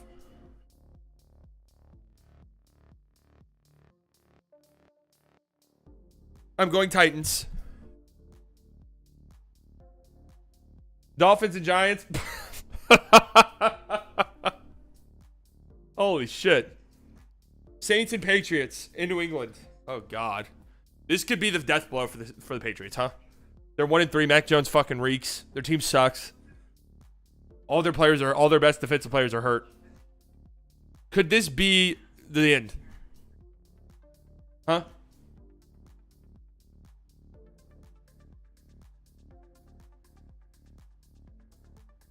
Could be the last call for Mac Jones. This does feel like a Patriots win, huh? I'm going Pats. This does feel like our season's over. The Pats stink. Oh my God, they just beat the Saints by 20. I kind of agree with you guys. I sense that one. Ravens and Steelers. Ooh, tough division one. In Pittsburgh. That's not an easy one.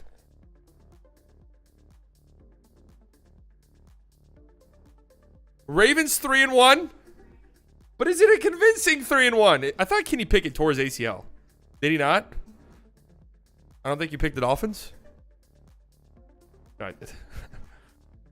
Is he healthy? I thought he like broke his leg or something. Yeah, I'm going Ravens. Rams and Eagles.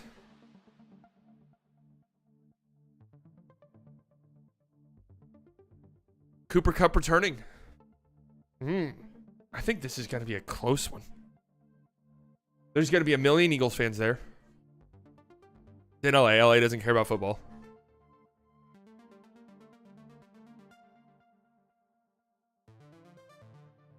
The Eagles have been scraping by.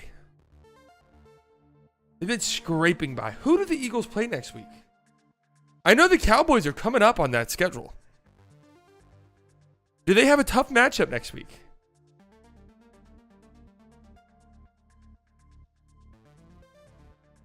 Dolphins. Oh, they have a bye week. Oh, wait, no. The Jets.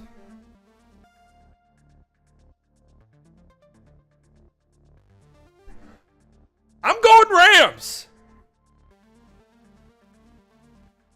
No, it's not there. I tried to get it hype and I tried to get it going. It didn't feel right. I'm going Eagles. I tried it. It's just not there. Bengals versus Cardinals. Shit. There's no way the Bengals are this bad, right? I think the Bengals win this game by 20. And it's just kind of like, okay, here we go. The Bengals are back. They're starting to get going. I'm fairly certain that the Bengals are only... I was looking at this earlier, actually, so I did lie. I did know this game was happening, but I forgot about it. The Eagles, I think... Or the Bengals are, I think, 2-point favorites or something like that. Broncos, Jets. Oh!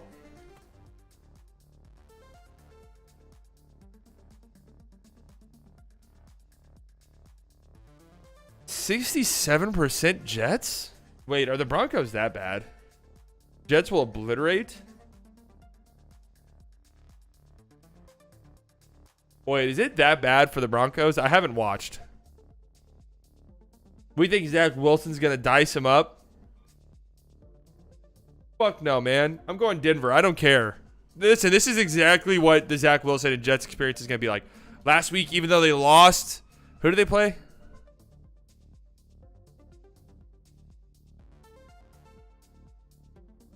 Who did they just play?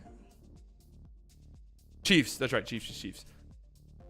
Zach Wilson looked good. Oh my God. Is Zach Wilson figuring it out? Holy shit. Like the Jets team's kind of... Zach Wilson, 4 interceptions against the Broncos.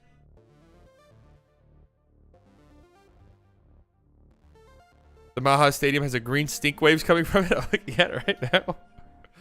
Oh, well, Broncos country. Let's ride.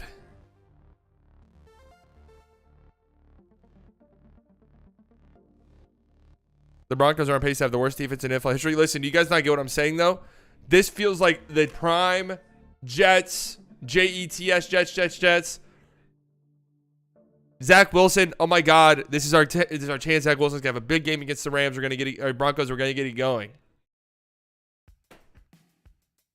Chiefs versus Vikings. Chiefs kind of been skating by too. They barely beat the Jags. They barely beat the Jets. This one's kind of giving me a rumbly in my tummy.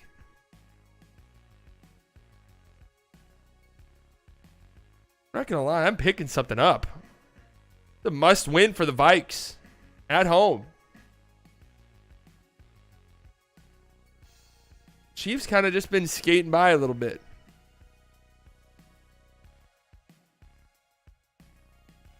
Swifties in Minnesota bringing the here.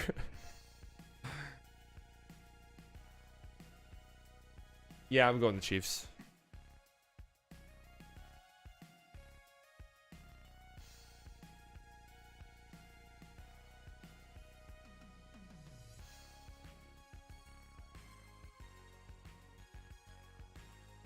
Nobody believes in you, Cowboys, and why should they? You're a fucking joke. You've played this team in the playoffs the last 2 years and embarrassed yourself and pissed your pants in embarrassing fashion. Dak Prescott kneeling, sliding, not getting the fucking playoff in time. Ezekiel Elliott's last play as a member of the team, under center. No, the center. Getting blown back 25 yards the moment he snaps the ball. Embarrassing. Embarrassment after embarrassment. Who are you? Is that who you are? Are you that embarrassing fucking joke team? Or is this a different year? Our year.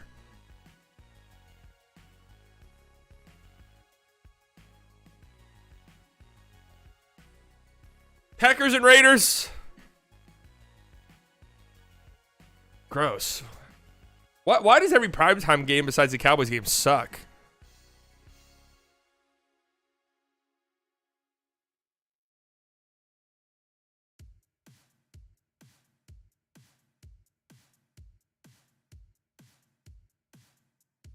I don't care about this game at all. I don't even feel anything. I feel nothing. I feel a void.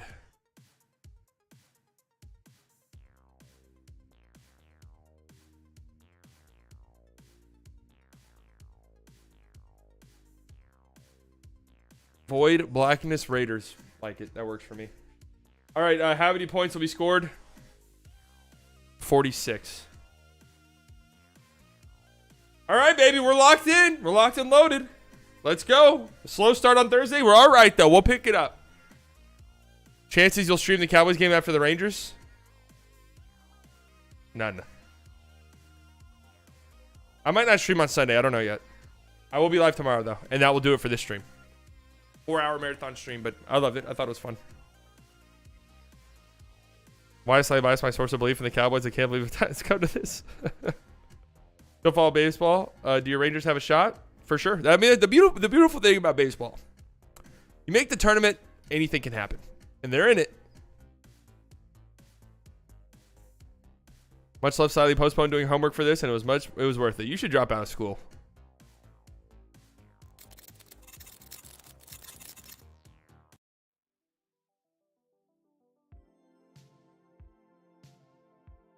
All right, ladies and gentlemen, thank you guys so much for coming. Thank you guys for those of you who are here for the whole stream. You guys are amazing. Love you. A lot of fun. I love these streams. These are honestly the most fun. Obviously, I love the games and stuff like that. These are honestly the most fun streams when we do the predictions and stuff like that. And next week is our last full week without basketball? Or no, it's not. But next week is another week full of previews, I believe. Thank you guys so much for coming out. Top 100. Of course, you can revisit these streams anytime you want. They're available on the channel. If you missed maybe the first half of the stream or something like that, feel free to go back and watch. 19 days until the opener. Yes, sir. Anyways, all the OGs, thank you guys very much.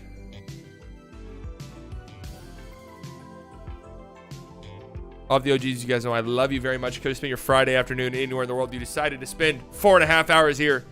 New subscribers, I promise you guys will not regret it. It's going to be a great season on this channel and on other platforms such as playback.tv/slightlybiased.